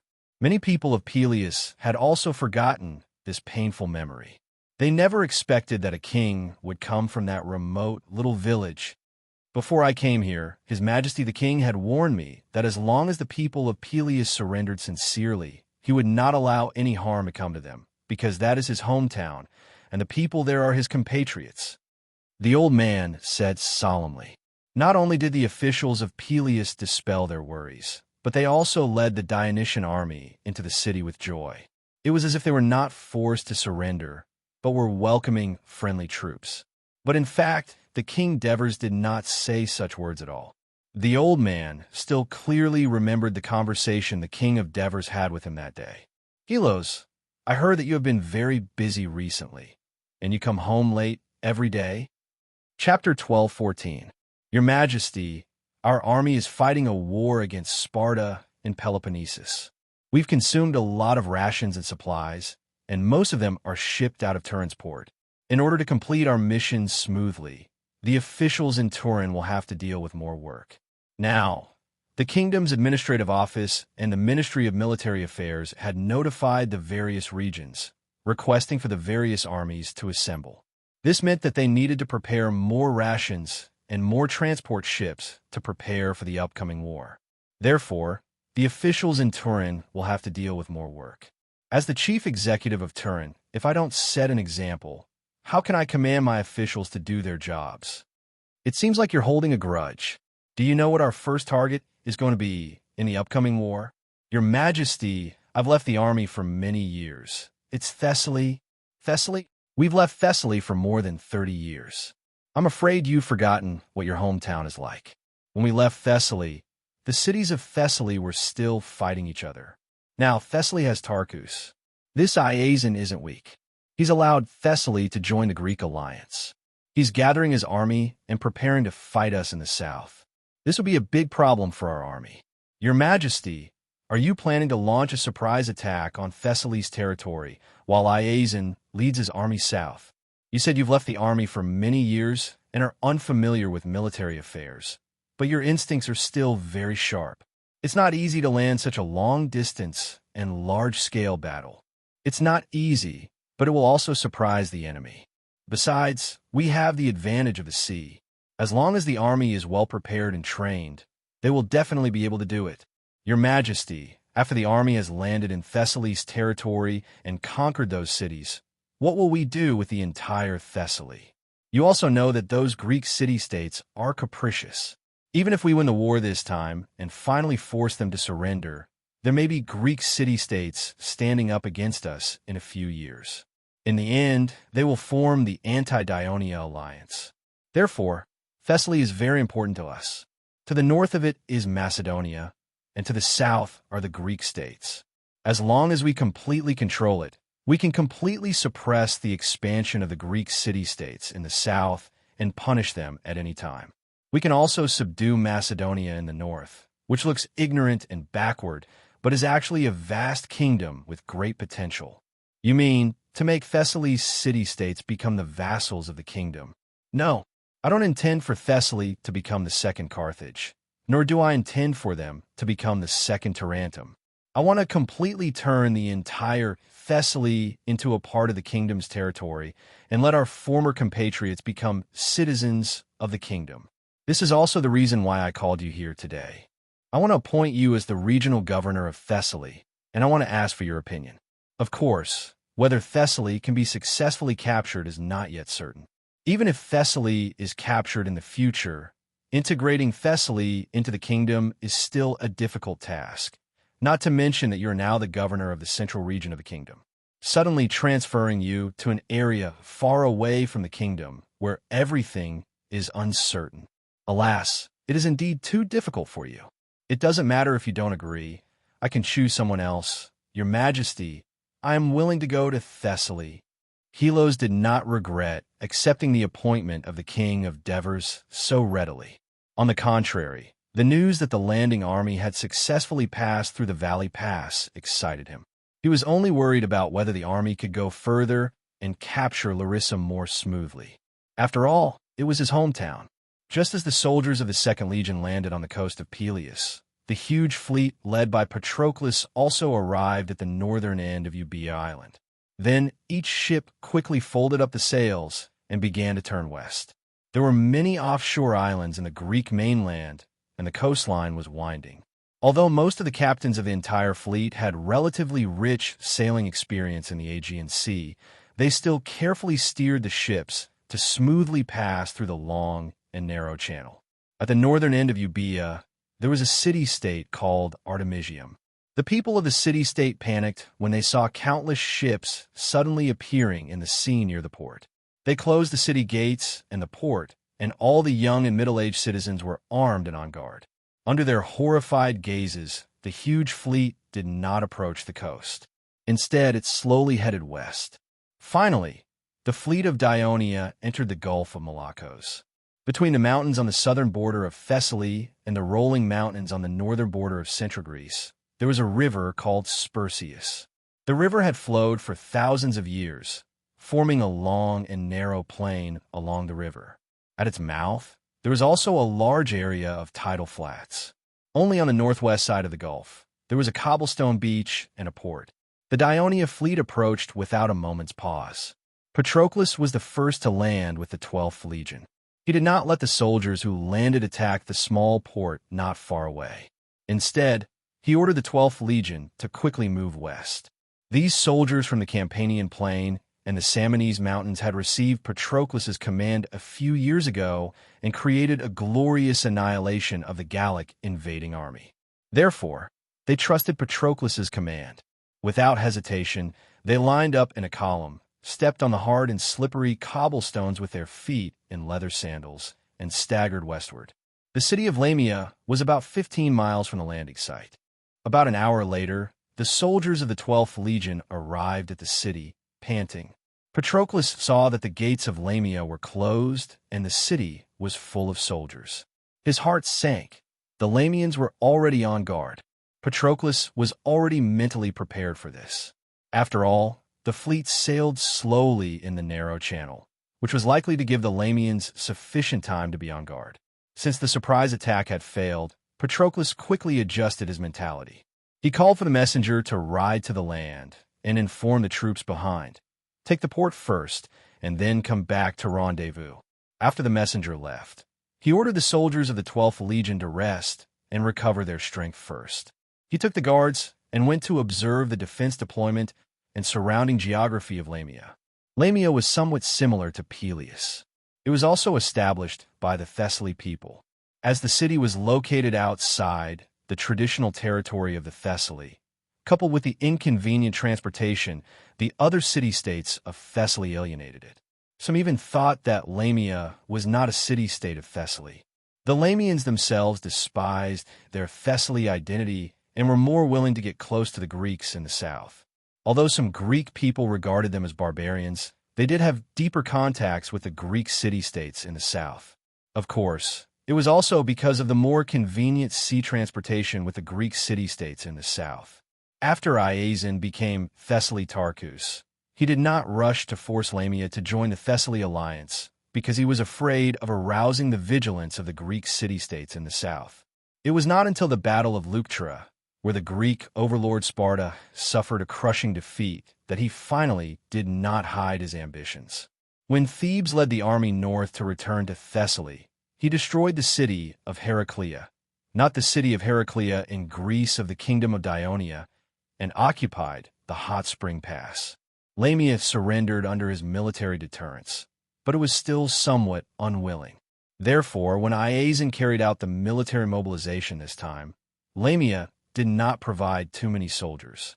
Now the Lamians felt fortunate that they still had enough power to protect themselves in the face of the Dionysian army's surprise attack.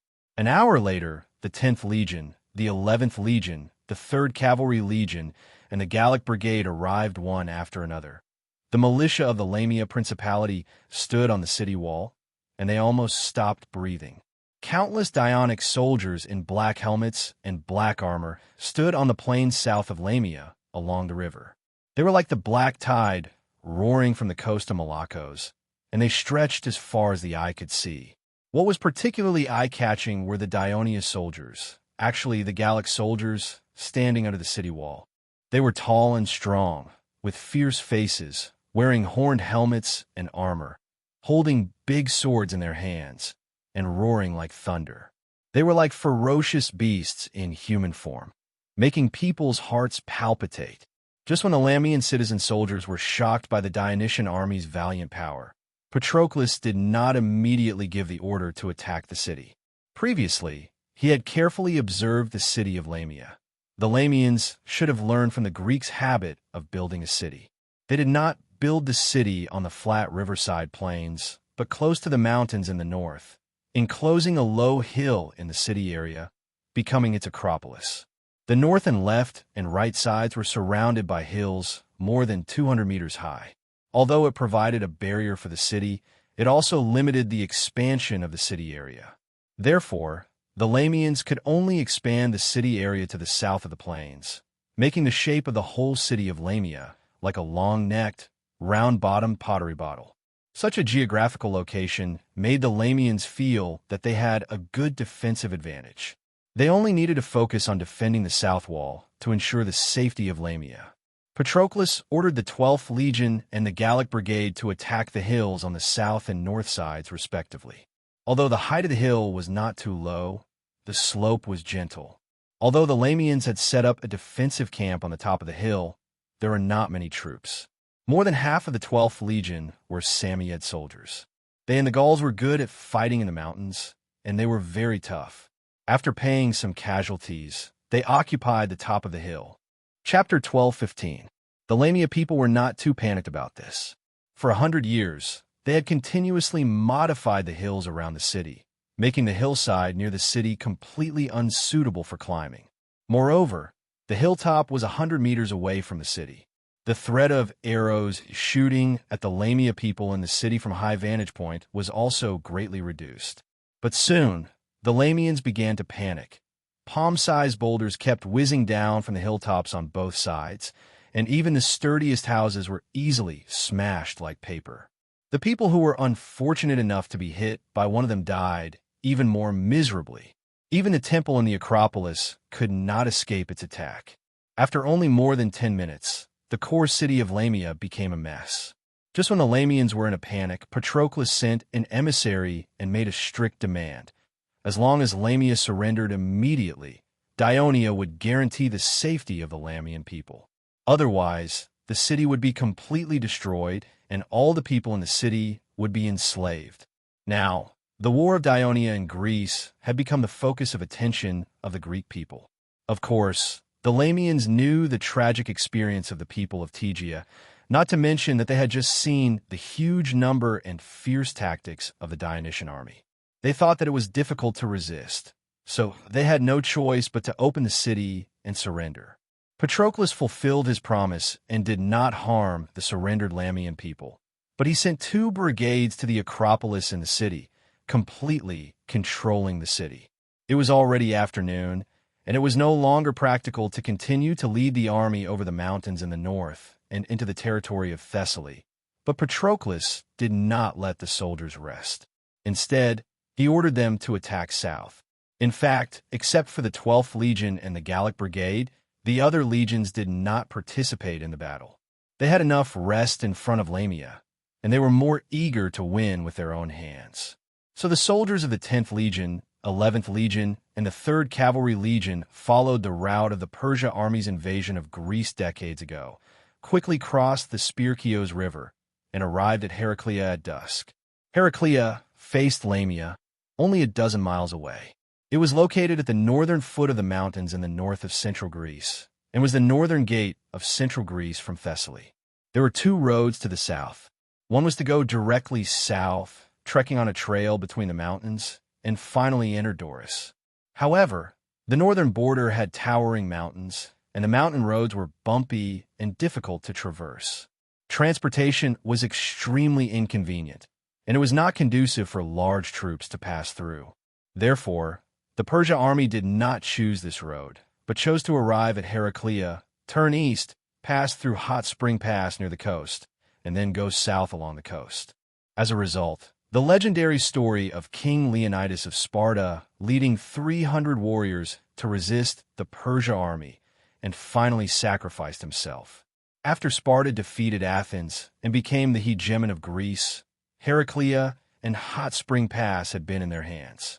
After the Battle of Leuctra, Iazon led the Thessaly army to destroy Heraclea and control Hot Spring Pass, but he soon regretted it because Hot Spring Pass was only a pass.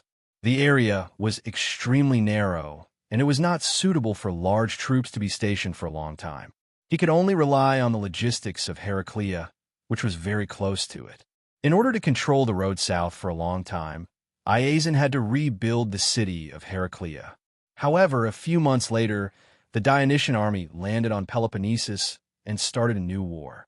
When Iazon led the army south again, Heraclea had just built a circle of mud walls, and there was not even a gate. He left 3,000 soldiers to guard the city and hurried south. 3,000 soldiers was not a small number for any Greek city-state. Even if the city was not complete, it was enough to block the possible attacks from these Greek city-states in the south and ensure the safety of Thessaly's army. However, Iazon never expected the attack to come from the north, and the number of soldiers was so large, and the attack was so fierce. The 3,000 Thessaly soldiers were quickly surrounded and defeated by the Dionysian soldiers, who crazily rushed into the city. At this time, night was about to fall. Patroclus stood on the mud wall and looked to the east.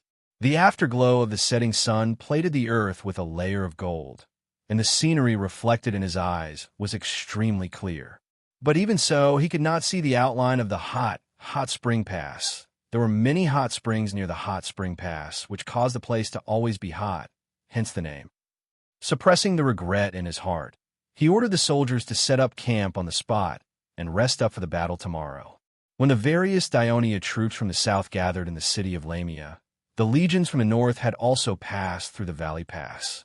For infantry legions, 1 cavalry legion, and a Balearic Stoneman brigade, 2,000 men, a total of nearly 40,000 soldiers, rested at the entrance of the valley. Metones and Lizuru simultaneously ordered to march south, and their target was Larissa. This time, the army did not carry out a rapid march. The soldiers lined up in a wide column along the south bank of the Pinos River, stepping on the flat, soft ground, and marching south in a mighty manner. The 3rd Cavalry Legion was at the forefront of the formation.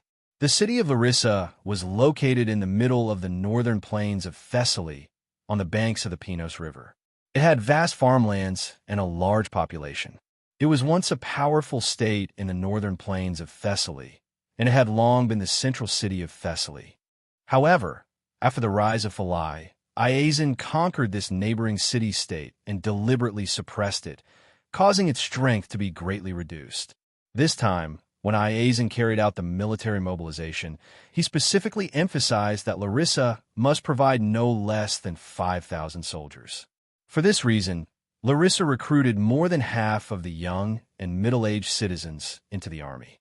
Just a few hours ago, they received an order from Polydorus. The Dionysian army was landing on the coast of Moldoros, and all city-states were to send reinforcements as soon as possible. Larissa had no choice but to urgently dispatch another 1,000 soldiers. When a messenger from Peleus came to ask for reinforcements, the people of Larissa had almost no soldiers to send. However, they were very clear that it was not a big deal if Peleus was captured, but if the Dionysian army passed through the valley and rushed into the northern plains of Thessaly, it would be extremely terrible. Therefore, Larissa had no choice but to put together nearly 300 soldiers, including some citizens over the age of 50, to rush to the camp at the mouth of the valley to defend. At the same time, a messenger was sent to ask for reinforcements from Polydoros. Halfway through their journey, the reinforcements of Larissa saw that the ground in front of them was shrouded in rising dust, and even the ground was trembling slightly. The army of Dionia had arrived. The people of Larissa looked at the countless vague silhouettes of the soldiers in the dust and were almost scared out of their wits. They turned around and fled. At the same time, the 2nd Cavalry Regiment of Dionia also found them and immediately gave chase. The reinforcements of Larissa, who had lost their will to fight, raised their hands and surrendered. Although it was already afternoon, Matones and Lazuru learned from the prisoners that Larissa was seriously short of soldiers and generals. All the troops left behind in Thessaly were concentrated on the coast of Almyros, and they knew nothing about the attack of the Dionysian army from Peleus. The two commanders thought that this was an excellent opportunity, so they immediately ordered the army to speed up. Larissa was nearly 40 miles away from the mouth of the valley, and it was a flat road. The soldiers of the Legion of Dionysia had marched normally all the way, and their strength had gradually recovered. After receiving the order, they began to run again. When the silhouette of the city of Larissa could be seen in the distance, the sun had already set, and only a few rays of afterglow were left on the horizon. Night was coming. Matones and Lazuru were both decisive commanders. Since they had already made a decision, they would not easily change it. The order to attack the city of Larissa was immediately issued. The city of Larissa had the natural barrier of the Pinus River and its tributaries, so it had the advantage of defense. However, they had just sent off the reinforcements a few hours ago, and they had not received any abnormal news yet. Now that it was late, they naturally slacked off. As a result, when the sentinels on the city wall saw the enemy coming in like a tide, they sounded the alarm in horror. In a panic, the people of Larissa had to close the city gate and urgently mobilize the people to defend the city. The city was in a mess, and there was no time to burn the pontoon bridge over the river. The soldiers of Dionia stepped on the pontoon bridge over the tributaries of the Pinus River and quickly arrived at the city of Larissa. In the process, they were not even attacked by the arrows and javelins on the city wall. When they put wooden siege ladders on the city wall, the people of Larissa, who had been forced to do so, climbed up the city wall in a panic with rusty weapons. Failure was inevitable. Reporting to the two commanders, "We have captured the city of Larissa." The messenger reported excitedly to Matones and Lazuru. Which unit took over the city wall first? Matones asked with a smile. The 8th Brigade of the 2nd Legion. Matones smiled even more brightly. He turned his head and looked to the side. "Oh, Lazuru, I'm sorry. My men have won the first prize again." Lazuru said coldly. The people of Larissa did not put up any resistance at all. How is that considered prize? The 2nd Legion just had the advantage of being in front of the team. I say, Lazuru, don't be so ungrateful. If it weren't for the 2nd Legion opening up the valley in time, and me informing you in time, I'm afraid you would still be crawling in the mountains of Macedonia with your troops. That's because the Ministry of Military Affairs believes in my ability. That's why they gave the most difficult task to me and the easiest to you. The two veterans in their 50s quarreled like children. The staff officers and guards around them did not dare to stop them. They could only hold back their laughter and stand there like clay statues. After the two quarreled for a while, Matones suddenly thought of something. He said to the messenger who was standing at the side, feeling very uncomfortable, "Inform the troops who entered the city immediately. Do not loot the property of the people of Larissa or harm their lives. If there is any violation, they will be punished according to military law." "Yes, sir." Chapter 12:16. This order, Patroclus emphasized it yesterday, and there are no Gallic soldiers in our army. I believe the soldiers will not easily disobey it. Lazuru said, pretending to remember something. "Oh, I forgot. Someone said that you are from Larissa?" Lazaru's words were like a stone smashing into Matones' heart, stirring up those old memories. He did not argue with Lazuru as if he was joking. Instead, he turned his head to the northwest and stared blankly for a while before he said in disappointment, "You've remembered wrongly. I'm not from Larissa, but I'm from Orosan. Like you, I'm from the mountains." With that, he summoned his staff officer. "Send someone to Peleus and inform Lord Xylos. Tell him that we've conquered his hometown." The staff officer was a little surprised, but he did not ask any questions. He turned around and looked for the messenger. "Please, Lizaru, I will show you the largest city in the north of Thessaly." Matones made an inviting gesture.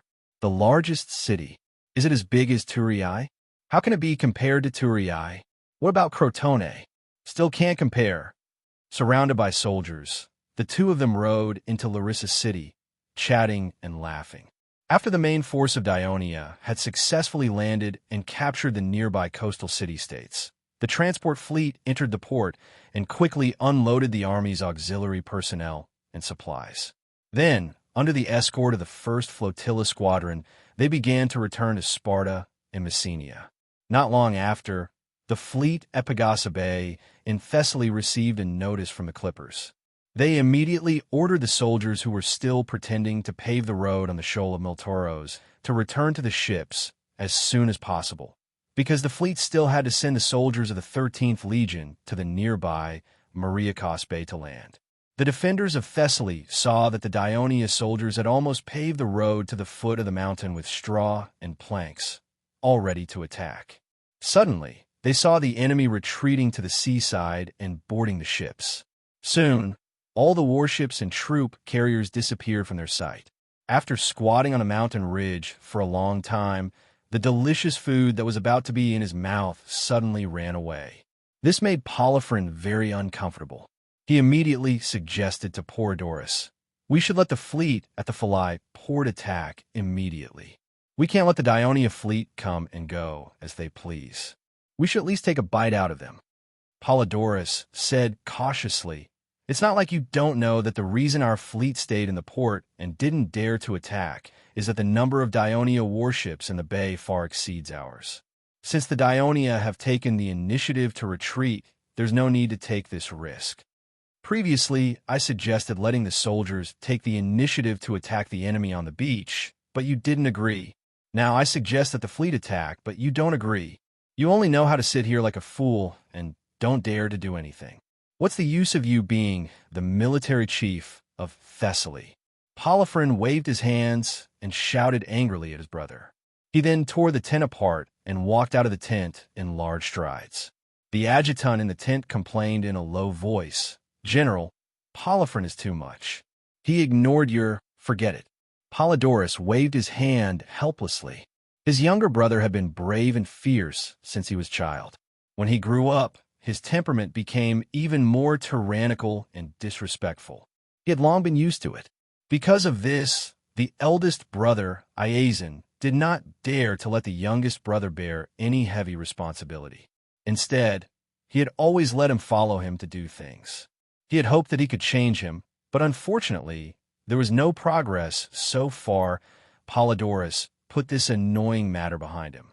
He shouldered the heavy responsibility of protecting Thessaly, so he did not want to cause more trouble. So, he let the Dionia fleet leave, but he still had some doubts in his heart. Could it be that Dionia dispatched such a large fleet, only to waste half a day here, and then leave with nothing? Could there be other conspiracies? While thinking, Polydorus did not forget to order the adjutant, "Send the soldiers to burn the road that the Dionia have paved in the beach." "Yes, my lord." As soon as the adjutant left the tent, Larissa's messenger arrived at the camp. "The Dionysian army has landed on the coast of Peleus." Polydorus was shocked when he heard the news. The uneasiness in his heart was finally confirmed. The Dionia had used the tactic of diversion to catch him off guard. At this moment, he knew very well that because the Dionysian army had landed on the coast of Mildoros with great fanfare, he had mobilized the militia of the surrounding city-states to support them. Now, the defense in the west was very weak. Once the Dionysian army passed through the pass and rushed into the northern plains, the consequences would be unimaginable. Peleus could be captured, but the valley pass must be blocked. Polydorus made up his mind and immediately issued an order. 2,000 Phalae militia were stationed at the Mildoros coast camp, and the rest of the troops immediately rushed to the camp at the Valley Pass. Considering that the city of Larissa was more than 100 miles away from the coast of Moldoros, and the Valley Pass was even further away, Larissa's messenger had taken a lot of time to arrive here. The situation on the side of Pelias had probably changed a lot.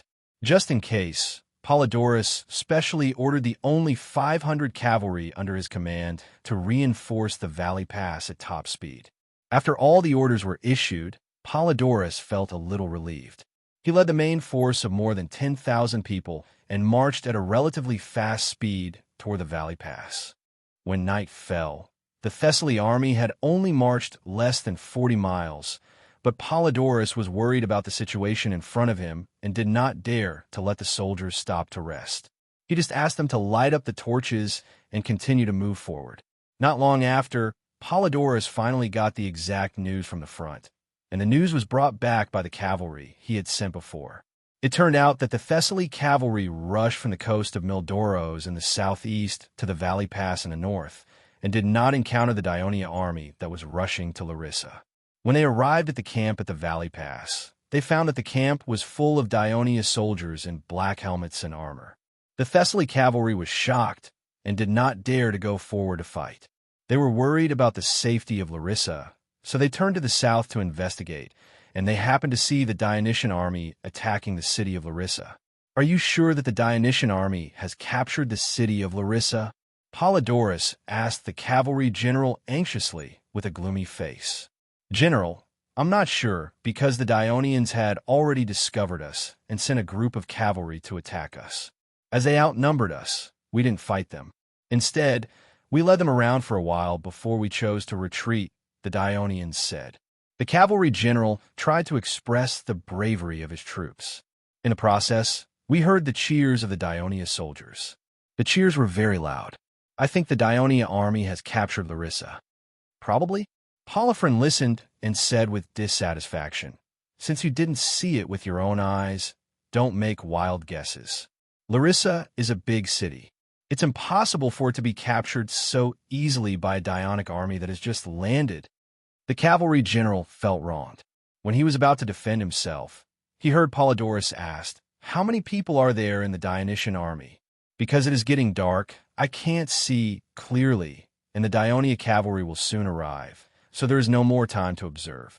But according to my judgment, there should be more than 20,000 people." Another, probably Polydorus, expressed his dissatisfaction again. "You have worked hard. You can go now and let the soldiers have a good rest." Polydorus interrupted Polydorus in time. After the cavalry general left, Polydorus shouted again, "That guy must be talking nonsense.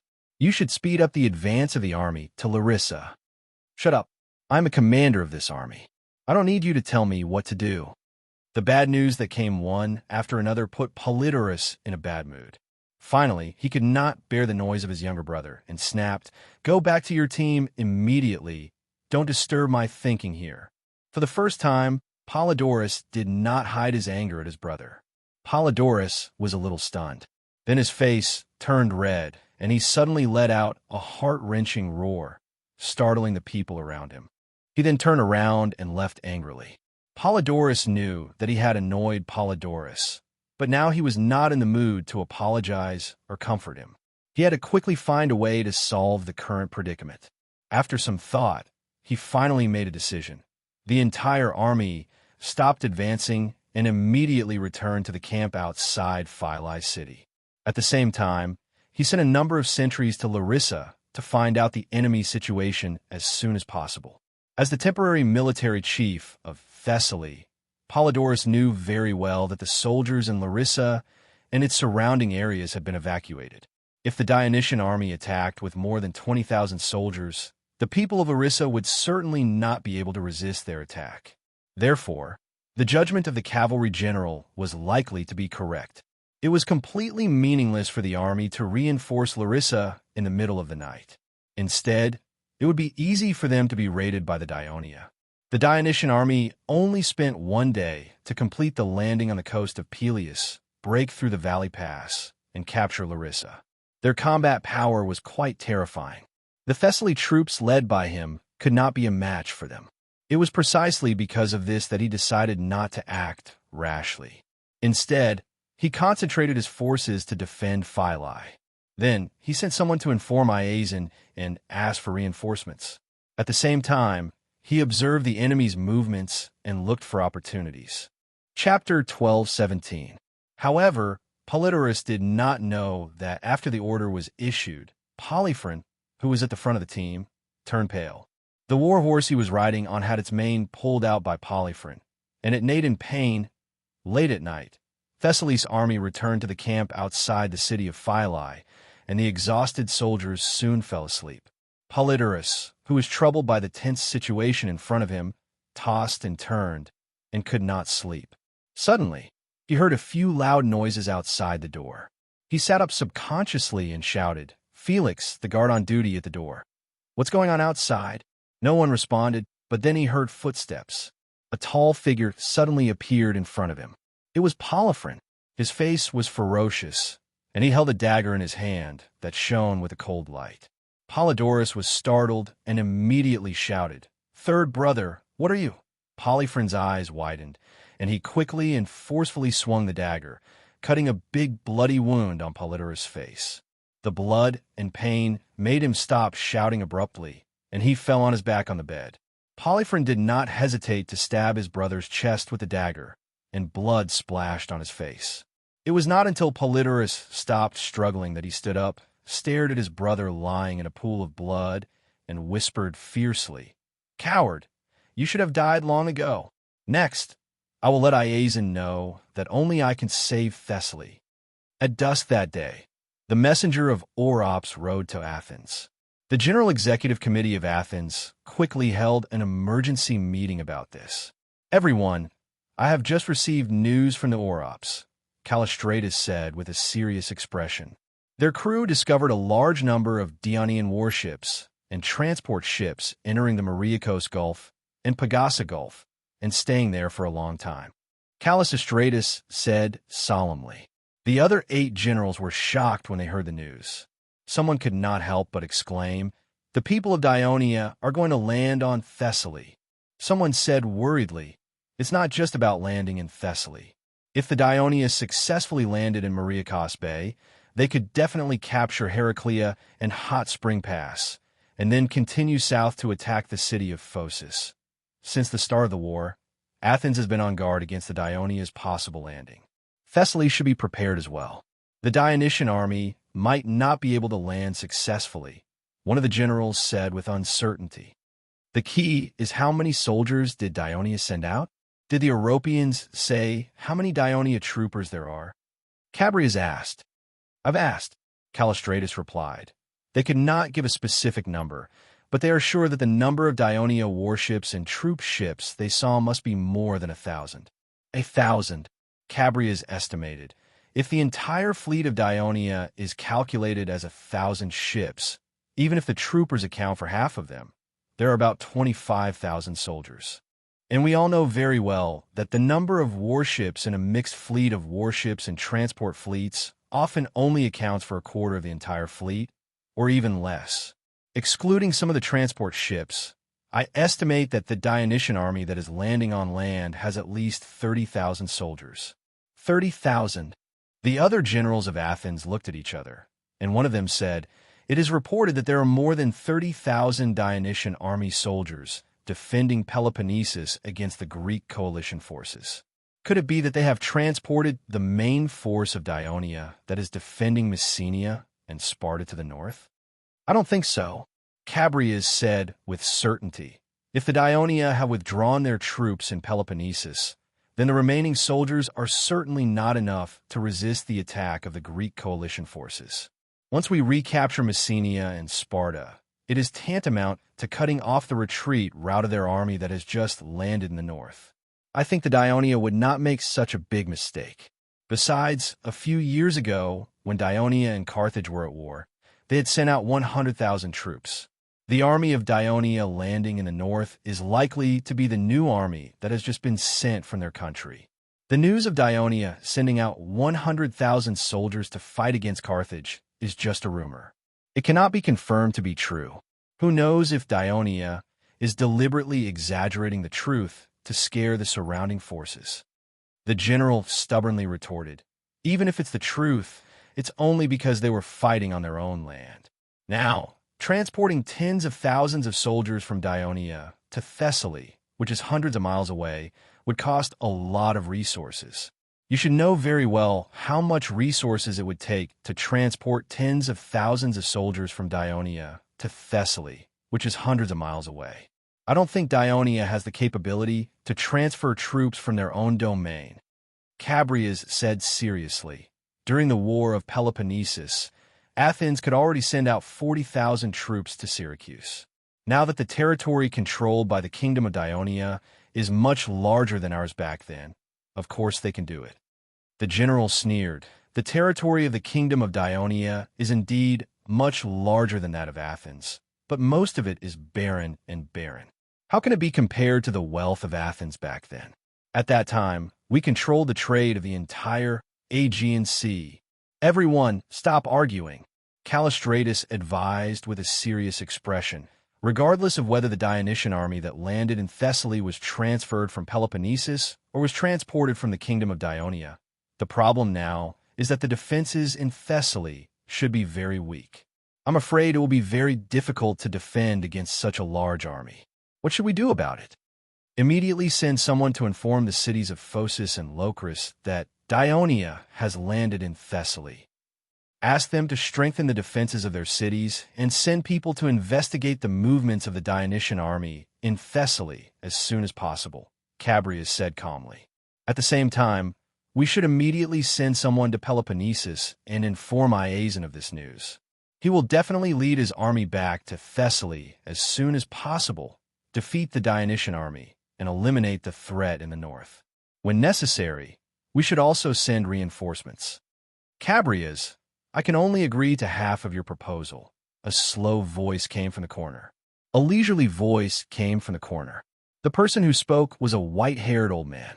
He had been resting with his eyes closed. But the moment he spoke, he immediately attracted everyone's attention. His name was Agarios, an aristocrat of Athens. He used to be one of the leaders of the Democrats, and had been elected as the general of Athens many times. Working together with Thrasybulus, they gradually brought out the shadow of the defeat against Sparta and began to restore the strength of the past.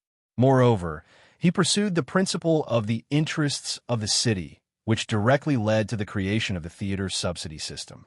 Therefore, he was very loved and respected by the people of Athens. However, in recent years, he no longer participated in the election of the general of Athens. One reason was that he was too old, but the more important reason was that he was the father of Callistratus. He wanted to make way for his son, who was already famous and had greater ambitions. 2 months ago, a Democratic general was seriously ill and could not participate in the council. He recommended Agarios to replace him, and the Citizens' Assembly finally passed this somewhat absurd resolution. The possible reason was that Callistratus had successfully signed the contract with Sparta and pushed out the Thebes. This was a great benefit to the Athens, and it won him great prestige. In addition, in the face of the invasion of the Dionysian army, the decline of Sparta, the rise of the Thebes, and the ambition of Thessaly, Agarios, who had experienced the War of Peloponnesus and the War of Corinth, was in charge of the General Executive Committee. This would probably make the Greek people feel more at ease. Therefore, there was the anecdote of a father and son serving as the general of Athens at the same time. This was something that had never happened since Athens adopted the democratic system. Currently, the Greek allied forces are attacking Messenia and Sparta, which are occupied by the Dionysian. They have the absolute advantage. Perhaps it will only take a few more days to break through the defense of the Dionia and completely drive them out of Peloponnesus. If we tell Tarchus that Thessaly is under attack by the Dionysian army at this time, he will definitely lead his army back to Thessaly immediately. It will take at least 2 to 3 months before he can rejoin the Greek allied forces. Agarios scanned the crowd with a deep gaze, and finally his eyes fell on his son. There is even a possibility that he will not lead the main force to the south again, to prevent Thessaly from being attacked again. According to Iphicrates' report, not only does Thessaly's army account for half of the Greek allied forces, but it is also very strong. It is the main force of the allied forces to attack the Dionysian army. Once Thessaly's army leaves, the fighting strength of the allied forces will be greatly weakened, and the confidence of the other Greek city-states will be shaken. At that time, not only will the Greek allied forces no longer have the upper hand, but they may also suffer a defeat. Callistratus' heart skipped a beat, and he said hesitantly, "Father, you mean we should not tell this news to Iasion for the time being? But this way, Thessaly will be in danger. Once Dionia occupies Thessaly, not only will they be able to threaten central Greece from the north, they may even be able to threaten Amphipolis in the north of Macedonia. In the long run, we will lose more than we gain." Agarios did not immediately respond. His turbid eyes looked forward, and with some reminiscence, he said unhurriedly, "You all know that I was once a survivor of the Battle of Amphipolis, a crucial battle in the Peloponnesus War, where Athens was defeated, causing the food transportation channel from the Yoke Galaxy to Athens to be cut off. But you don't know that before that battle, I stayed in the territory of Thessaly for a period of time, and I have a certain understanding of Thessaly. The land there is flat and vast, with a large population. The city-states are fighting all year round, and there are many fierce and aggressive aborigines in the surrounding mountains, constantly fighting with the people of Thessaly. I was actually very surprised that Iasion was able to unify it in the end. A unified Thessaly is the main force to resist Dionia, but it is also a threat to Athens. I think Iasion has fully demonstrated his ambition before. I don't think that as a foreign race, Dionia can completely conquer Thessaly and its surrounding areas with just 30,000 soldiers. It is more likely that they will arouse the anger of the xenophobic people of Thessaly, just like when Sparta invaded Boeotia before, completely falling into the quagmire of war. And a Thessaly that has fallen back into chaos will no longer be a threat to Athens. Note, according to historical records, after Iasion was assassinated, his brother Polydorus took over as Tarchus. He and Polydoron died on the way to Larissa, and then Polydoron took over as Thessaly's Tarchus. Because Polydorus died suddenly, without any warning, many people at that time thought that Polydoron killed Polydorus while he was sleeping at night.